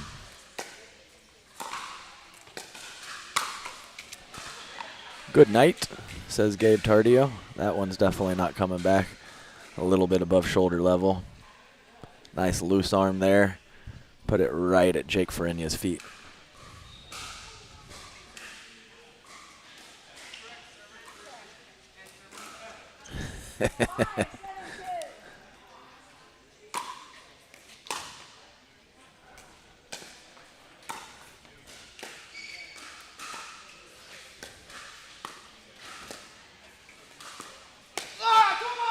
Nice Ernie and nice celebration there from Faf. As I see in the chat, I've been saying it improperly, which is no shock to anyone.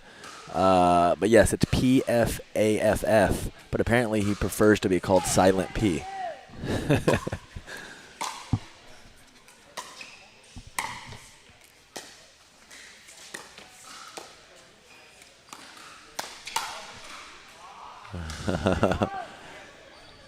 A little bit of a low, ambitious attack there from Faf, even though he's got away with a couple today. That one a little too ambitious.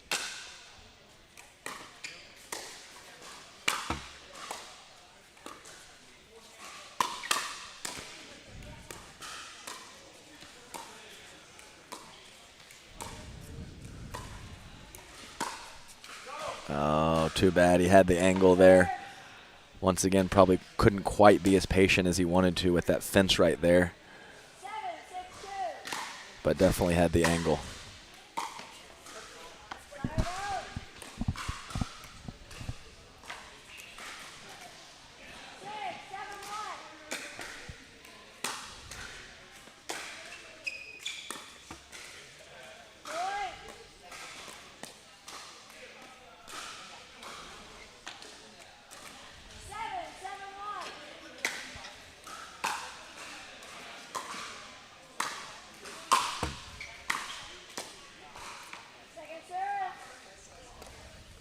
Definitely some pretty good energy over here from Faf and Farinya.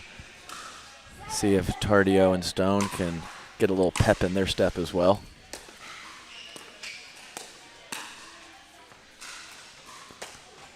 Oh wow, that was fortunate. Faf had Tardio a little in an awkward spot there. Tardio had the nice hands to put a paddle on it, but the lob was a little fortunate for sure.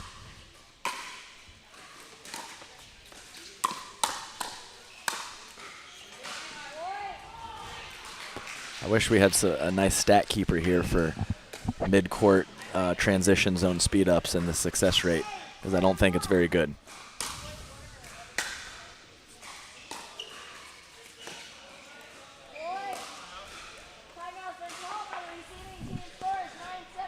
Couple quick points there, and Faf and Farinya are taking a timeout. Stone and Tardio up serving 9-7 in game 2.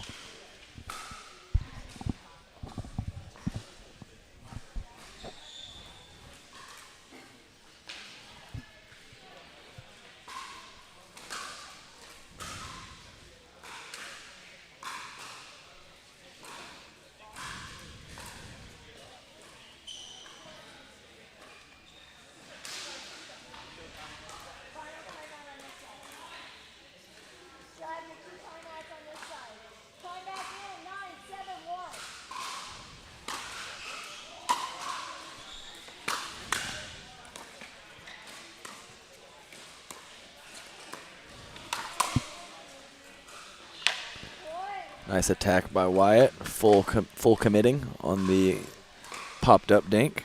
Didn't hesitate for a second. Always helps the situation.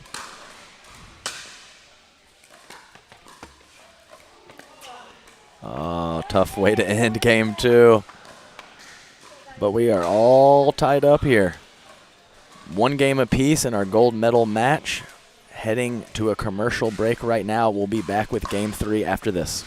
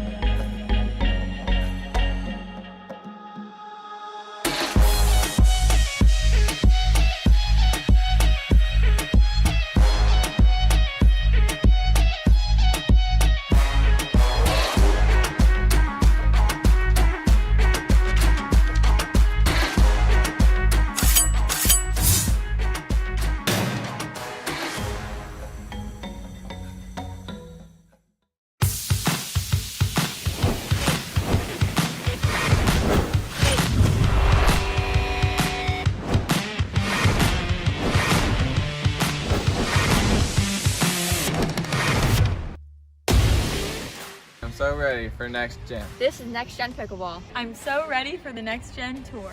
Super excited about Next Gen. I can't wait for the APP NextGen Tour. I'm super excited for Next Gen.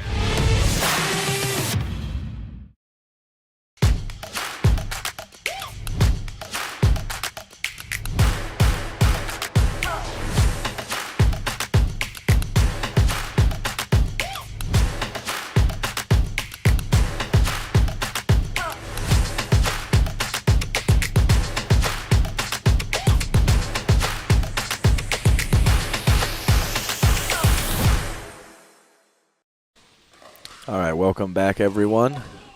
Game 3 about to get underway.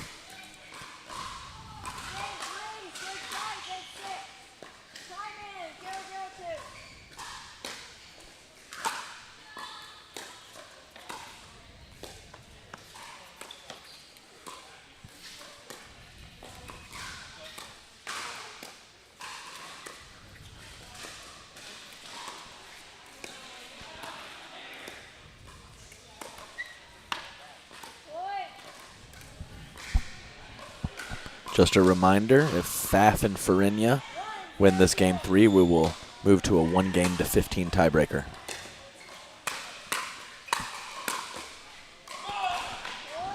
A little clip off the tape helped on that situation. If Tardio and Stone happen to win this game 3, we will be done with the bracket and they will be crowned gold medal champions. Ooh, good call off there. Wyatt Stone was ready to hit it. Gabriel Tardio, good partner communication. Let him know it was sailing long, and it did.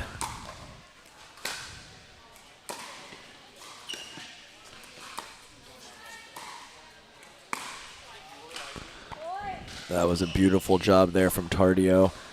So that was off the bounce, but he was a little bit closer than some of those previous ones to the kitchen line. Good deception.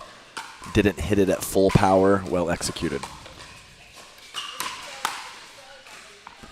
Nice job from Wyatt Stone there. Jake Farinya with the fadeaway. Step back drive. Unsuccessful that time.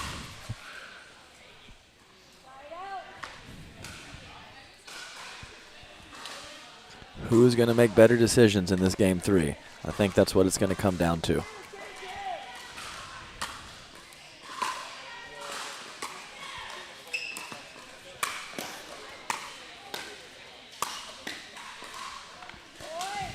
Good hands from Pfaff. Way to have nice controlled pressure there from Tardio. Didn't panic at all when Pfaff made a couple back. Kept his foot on the gas and was rewarded.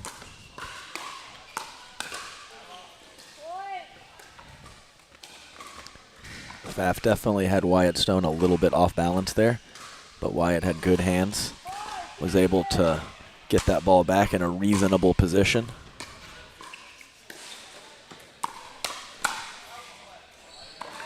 Good attempt at the at the 1-2 combo there, but Jake Ferenia definitely tough to handle on that backhand counter. He has a very good one.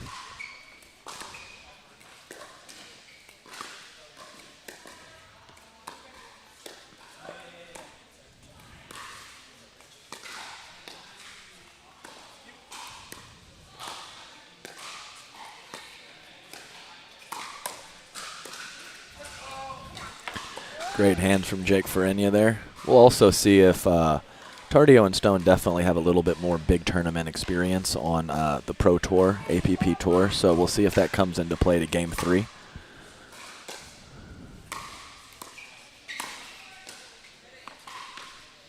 Just snuck in there. Great job from Tardio, getting some nice rotation, topspin on the ball. I thought it was going out until it landed on the line.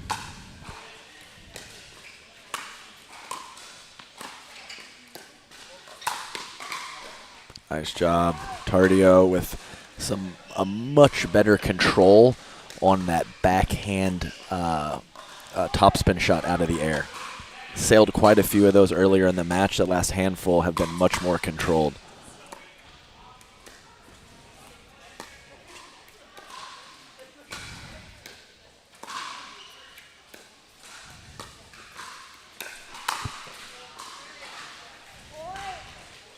Tardio says no, sir.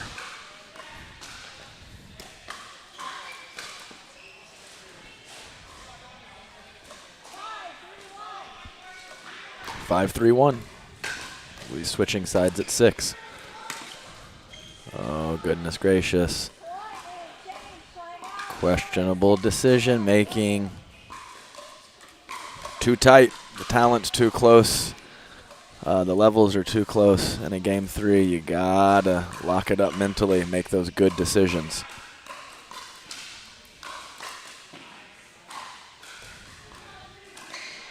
I believe Stone and Tardio are on the 1 as well. So they have the 6-3 lead on the switch. And they also are serving on the 1, which is always nice. So really be nice to add on 1, 2, 3 more points on this run before handing the ball back over, or just run it for 5 and finish out Game 3 right here.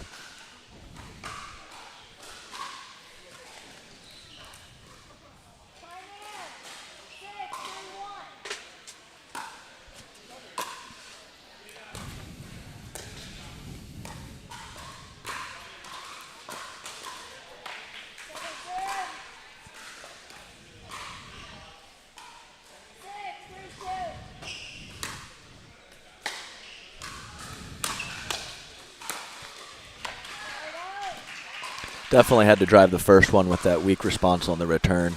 Got a little handcuffed on the second one, wasn't quite sure what to do.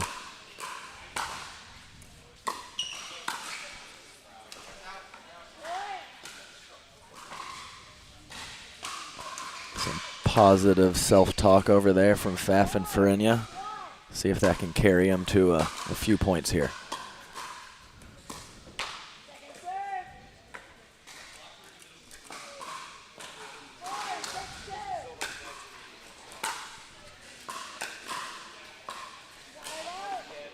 Two loose thirds, definitely not going to get it done.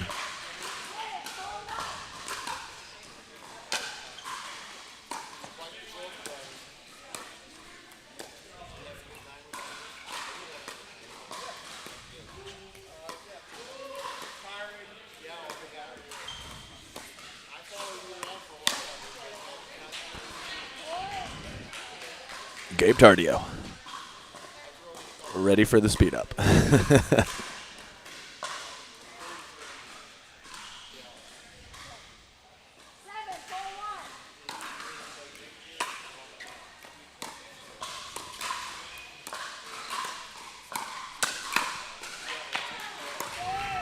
Faf answers with a nice little counterattack of his own there.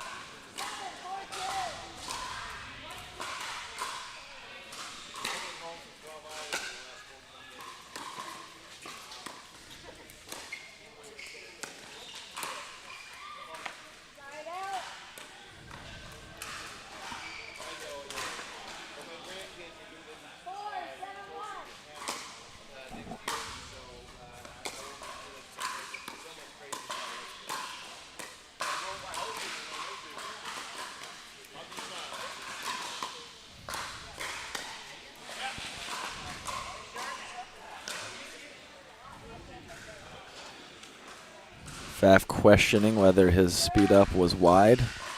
Could not tell from my perspective. Stone Tardio called it an inch out.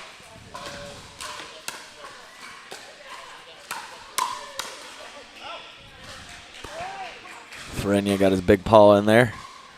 Slapped one. Stone a little late.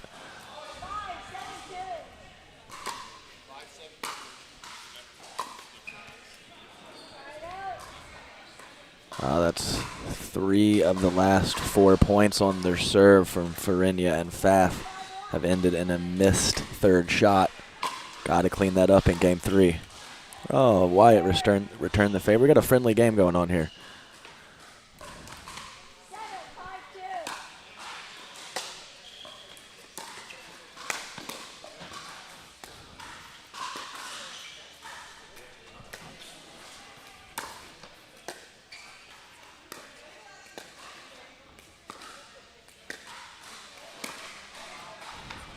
Wow, very nice. Good defense from Faf to get back to the kitchen, and Tardio held that forehand as long as he could and flipped it to the middle. Like I said, much better job of taking a little pace off of those step-back attacks off the bounce. He was hitting him way too hard earlier, really reined it in. Nice combo, Wyatt. Forehand speed up and the forehand finish. Timeout called by Ferenia and Faf. Definitely in a bit of a dire situation here with Stone and Tardio serving with a 9-5 lead.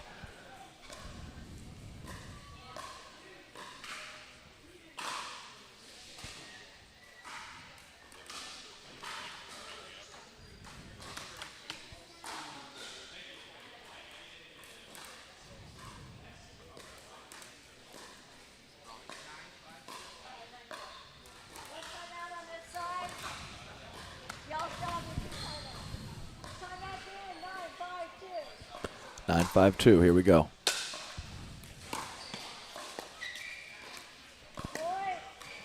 Very nice drop from Wyatt Stone. Faf could not come up with it. 10-5-2. Match point.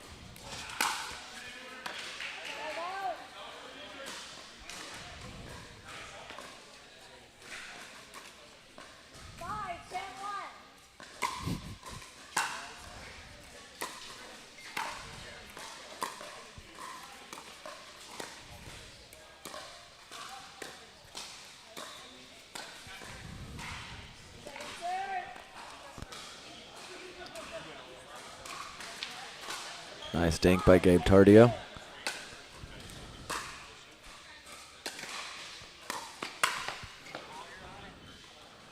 I really like the move there from Ferenia. Tough to get that with the backhand, though, when you're at full extension. Great move, though. Definitely had what he was looking for.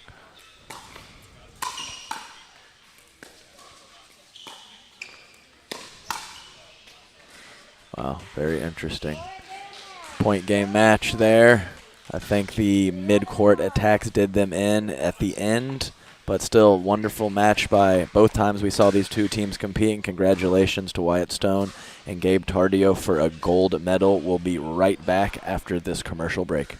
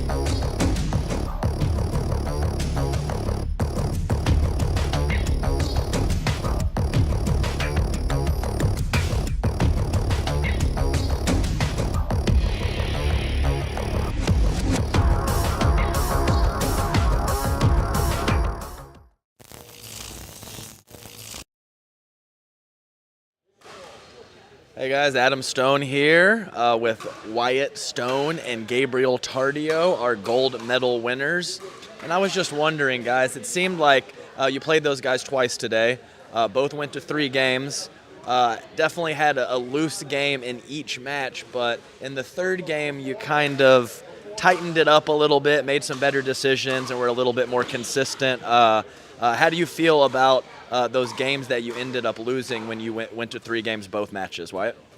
I mean, I just feel like we didn't play very good both matches, but I mean, we realized we had to get together in the third game and put forth some effort. So, yes. Yes. No, I know pickleball's tough. Sometimes you can't miss a ball. Sometimes you can't make a ball. I think you guys were a little bit off today, but that's a great job of digging deep and getting that W when you needed to. How about you, Gabe? How did you feel in both of those games 3 against this team here? I mean, we just didn't get any rhythm.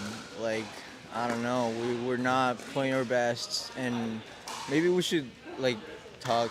Like, we should have talked before the match a little of a game plan, but we didn't. I guess that was the main thing. We never got in a rhythm. That was it. Yeah. Yeah. So, sometimes when you're not playing your best, to dig it out and get that W is almost sweeter than when you're playing great. So I thought you guys did an awesome job of locking it up in that game 3, and congratulations on a gold medal. Thank you. Thanks.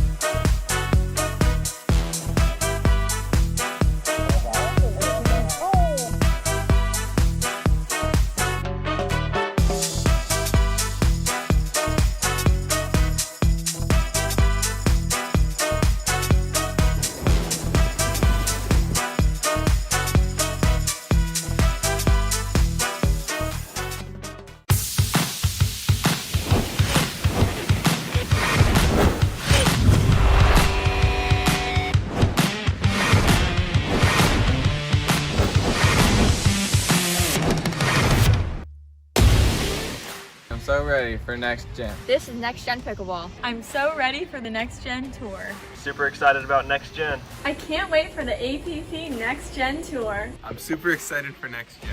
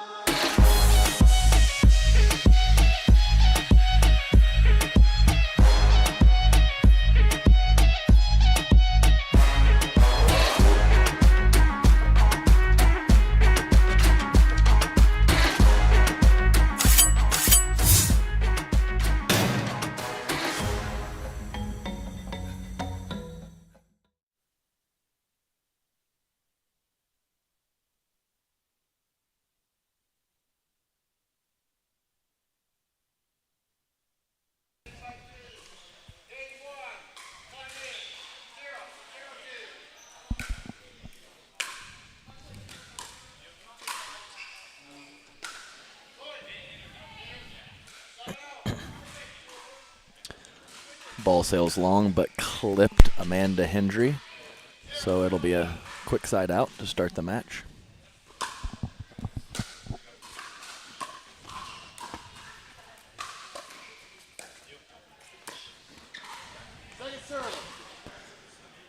Both men's players will be taking a lot of court in this match, and I think that's going to be the big factor, is who keeps which guy more honest as the match progresses.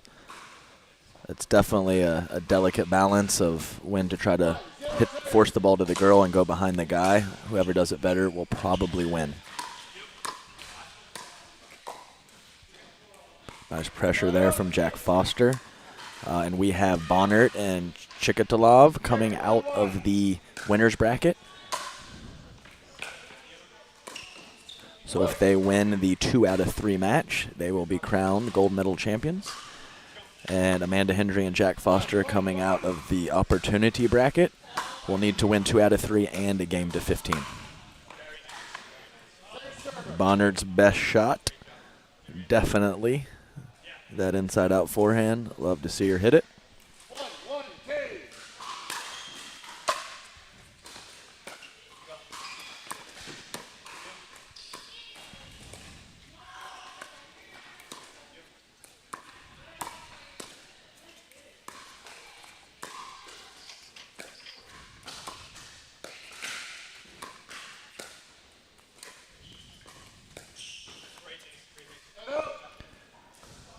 Already see a little bit more point construction than we did in that men's gold medal final.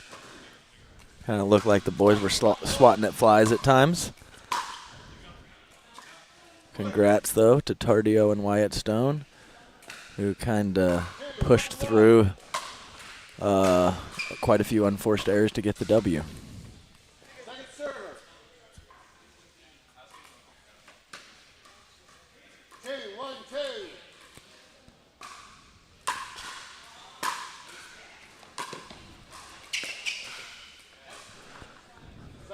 Really nice shot there by Amanda Hendry.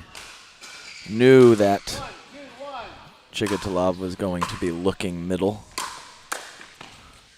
and she put it right behind him.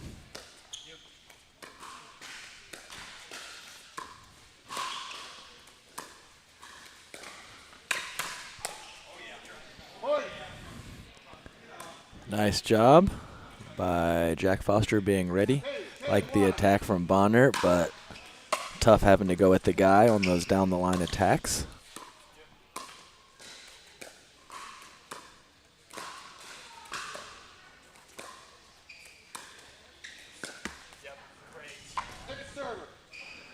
As I mentioned earlier, Amanda Hendry really doing a nice job of her frequencies of wanting to pull that trigger up the line. A little too much that time. Ooh, very nice, very nice. Really holds it nicely. Controls that wrist. Foster looking middle, and rightfully so.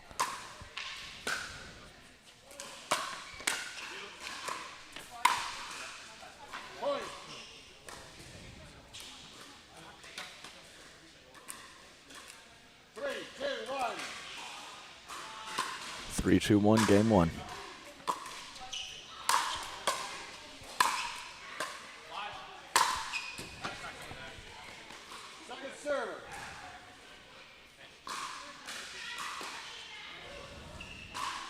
Foster saying that's not coming back. That one certainly didn't.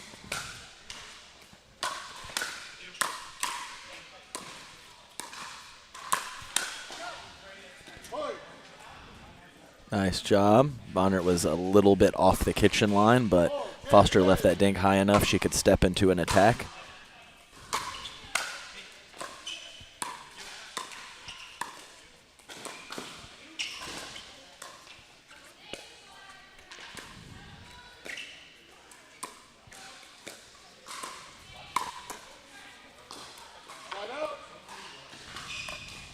That seems to be the early pattern. Ladies dinking cross court.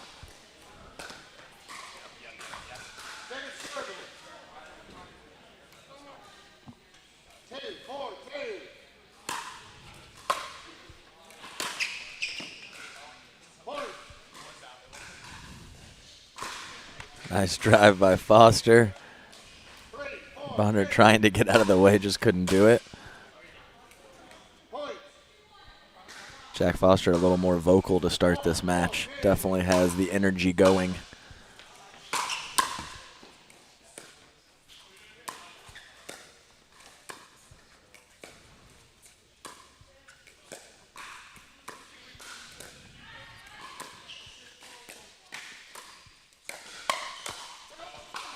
Nice counter attack there from Chikatalov.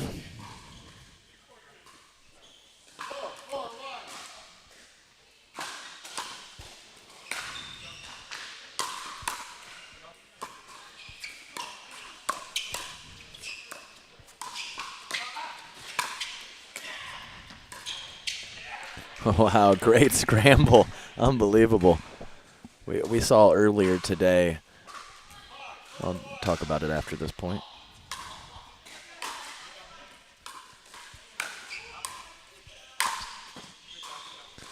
A couple mixed teams switching up traditional quick timeout here from Hendry and Foster. Foster definitely likes to pull the trigger early on those timeouts, stop momentum. Seems like a very reasonable strategy.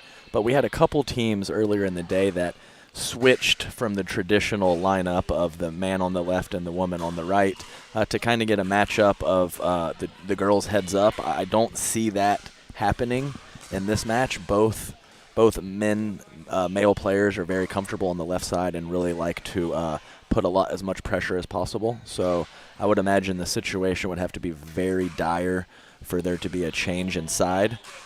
We'll just have to see who handles that cross-court dinking battle better between the ladies. I think that's going to be the deciding factor.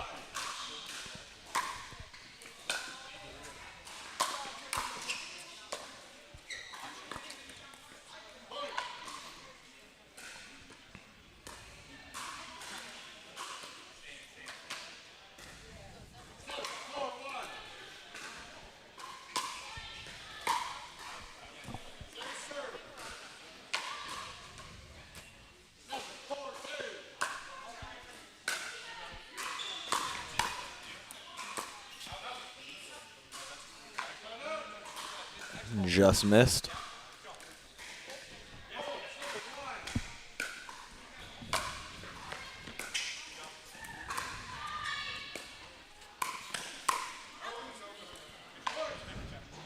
I like Bonnert's shot. It was a little too low on that particular one, I believe, but I think she could stick with it. Great job by Foster letting that go out on the second ball. Oh my, that was a really nice rip there from Bonnert. To get that much pop from a couple feet back off the kitchen line, very impressive there.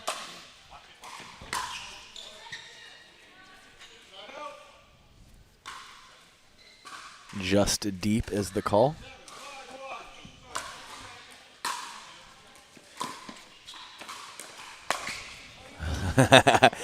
Yeah, he might have been too ready for it. I don't know if that's a thing, but if it is, he pulled it off right there.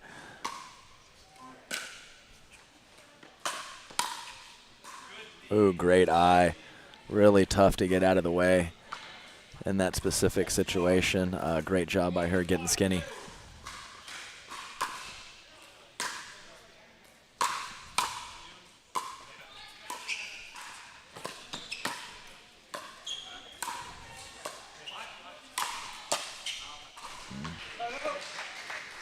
Nice little scramble there. Great hustle by Bonnert to get to that initial drop shot. Couldn't get back to the kitchen line, though.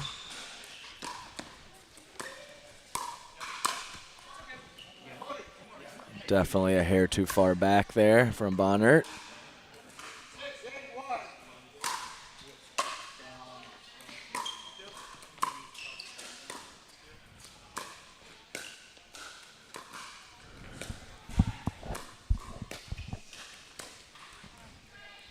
Nice dinking from Amanda Hendry. And all of a sudden we have a 1-point game.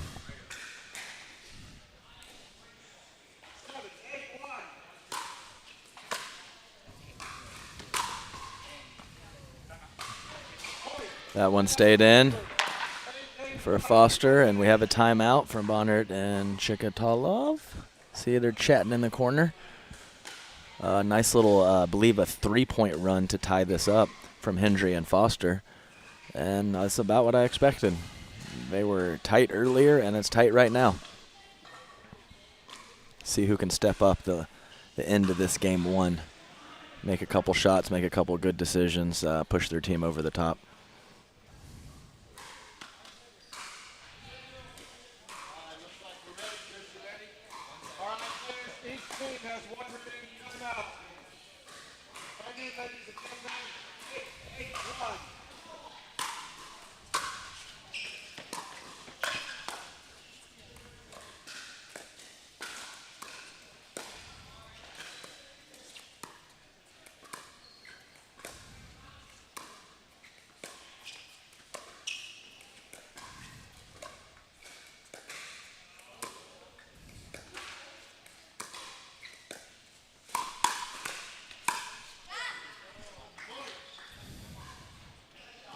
Nice shot. Foster being much more ready for Bonnert's favorite shot there. And he was rewarded with an opportunity, and he capitalized.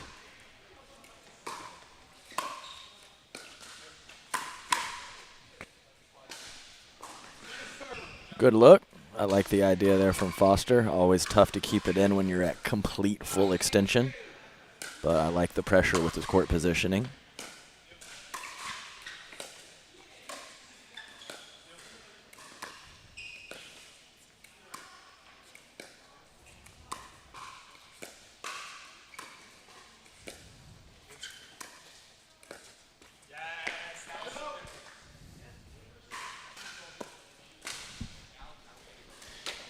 All right, they took the lead. See if they can get the ball back while limiting the damage.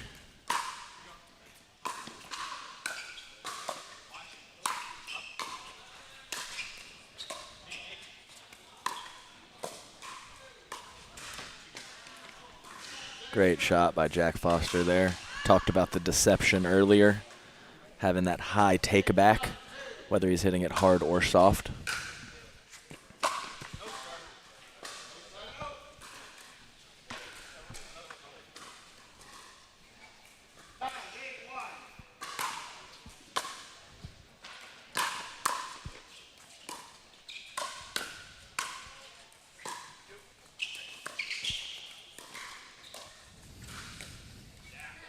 Nice play from Chikatalov there.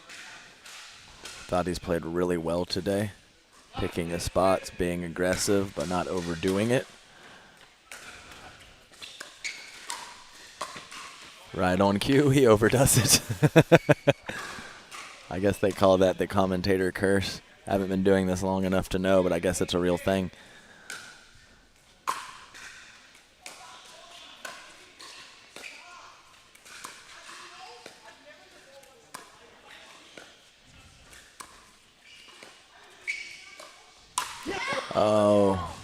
Oh, it was a Burt alert, but a foot fault on the takeoff.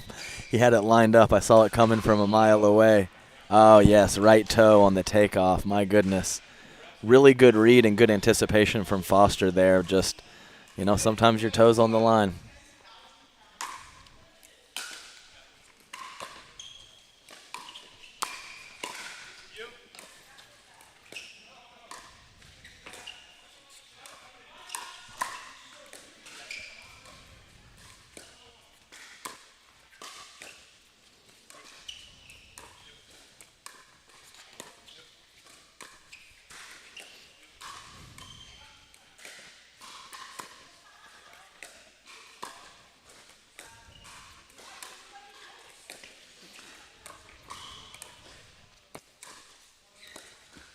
Wow, great dink battle there.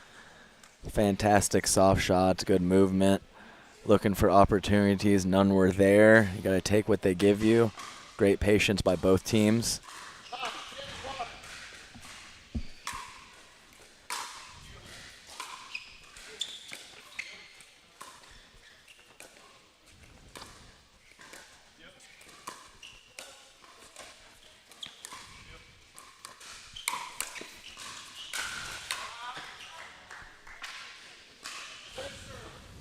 Tough point there. Nice Ernie from Foster. And Amanda right where she needs to be with that lefty overhead to finish the point.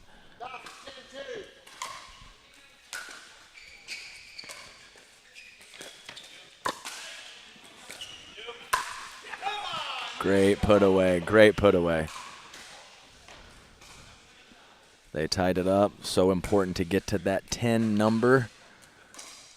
Give yourself a little wiggle room.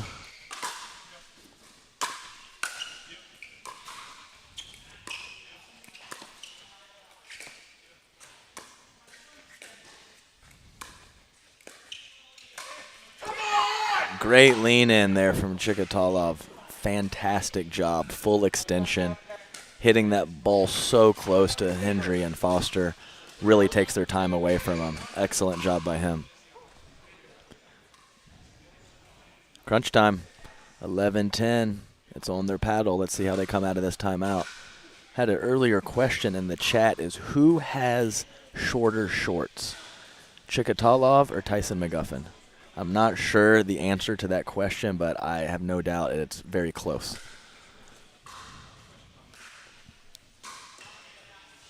Shorter than my shorts, that's for sure.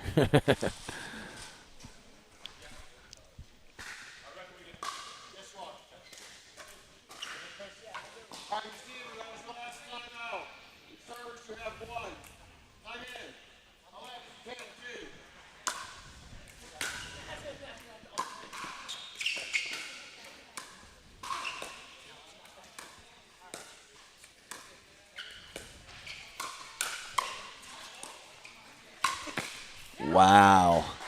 Fantastic play by Chikatalov there.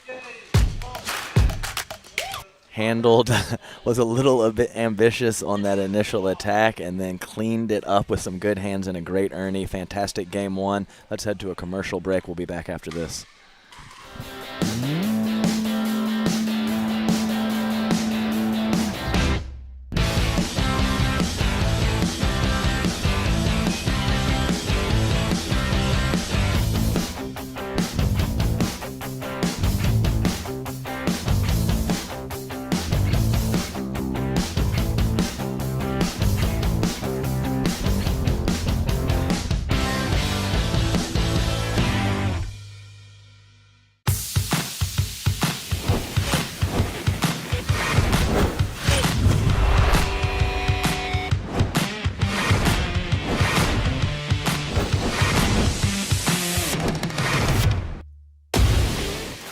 so ready for Next Gen. This is NextGen Pickleball. I'm so ready for the NextGen Tour. Super excited about Next Gen. I can't wait for the APP NextGen Tour. I'm super excited for Next Gen.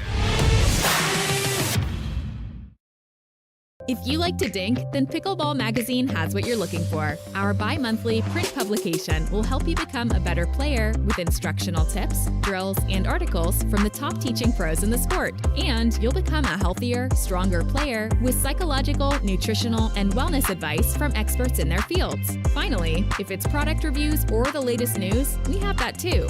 To learn more or to subscribe today, go to pickleballmagazine.com.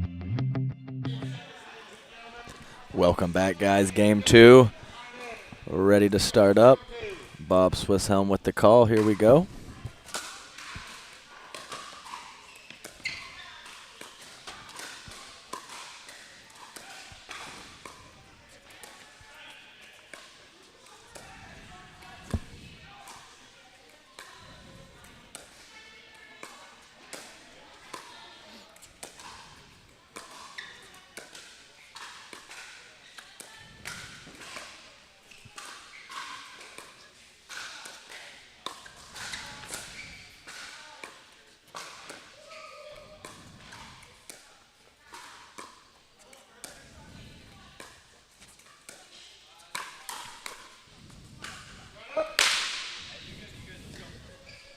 Great job by Foster there. Really caught Bonnard on the last 2 or 3 times she's tried that. Good adjustment by him. Wow. Wow, great digs there by Hendry. Fantastic job getting herself out of a bad spot. Foster couldn't quite capitalize on the poach. Big swing there from Bonnert. Got to shorten it up a little bit because you know Foster's bringing the drive there.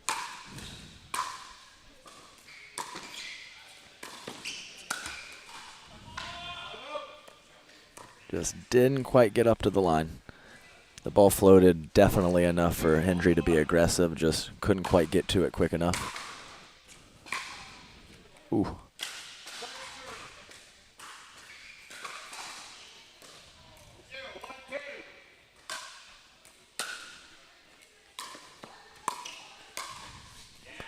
Wow, great job by Chikatalov looking for the opportunity and then realizing he's more extended than he wants to be and taking a little bit off of that poach.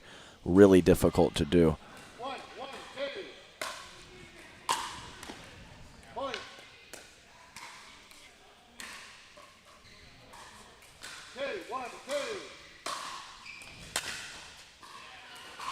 Two big serves.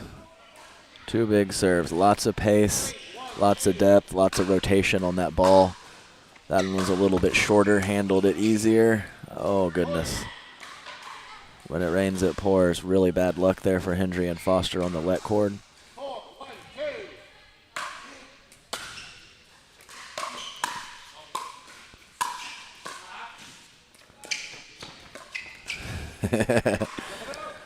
Yep. Sometimes you go a little too far. Everyone having a little chuckle about that one. Great power. Even at shoulder level from Chikatalov, it doesn't have to be a full overhead for him to really get a lot of pace on that power shot.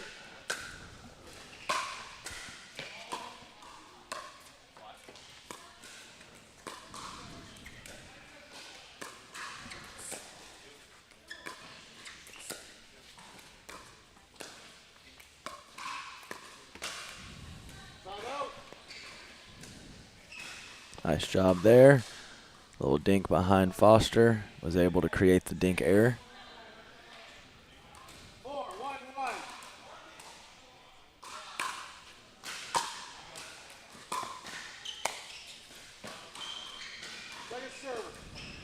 Good idea, just pushed it wide.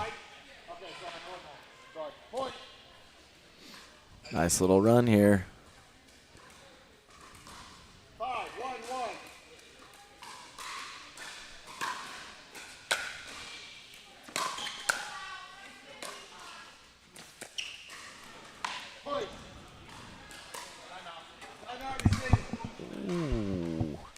Good thing I have fast hands. Almost got hit in the face by a ball off of the ceiling fan. So I'm trying to stay out of the action. I can't even stay out of the action. So we have a timeout here at 6-1 in game 2. Been a really nice run here from Bonnert and Chikatalov.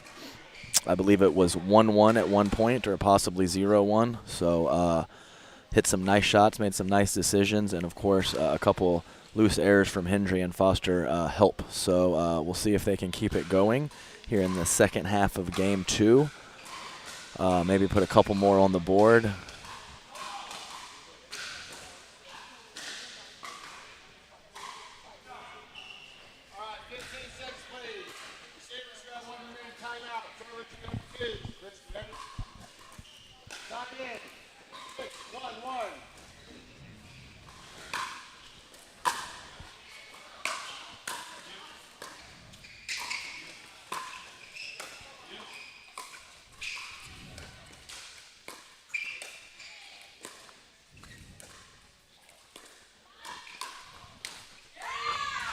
Wow. She kept that dink just low enough that Jack Foster could not hit it exactly like he wanted to and was able to get a paddle on it. Hendry with the good cover, but just not enough time.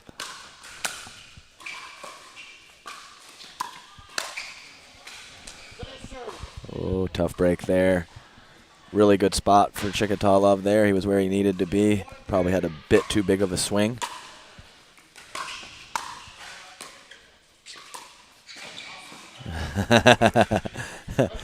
I think maybe both of them could have got there. It turned out neither one made it, though. So a little miscommunication there. It's got to be run time here for Hendry and Foster.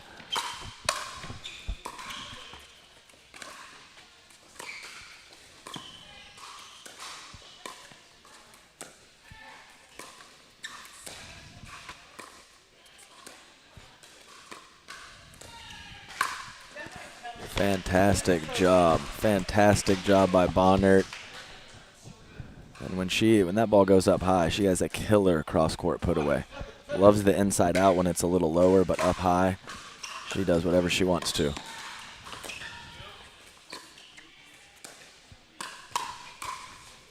Oh, baby.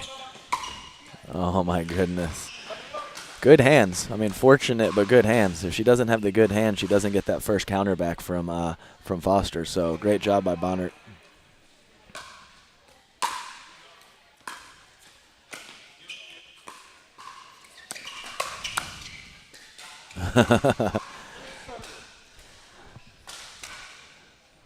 Very confident in that leave, but unfortunately for them, Amanda Hendry did not hit that very crisply.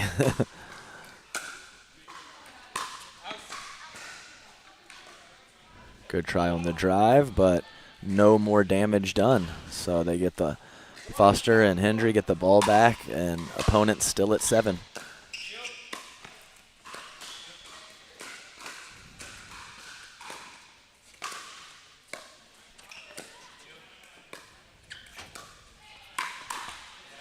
Nice job there.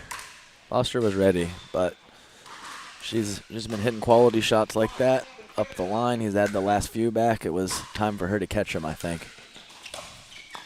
Wow, great job by Chikatalov coming over to the middle. Foster couldn't let that ball go. I think his partner might have had it if he could.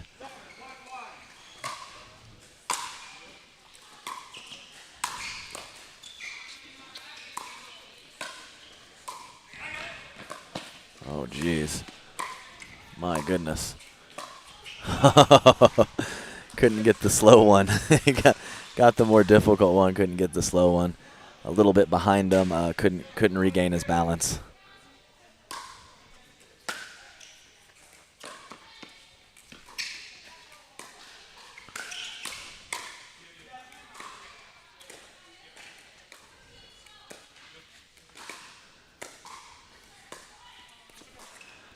All right, Hendry winning that cross-court dink battle. And once again, no more damage done.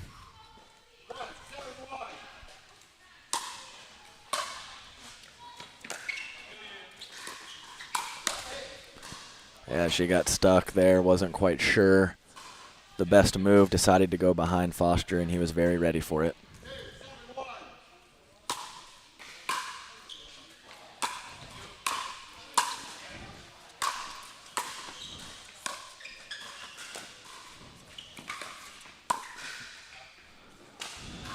Missed it. Had what he wanted. The chaos created a little confusion with the opponents, and he had the forehand right on his paddle there with the inside out. Just couldn't quite execute.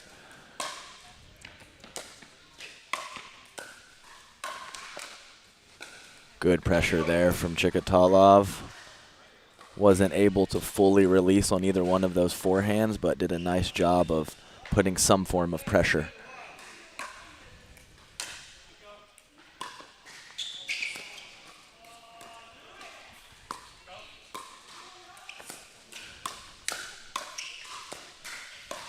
Wow.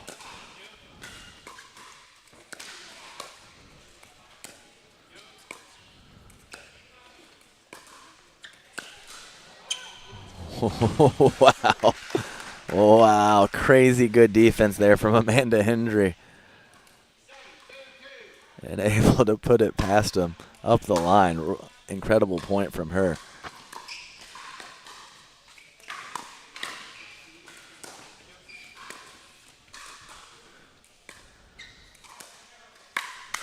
Wow, great job there. Mixed up her spot a little bit. Hendry was pretty on it with the forehand, but she didn't take it to Foster's line that time.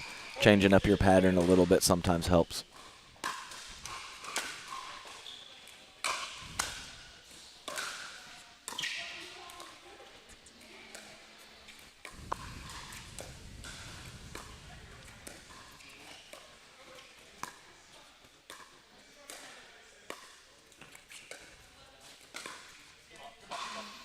Very nice slice there from Hendry. I think Bonner probably should have reached in and taken that out of the air. Once she lets that ball bounce with all that spin, puts her in a very tough spot. Great slam there. Way to put it away, doing his job. Got to get a couple points here for Hendry and Foster.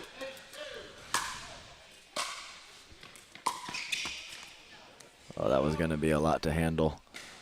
If he could have snuck it over, wasn't able to do so.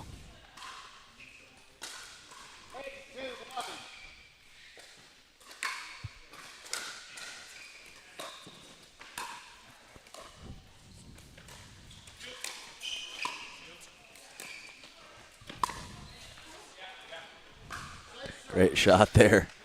Bonner looking for the Ernie.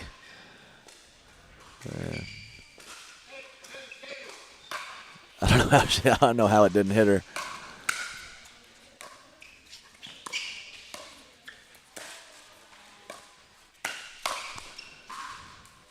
Great counterattack there by Chikatalov. Big two-handed backhand swing there. Really had a lot of pace on that shot. Missed it just long, and wow. Just like that, championship point. And he missed it on a return. Great match there. Well played by Bonner and Chikatalov. Fantastic play. Congrats to Hendry and Foster on the silver medal. We'll take a quick commercial break and be right back.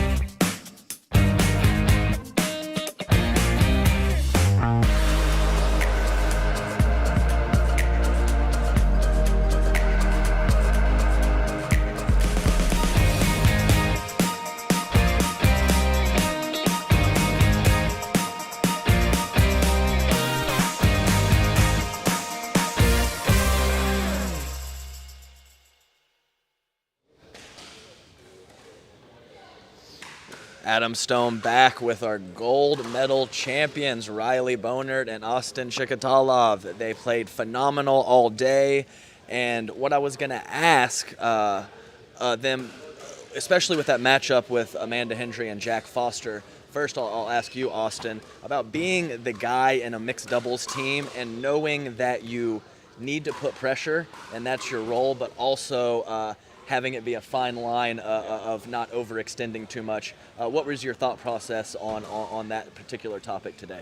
Yeah, so for me, I trust Riley. I told her I trust you going cross court with the girl all the time, so I try to help her out when I can, but I think not overextending is a big part of something I've been working on, especially in mixed, because I like to use my reach a lot, but I have to know when to use it and be aggressive, and then when to also just be defensive and just trust my partner at the end of the day. Well, I think you did a phenomenal job of balancing that out. Not always going to be perfect, of course, but I think that it was a very good job by you. And also, Riley, I wanted to ask you about playing someone like Jack Foster, which you did twice today. He takes a lot of court. He really puts a lot of pressure, not only with his shots, but with his court positioning. What were you thinking out there about how maybe you could counteract that? Yeah, so I really was trying to focus on going cross-court with Amanda, but then I realized that we could do that all day long, so I had to keep Jack honest. And so when I saw him going middle, I tried to do and Amanda gave me a pop-up, I would try to do my inside-out forehand and go down the line. But sometimes that doesn't work all the time, which, I mean, you probably saw, which I made a couple of mistakes about, but it's in the past. So I tried to just dink it back, and then Austin would tell me to go cross-court again, and it ended up working. All right. Well, like I said, great job. I really liked your inside-out forehand. I think Jack was a little more ready for it this time around, but one of my favorite shots as well, and a great job to keep an aggressive opponent kind of at bay and kind of on his side when he likes to leak over to the middle. So congratulations again, phenomenal job. We'll be right back here tomorrow with gender doubles from APP Next Gen Series. Chicken and Pickle, Oklahoma City.